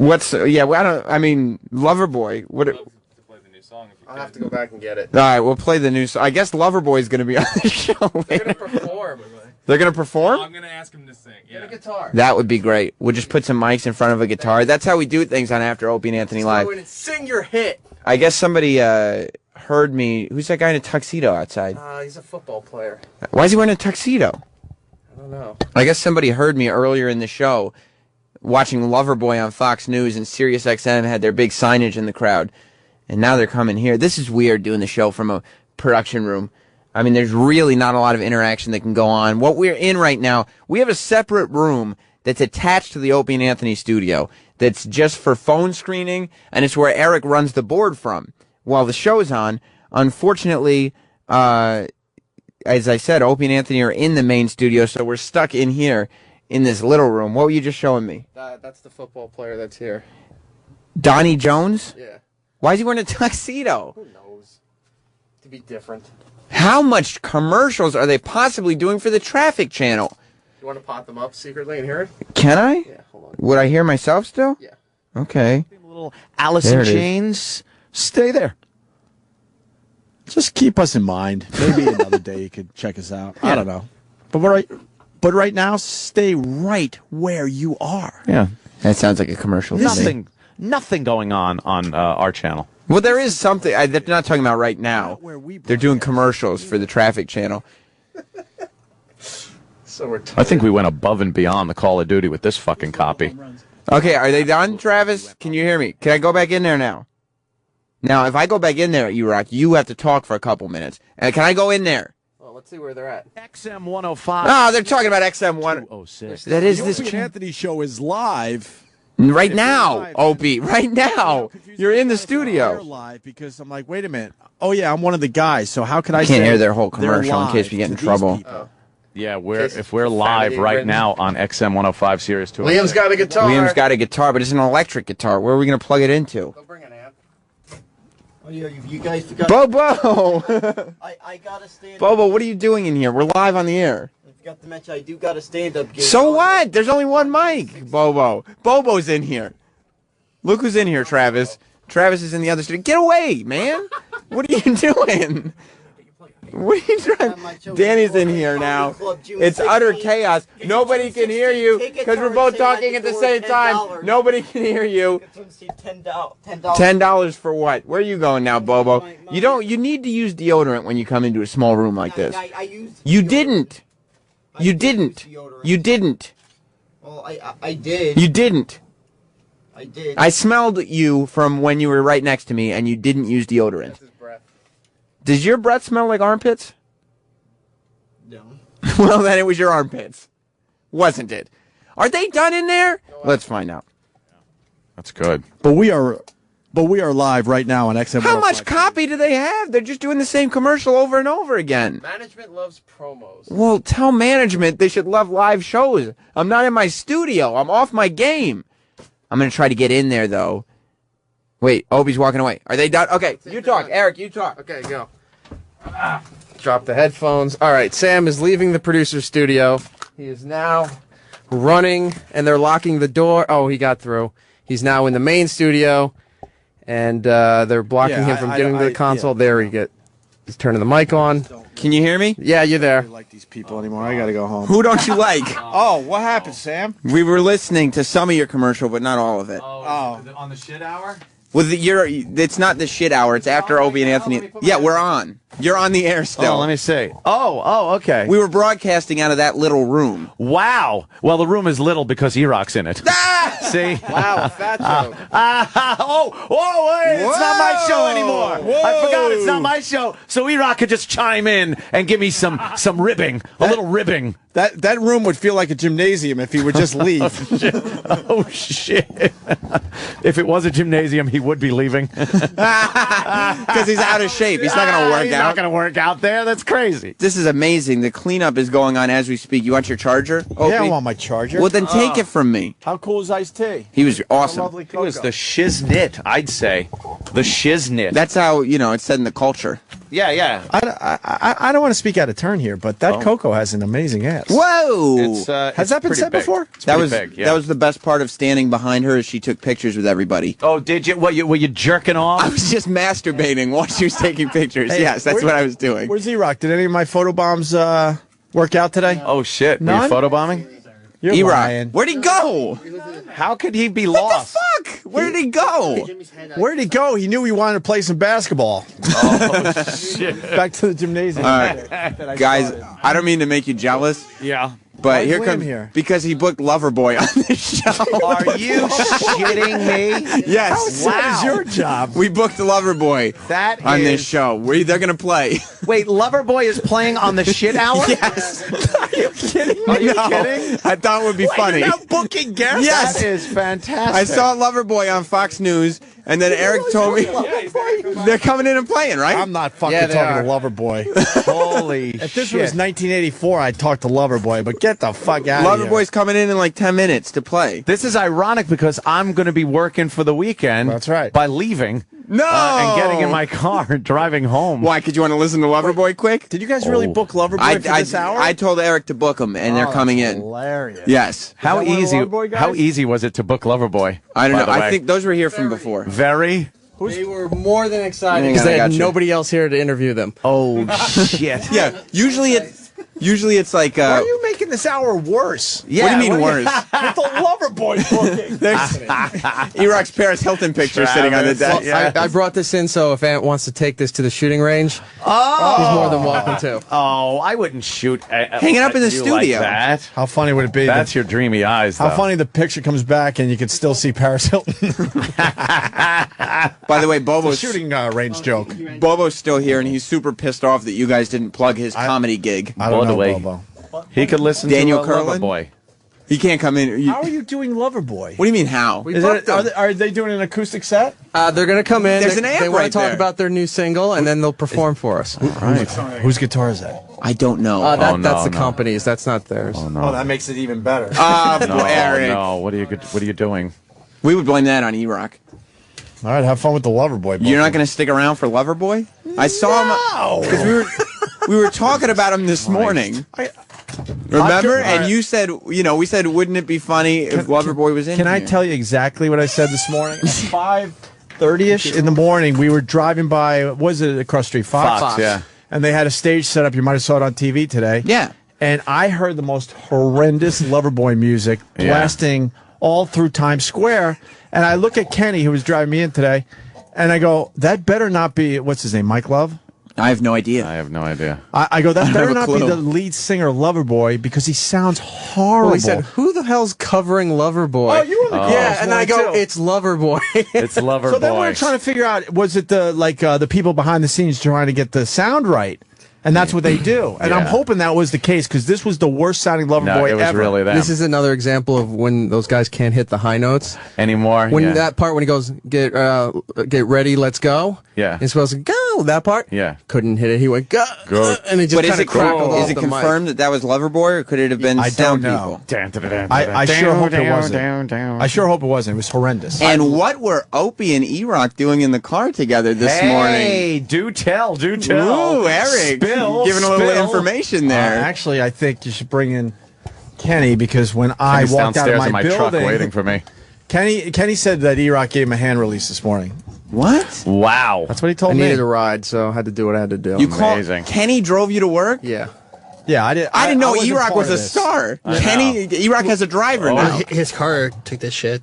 Well, that doesn't mean. I walked out of my building and the windows in Kenny's truck were very fogged up. That's all I know. Oh my gosh. OKEN. And then E-Rock jumped out of the front seat and got in the back seat. That's all I'm saying. That's what I shit. saw. Apparently, Eric is too fancy for public transportation. Your Casey's crying. I Who's know. crying? I feel so bad. Casey Anthony was taken ill when she was forced to look at horrible pictures of her dead daughter. Is that what she pulled yesterday? Yeah, she had to leave the courtroom. I feel so bad for her. Dude, if we stick around 2 more minutes, we're going to have to talk to Loverboy. Yeah, let's Just go stick to the... around. Talk to me about Casey No, Anthony. You think she's not guilty, correct? We have to be at the Kaja Gugu concert. You don't want to hear the new single? Hang out here. You don't want to hear the new single? I wouldn't fucking listen to the new single if me life Sam, depended turn it on on. it. Let's play the new single. I don't have headphones, so it doesn't matter. You're not kidding me. You guys got 4 minutes. Sam's in cahoots with management. How do you figure? You're finding ways to make us stay till 11. If it was you, This is. everyone's looking. You're missing the at song, you. Opie. You're missing the song. Get in on the party. Everyone's wondering, will you come out tonight? You could sing that song to this. Everyone's trying to get it right. Get it right. Yeah. That isn't this song? It sounds similar. Oh. You'd think. Are they listening to the to After Opie and Anthony Live before they do our show? No. They're at 80s on 8 right What's now. their other hit? There was Did they have another hit? yeah. You think the 80s guys are sick of interviewing the 80s guys? Oh, Yeah, God. like it's not the Over and 80s over anymore. again? What do you guys? And you know who the 80s guys are? They're all former MTV VJs. No, what's great about the 80s channel? They can never say no to an 80s band. If they're walking around like, oh, fuck, I got to talk to fucking... And they're never gonna. It's never gonna be like, if we do these guys, we can get somebody current, because they're never gonna get anybody current. Do you think the booker comes in and says like, I got Wang Chung, and then the guy's like, I don't want to hear Wang Chung. I don't want to interview him. And then the booker goes like, please get Wang Chung. Roland, I'm sorry, Roland. Team Only Fez. Fez does it. I didn't mean that. Team Fez. Anthony's Team Fez. The 80s channel is frozen in time. Like, Yeah, it really is. it just has to stop at 89. That's it. Yeah. I love, too, because I do listen every once in a Oh, while. they're coming in right now. I can't. I gotcha. Totally got us. I was ready to run. And you hear the old the observation. You hear the Yeah. MTV old jocks on the 80s channel talking about all the 80s music and blah, blah, blah. But they like talking about new music and think you really got to check out I forgot what it was. It was Like, if you like this, you'll like that. But it's something very current, but they're not allowed to play it. Even though they love it. They can mention it, but they can't put They it on. can mention how great it is, and it is based on something from the 80s, but they're not allowed to play it. Curse of Here comes Niche Liam. Radio. Liam. Oh. Are they almost here? I'm not. Yeah, almost. Mars, you setting up for the big gig? You can't shake the speaker. We You have haven't to plug actually it in. asked them if they want to play, but I'm assuming There's gonna be. You might have Loverboy without them playing. No. Holy fuck. I have got to get out to the truck and listen to this. You're gonna want to see this. You're gonna want to see it happen. I am leaving right now. Kenny, I'll be right down. All right. I am leaving. And you could keep the Nagel sex man fucking Paris Hilton. It's not even good enough to shoot. We're gonna put it up in the studio. Oh, fuck that. Oh wow, Liam, do you think they're gonna play? I do. Because when I initially booked them to do other stuff here, they were like, "Do you want them to play?" And I didn't have the facilities to do it, so I said no. But Little did you know you could just set up some amp. yeah, I didn't realize just it. throw it together. Who well, cares? Mars is here. Mars has got it on lockdown. So Mars it's perfect. Ours is working for the weekend. Yeah, he is working almost for the weekend. Are you pissed off that you have to do work after 10? Wow. Oh, This is gonna wow, be good. this Do you is have any idea what you're going to ask them? No, I don't even know any of their names or anything. They do work. Mike Reno. That's the lead singer. They said Mike Love a minute ago. No, Mike that's Reno. the Beach Boys, actually. So they do working for the weekend? Yeah. You don't know anything about this band, do you? I know nothing This about could- this band. Maybe What I other didn't songs do wanna they book have, this. Did they do anything else besides working for the weekend? I'm the wrong person to ask. They're from Canada. You can talk to them about hockey. Do you know How long hockey? do I have to talk to them for? You talk to them about Rush. As long as you want. We can do 10 minutes, whatever. 10 minutes? It's up to you. I'm thinking 3. Oh. I feel like 3 is You a should very do one short question interview. live. Can you Wikipedia it real quick over there? I don't know. I mean, I got to concentrate on hosting this show. Okay. I mean, I have the physical ability to, but. Liam, what do you think if Sam does one question live? One. That'd be Bring it. terrible. How Can we many- not do that? How many lover boys are there? There's 2 people. Oh, okay. So it's not like a full awkward man. No, it's Mike Reno and Paul Dean. I'm going to write that down. I'll Yeah. remember it. Mike. Reno, like the city. In Nevada. Yeah. And then Paul Dean. See, I But was they're going to from say. Vancouver. I was going to say Paul Reed. It's Paul Dean. I had Dean. already forgotten it since you asked. Right. That's good. That was you that put Bobo in the phone screening room while we were stuck in there, isn't it? No. No, I swear that was not me. Who was it? It was someone else on the Opie and Anthony staff. That, Oh, it was Danny. I saw him in there. Well, I didn't say that either. Oh, well, I saw. Why did Eric leave the mic on? Well, I guess it adds to the charm. He left the mic on while he's phone screening. Yeah. But I guess it adds to the charm of, You know, it's I'm gonna after go- Opie and Anthony. I'm going to get a press release so you have that in front of you as well. Let's do that. What do I need all that for? To do an interview? We're just talking about Loverboy. How'd you get the name of your band? Well, what time? Oh. Mars, what do you think is going? This is a disaster, huh? Why do you sound so confused? Because I don't know what's going on. Like, I guess Loverboy's coming in. Yeah, but you wanted that.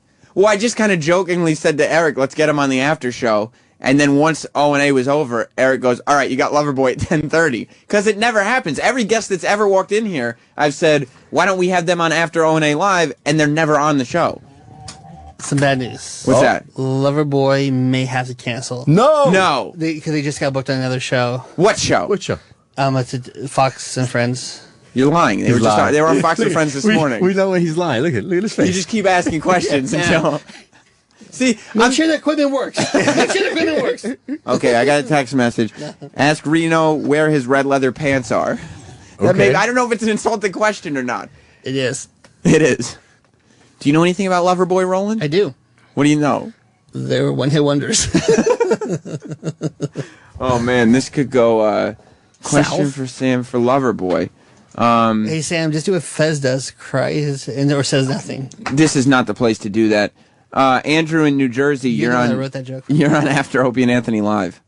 Yes, Jen, you could start with this question because they might not get pissed off, but just ask them if they can make a living off of that one song because every zookeeper in the world plays it every Friday. Oh, like on the radio? Yeah, working for the weekend. They play that song. That's a good question. I'm Sam- going to say Morning Zoo. Great question. I'm going to use that one. Isn't it the whole band, Loverboy, coming in? Like 5 of them? There's only 2 coming in. Only 2? Liam We're making said. the rest stand outside. So what are they going to do? One's going to play guitar, the other one clap his hands on the drum? Look, Roland, Like that. I haven't worked out every element of how this is going to go. Chris in Long Island, you have a question I could ask? Yeah, ask them. Listen, they're not one-hit wonders. Hot Girls in Love. They got Get Lucky. I've never heard of those songs. Do you want to keep him on so he can interview him? You guys are what, 30 years old? I'm 27. All right. That's probably how long ago those songs came out. Yeah, Get Lucky's not in the system. Ask your mom about those songs, okay, Sam? Okay. She probably knows. Have her interview them. I will. Maybe I should call my mom and say, look, Loverboy, I'm not familiar with your work, but my mom is a big fan. Here she And also, is. she makes one hell of a mean carrot cake. Thank you, Roland. I just screened that other song the guy was talking about, Hot Uh-huh. Girls in Love. Don't recognize it at all. All right, if you don't recognize it and you worked in radio for a while, you know. I got the hits of the greatest songs from Loverboy. The hits of the greatest songs? Greatest hits. He just said they. Eric, did you just hear him say, I got the hits of the greatest songs? He's still learning English. Hey, weren't you born in this country? No, did you hear his mom's name is Rosetta Stone? Oh, you hurt my feelings. Oh, my goodness. Good comeback. Mars. Ray in Virginia, you're on After Opie and Anthony Live. Who loves you, baby? What's up, Ray? Show, Sam. Thanks, Ray. Listen, one way you can piss him off is the original bassist died. He was in his boat off San Francisco, and he drowned. You could always call the new bassist by the old bassist's name. Well, I don't know if I want to upset Loverboy. The new bassist, his name is Spider. Wow. And actually, you can ask Mike Reno if he caught Fat from Ann Wilson when they sang Almost Paradise on the Flashdance soundtrack. All right, thanks, Ray. Hey, Anthony. Hi, I couldn't get enough of the shit hour, so I figured I'd call in because I forgot. I believe Loverboy is the band that had the contest on MTV years ago where they needed a girl for one of their music videos, and she turned out to be a fat slob and pretty much wrecked the video. Really? But she was only in it for, I think, under a second because she was such a dog, and the hot, 80s video girls were being all hot. Of course. And they tried to put this girl in, and she was a slop. Okay, I just wrote down MTV contest music video, so I'll ask them about that. Yeah, ask him. It was a music video contest. It was win a chance to be in a Loverboy video, and I want to know what their opinion was when they saw the girl, saw she was a pig. Did they go like, "Oh fuck, what are we going to do with this mess?" What have we done? This has been a mistake. Yeah. See, I need to know. And then we could maybe make. God damn it. I could maybe make some kind of comparison to E-Rock in the other room, something you could laugh at. Sure. That's just a crutch. But I need an answer. I've been waiting since the early '80s for an answer to this. Well, I'll find the answer for you. It's like Lionel Richie.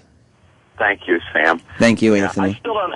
Did you notice I call on the regular line because I still don't have the hotline number to Yeah, I my was- own fucking show? Yeah, E-Rock was just shouting in my headphones, pick up line 1, pick up line 1. I thought it was a different Anthony, and then I was like, you're just calling the regular line. Someone emailed me the hotline number. This sucks. Somebody's calling the hotline. It must be Kenny. Why would he call while you're on the air? To plug his I don't know. But let me tell you something. It's real easy to get through to your show, man. Well, I don't usually take calls. Oh, okay. Even Liam's laughing at him. People are not conditioned. Oh, it's Joe. It's Brother Joe. Ant, you stay on the line. I can take you both.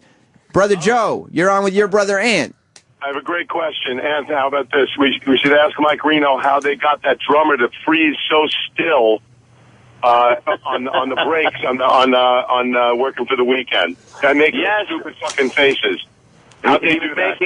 Yeah, and why did the drummer allow that video to go out like that, where he's just making retarded faces during the freeze frame? I was thinking more asking him like how they did it, like how did they get him to stop so still suddenly? I'm going to ask him that. Like they didn't freeze frame it. It actually was. Yeah. Just ask him a stupid fucking question. That's a pretty stupid fucking question. I'm going to ask them both. I'm going to ask both the Kumia questions. Yes, mandatory. All right, entertain me. I'm driving home. Entertain me. Will do, boss. All right. I'm on my way to Chicago. I'm going to Soldier Field to play tonight. Oh, Soldier Field? What position are you? All right, bye, Kumia boys. Bye. Well, both on at the same time. And I guess Brother Joe's out in Chicago if you want to see him play. And Joe has a hotline. Yeah, Brother Joe called in on the hotline, and Anthony called in on the regular line. Mars. Sir. Or the tech, is it all set up to your liking? Is this going to sound, because I want this to really sound great. Primo sound for what we got today. I see we have an amp and we have our regular mic pointed at it. Correct. Is that technically what, have I covered all the bases? For what we got in this room, yes. Yeah. We're squared away. This wouldn't be what we call in the business a performance studio? No. Do you want me to test out the drums? There you go. Okay, good. All right, Mike Reno and Paul Dean. Liam just handed me the press release for Loverboy. Loverboy releases iTunes single. It's an iTunes single. They didn't put it out on like a CD. You know what that means, Mars. No, really, Coldplay does that. Yeah, but people download that. I mean, Coldplay does it as a statement. For free, sometimes. Not as like who's on line 10, Eric? Oh, I bet it's Kenny. Who's on line 10? Hi, I just had a really long day at work, and I was wondering if you guys could play Elderly Woman Behind the Counter in a Small Town. We're not doing requests right now, mystery caller. That's my favorite Pearl Jam song, and it would really make the ride home that much better. By the way, mystery caller, E-Rock just whispered in my... radio and listen to my voice now. Okay, thank you, mystery caller. Eric, you didn't have to whisper, that was Opie in my headphones. I know who it was. I wasn't listening to what was going on here. I'm aware of who it was. He goes, I'm talking to him, and he goes, that was Opie. Thanks, Eric. Thanks, Columbo.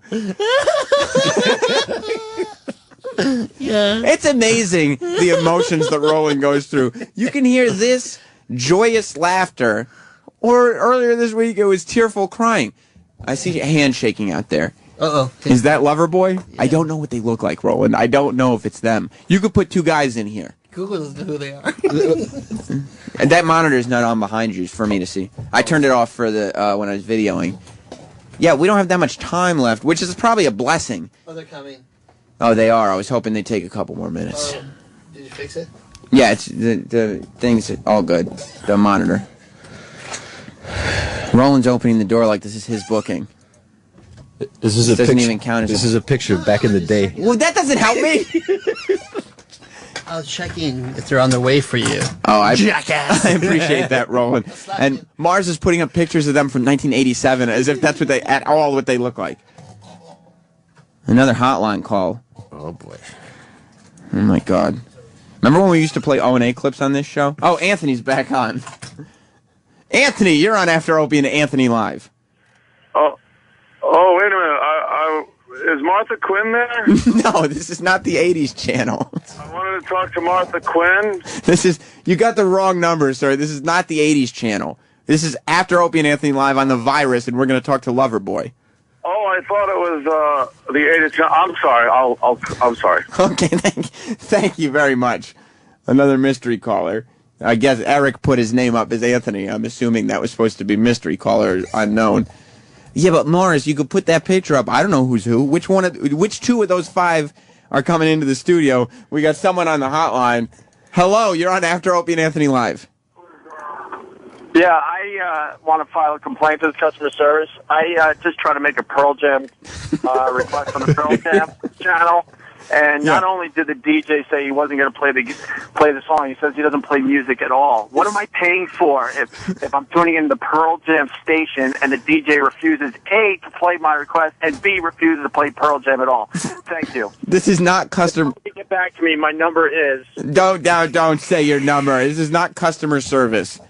This is the Virus. You called the same DJ, and we do not play music here. And I believe once again that was Opie. I think it was Opie. So I don't think he was taking this seriously. Oh, okay, so the text message I got was right, because one of the guys in that picture is indeed wearing leather pants. Red leather pants. Red leather pants. Is that the guy that I'm talking to? Mike Reno? You don't know, do you, Mars? No, I do not. You know, like mariachi bands and stuff like that. Not this stuff, right? That's right. Salsa bands. You like that, salsa? What were you thinking when Coco walked in today? I wasn't thinking because I didn't see her. Oh, hotline. Hello, you're on After Opie and Anthony Live. Hi, is this Sam Roberts? Yes. Sam, I just want to say you have been doing a great job on the After O&A. Thank you. I listen every day, and I want to just please continue doing a great show. Thank you so much. Oh, he got me!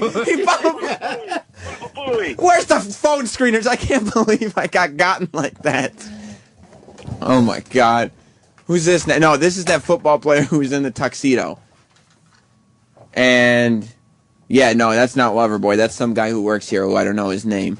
But yeah, I don't. That's that football player. I mentioned his name at the top of the show, but he's wearing a tuxedo here. I have no idea why. You must not realize this is a casual environment. But Mars, you were talking about Coco's ass. Actually, I wasn't. You were asking me about her, but yeah, you were going to answer it, and that would be you talking about it. I didn't see her because I was busy. Well, come on. What? What were you busy doing? Working. Hotline. After Opie and Anthony Live, who's this? Hi, is this Sam Roberts? Yes, this is Sam Roberts. I'm calling to inform you that your Blue Boy blow-up doll is ready for pickup. This is a prank. Features. I swear this is a prank call. I did not order any doll.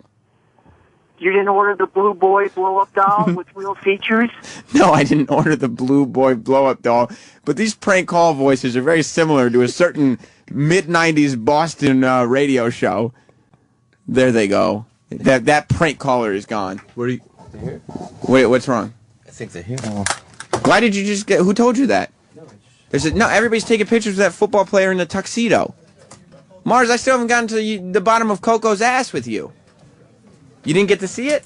No, not like I wanted to, but I had a good trick. I was telling Aunt. Right. While she was lined up, she took pictures with a bunch of people. Right. I just stood behind all of them, so she had her back to me the whole time. Take a look at the ass that way. Nice. It looked good, even though it wasn't in a very revealing outfit. I was hoping for something a little more revealing that we see, Coco in. But I guess she is living her day-to-day life. She can't walk around in a string bikini all the time. That's a little difficult with an ass like that. Yeah, I mean, it's a liability. How come you didn't, make sure you were in this studio the way you do with the UFC fighters? Is it a gay thing? No, not gay thing. I'm just asking. Because it's like those are very muscular guys. You always make sure you're in the studio when an MMA guy's here. Well, she's married. Hotline. O&A, who's after Opie and Anthony Live? Who's this? Yeah, Martha Quinn, could you play Billy Squire? This is not 80s on 8. Yeah, Martha, tell Martha, you're the screener? No. I want to hear Billy Squire stroke me for I want to dedicate it to Anthony Weiner. It's very funny. I'll tell Martha that. Right. Yeah, Stroke Me by Billy Squire. Tell Martha. Got it. Love the 80s. Long live the 80s. Got it. Thank you so much, but this is not 80s on 8. And as the hotline callers have gotten through with all their prank calls, the regular lines are all completely full of people who obviously want to prank call as well. Look at the phone, Mars. Every single line is full. Look at that. Just pick up the phone lines. Just go for it? Yeah. All right, we'll take a call from... Is Loverboy going to get in here? It's 10:45. I mean, 45 after the hour for those listening on the replay. Or in a different time zone. Derek, you're on After Opie and Anthony Live. How can you rag on somebody that hasn't put out a single? Suck. They're not even... Wiener. Good one, Derek. Thank you. They're not even in here yet. I got the 1 minute from Roland. I hope so. This is good, though, Mark. How long do we have till today, Eric? 52 or 56? Is he? He's not even in the other room. He's probably screening calls. Because the phones are going crazy today. You can go as long as you want. Oh, shit. But what if I want to go a lot earlier? What if, they get in here at 10:48 and I want to go till 10:49? We can just play Loverboy till 11. Oh, good. Okay, good. Tom needs to talk to the host. That's me. Tom, you're on After Opie and Anthony Live. Man, Kyle, love your show. What kind of wacky stunts you have Turd doing today? This is not the Man Cow Show, Tom. Oh, Tom. Shane. Yeah, you albino Negroid, you belong on Nickelodeon. Eating mac and cheese and steak fingers with the rest of the kids. I've been on Nickelodeon when I was young. You need to go back. Thank you, Shane, for absolutely nothing. My buddy Struff. I know you're not going to steer me wrong. Struff, you're on After Opie and Anthony Live. We usually don't take calls, Mars. Struff. Oh, wait. This is... I thought this was the your overnight music show. I was going to request the Lady Gaga song. This is not Hits One. You knew that, Struff. You knew that going in. Oh, okay. Well, how about Movie Theory? What are you guys doing? No, that's Saturday. Oh, Okay. Oh, okay. Well, then I'm sorry, my mistake. Thank you, back Struff. to, Sammy, whatever. Sammy, you giving out tickets and hit one for Rihanna? We're not giving them out. There's a contest. Hotline. After Opie and Anthony Live. Who's this? Yeah, I'm stuck in the Midtown Tunnel, and I can't get reception. Could you just leave me on hold so I can listen to the show? Yeah, if you really want to stay on hold, I'll leave you on hold. Just for like 3 minutes until I get through the tunnel. Okay. Hold on, caller. Thank you. I love the voices. Wow. The phone lines are completely... I mean, Eric, we didn't have to screen this much before. Roland is walking this way. What's the update? 3 minutes on their way.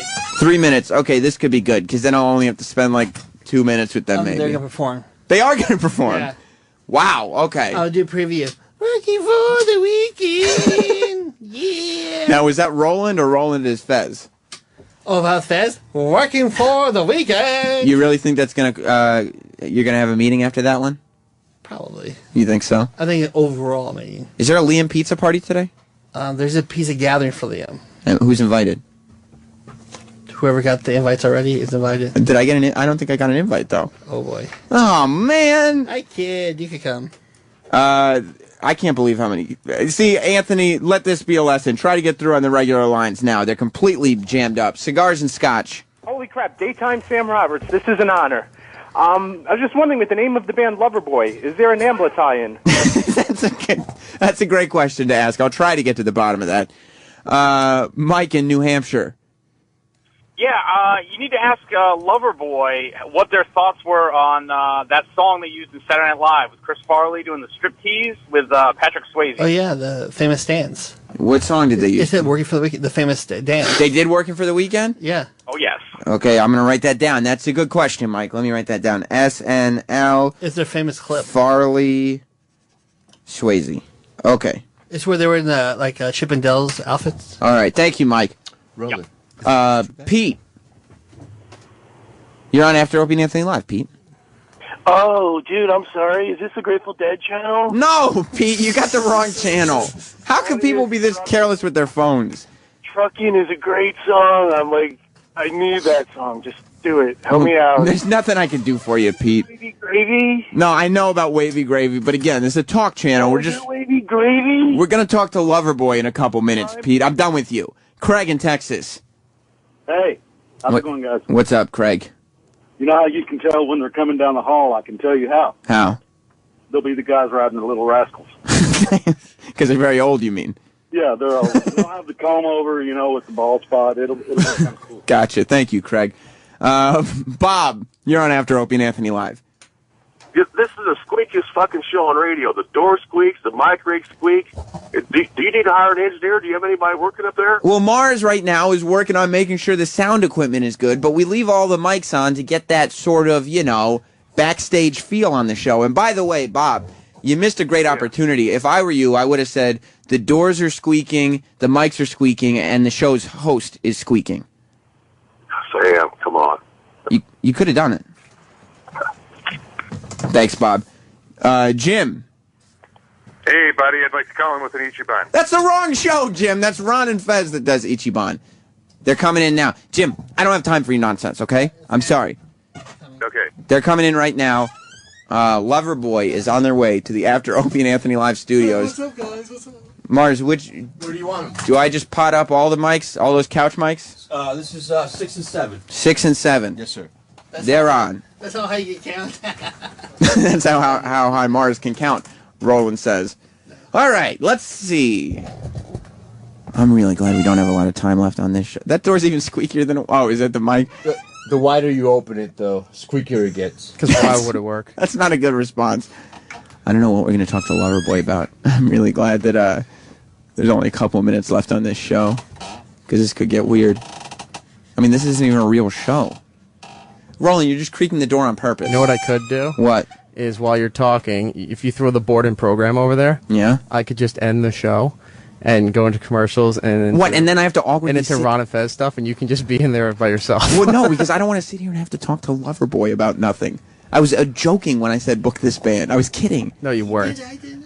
He did it. I know who did it. I know Eric did it, but I was just kidding around. Well, how come every other guest I've ever asked for, it doesn't happen? But Come on, you're a professional. Get in there and do your job. You're right. You're right, Eric. You can do this. You want to prove to the management that you deserve your own show? Well, listen, no, I mean, the phone lines are off the chain full right now. I can't keep up with the calls. It's amazing. Well, I'm not going to take any calls right now because we have very... Pee-pee. We don't have any time, right? So we'll just talk to them for a minute, play the tune, and be out. I don't think they're going to be able to play in the 5 minutes that we have. 5 minutes? We've got time. We'll just play like a couple licks. Oh, because Ron and Fez had come on at 11 o'clock. No, they come on 11:10. No, they don't. Yeah, it's around 11:10. Oh, is it? Yeah, I mean, Ron and Fez come on whenever Ron and Fez come on. So you can go past 11. Yes. Eric says yes. Eric says, I mean, he's my supervisor right now.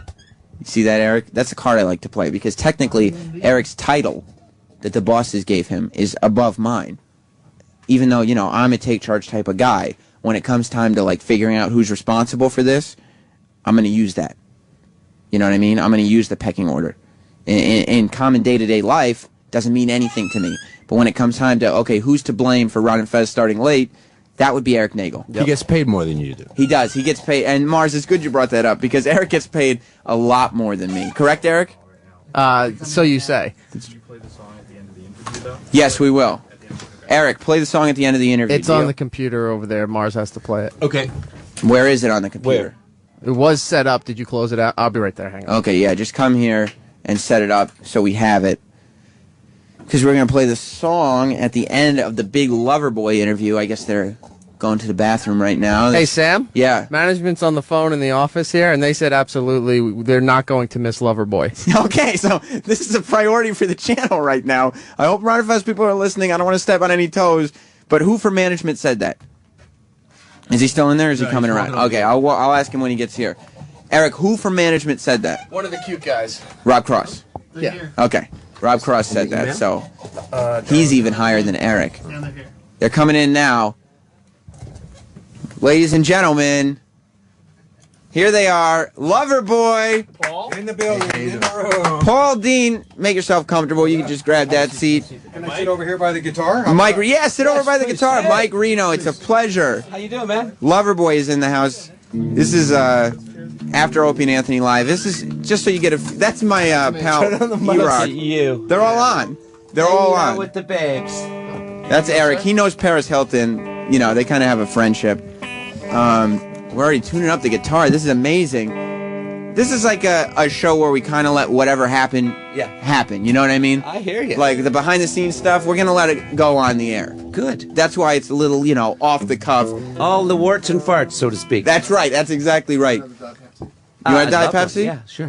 One is coming up for you, Mike Reno. That's lunch for me. Diet Pepsi. Thanks. Now, let me ask you guys this. You were on Fox News earlier today. Yeah. What was it like being in front of the crowd again? Well, you know what? We play a lot of concerts, so it wasn't Sure. like, we did, it's the TV cameras that kind of throw you off. But you know what? It was fun. Yeah. They played a bunch of, they let us play for a whole hour, and it was great. Did you see the Sirius XM signs that says, "We love Loverboy"? Yes, we did. They were throwing them up in the crowd. I guess that's the secret. Like, if you book interviews after your concerts, whoever you got interviews with will just come down with some signs. Exactly. Because we were watching on one of the TVs up here, and we didn't see, you know, the Opie and Anthony show has been on Fox News a lot lately. Yeah. Because the Wiener scandal. I know. We're the show that let the picture out. Are you kidding? Yeah, the show that people have been talking about like all day yesterday. And there it is now. That was us. Is it? Yeah, they're talking about us again. So we know what it's like to be in the spotlight, just like Loverboy. What are the chances of the guy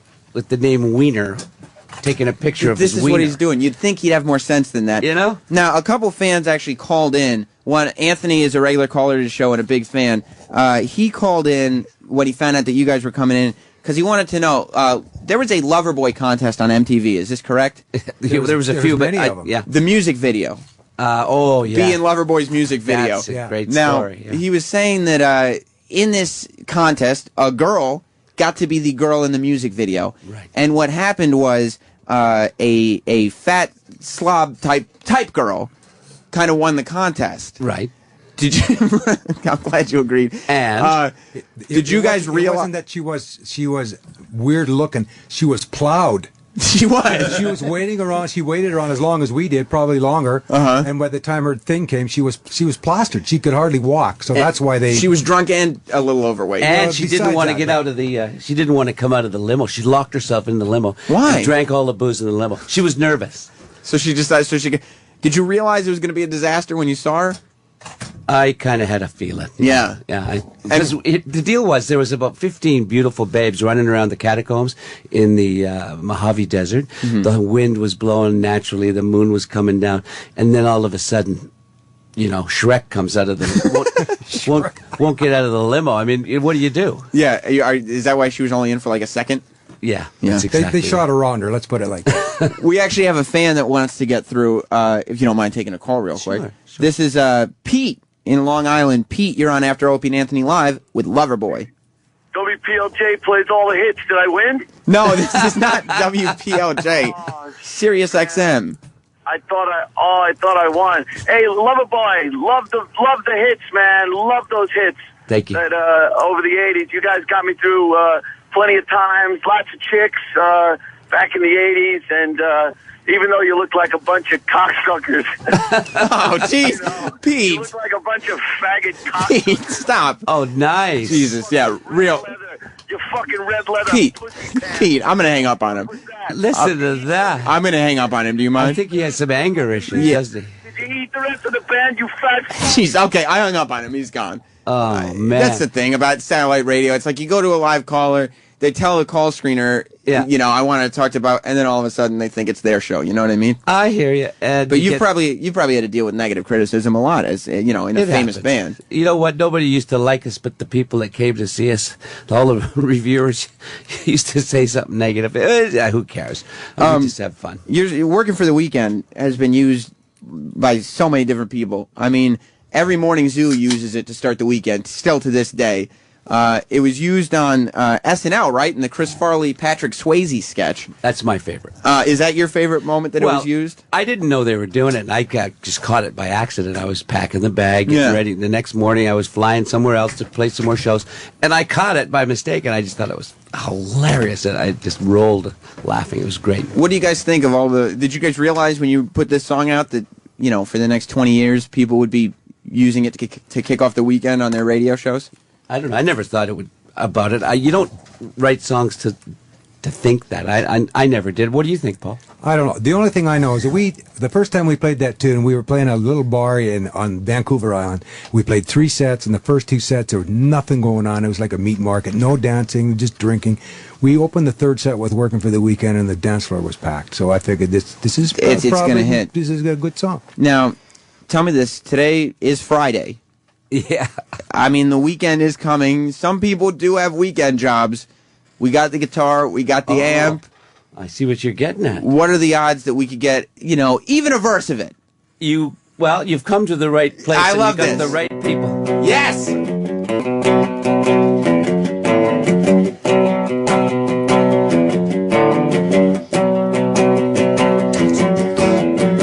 Everyone's watching to see what you will do. Everyone's looking at you. Oh, everyone's wondering, will you come out tonight? Everyone's trying to get it right. Get it right.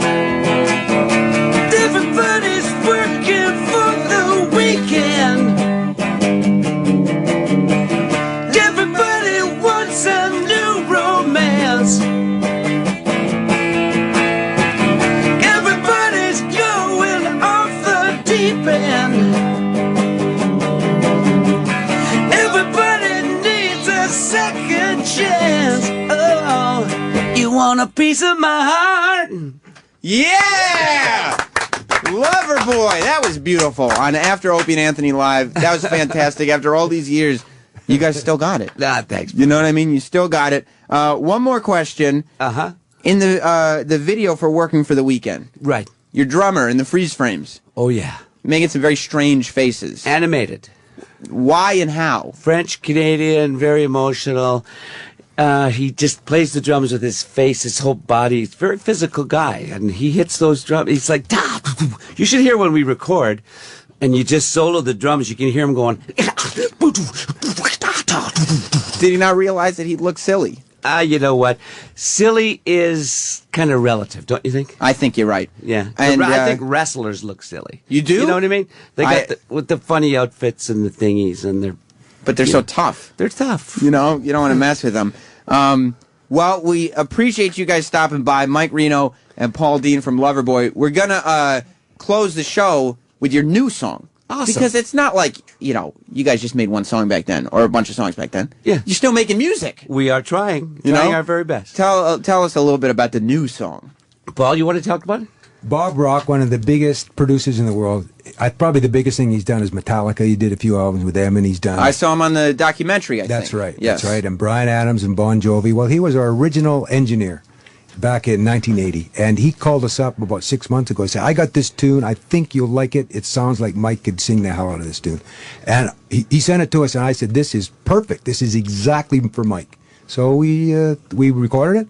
That's great. We demoed it to death, and we got together. We cut it in 2 days, rehearsed it, and recorded and mixed it in 2 days. Unbelievable. 2 songs. Absolutely. And here it is, Heartbreaker by Loverboy. Thank you guys so much for stopping by after Opie and Anthony Live. Awesome, man. Sex Bagel, hit it.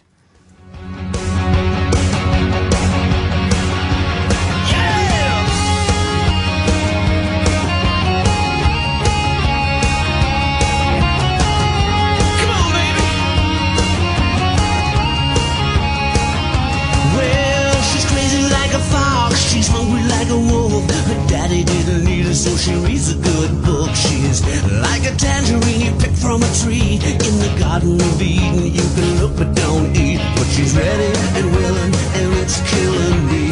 Ready and willing, and it's killing me.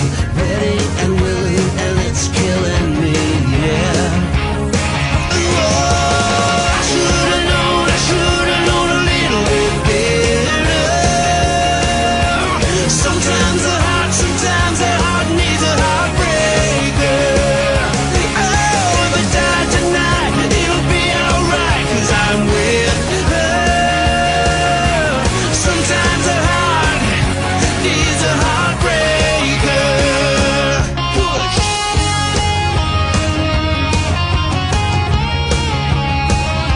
Woo.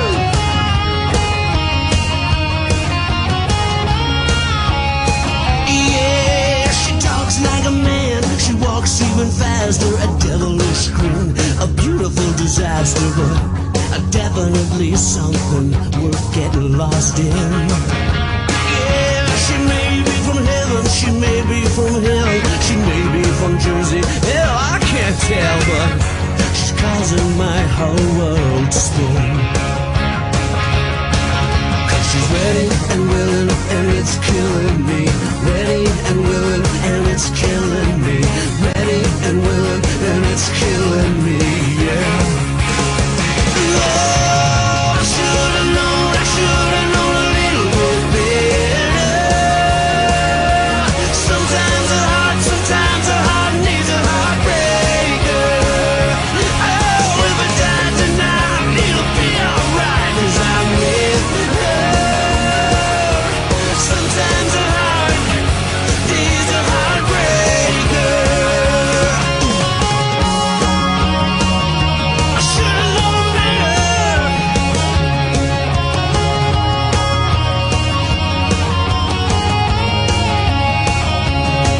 'Cause she's ready and willing, and it's killing me. Ready and willing, and it's killing me. Ready and willing, and it's killing me. Yeah, yeah, yeah. I should've known a little bit better. Sometimes a heart needs a heartbreaker. Oh, if I die tonight, it'll be alright, 'cause I'm with her. Sometimes a heart needs a heartbreaker. I should've known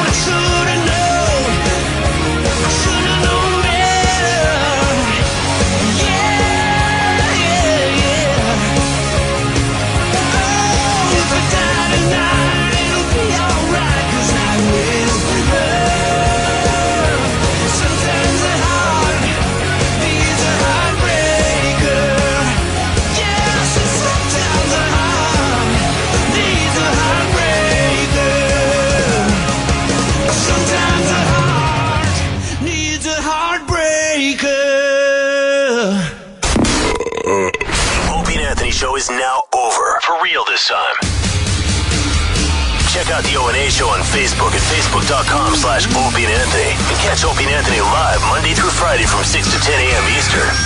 Ron and Fez are next. Hey! On The Virus.